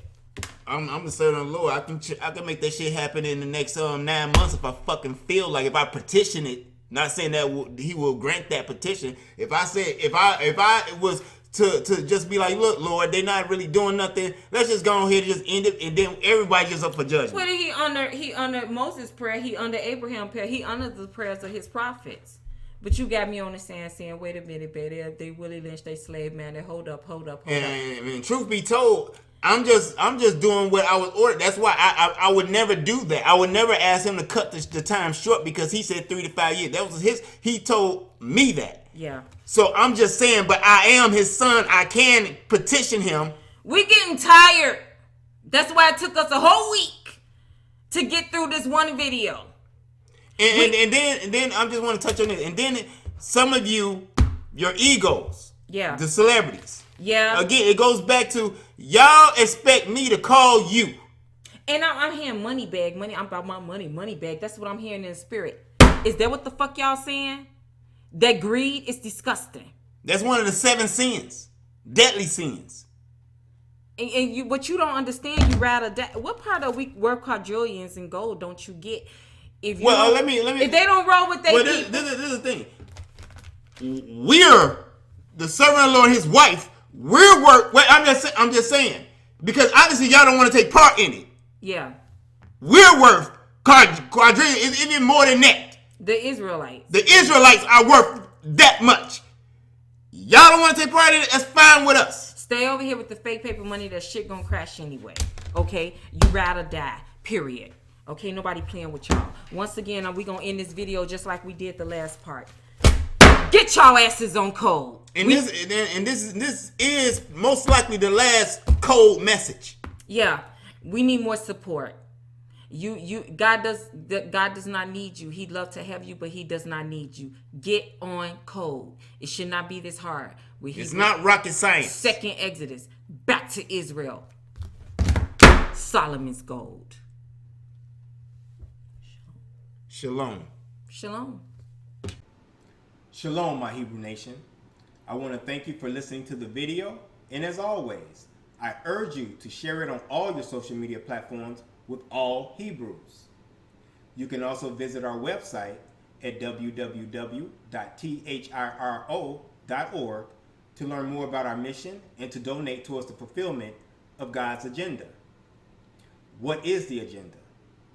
Your donations will in part help the channel grow by supporting the business operations, but mainly and most importantly, funds will help us go before the United Nations to collect our reparations. Again, my name is Daria, and I am the servant of the Lord that the scriptures speak of in Isaiah 49. For I know that I have not come to convince you, but rather to fulfill a mission I was born to do. I walk in the office of a prophet and have been spiritually anointed by the Most High Yah. For Esau's reign is over, and the reign of Jacob has begun. Like many of the biblical prophets before me, such as Moses, they were given armor bearers, as referenced in scripture, Micah 6:4. Moses' armor bearers came in the form of his sister Miriam and his brother Aaron. I have been most honored that God has sent my Miriam and Aaron in the form of my beautiful and God-fearing wife, Aisha, who's also a prophetess. In closing, the time has come to begin the process of divorcing ourselves from this country and preparing our mind, heart, and souls to flee Babylon. We cannot go anywhere without money or land. The Lord is going to use me to drive out the Gentile northern horde currently squatting on our land by speaking judgments and plagues. Daughter Babylon and the European nations will be plundered, and we will collect our reparations and return home. To my Arcturian Council light workers scattered throughout the four corners of the earth, assigned to assist and guide me in the completion of this mission, I say to you, I'm here. I'm ready. Let's do this. Shalom.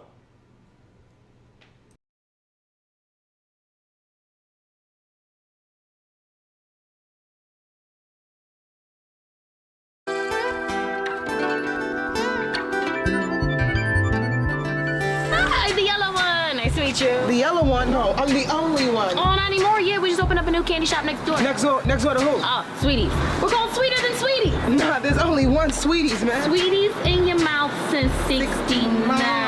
It felt good, don't it? Been in the mouth, been in the mouth, been in the mouth since 69. Isn't that a little vulgar for like a kid's candy shop? Fuck these kids, man. It's all about the parents, man. That's where the money's at. Yeah, and I just feel like the parents want a little more variety instead of just that stale-ass chocolate. That's been there since 69.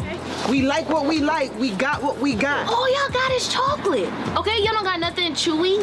Y'all don't got nothing gooey. Sometimes you want something juicy. We don't do that at Sweeties. Why you got so much space on your sign? We like here for the community. You know, you can advertise here at Sweeties. We fuck with you, man. Well, how come nobody's advertising though? You know, we're just wearing what's best for Sweeties, you know, because we have a very luxurious brand. We got a little bigger sign. That's cool. And you want to put color on it? I mean, what else you got? Samples! Thanks for reminding me! You got samples? I want a sample. We're on the wrapper. Oh, that's just so cute. Look, my mom made it. Make one. For real? Oh, you guys don't have samples? Because these are for Sweeter Than Sweetie customers only. Get a sample, go inside. Sample that. What are you writing? Don't worry about what I'm writing. Don't worry about it. Let me see. You about to see. Sweeties is the shit. Fuck those other stores. You heard me? Fuck these other stores. Your sign. You just hit my song?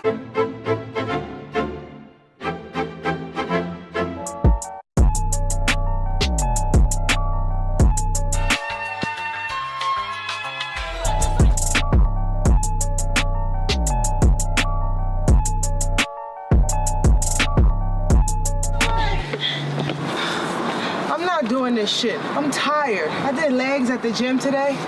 I'm done. I ain't been to the gym in a month. Oh. I started my period today. I'm so bloated under here. Oh, that's why you're wearing red. Not really. Makes sense. You know what? Come back to the store. I got some chocolate you can have. Yeah? Sweeties, 69. Don't rub it in.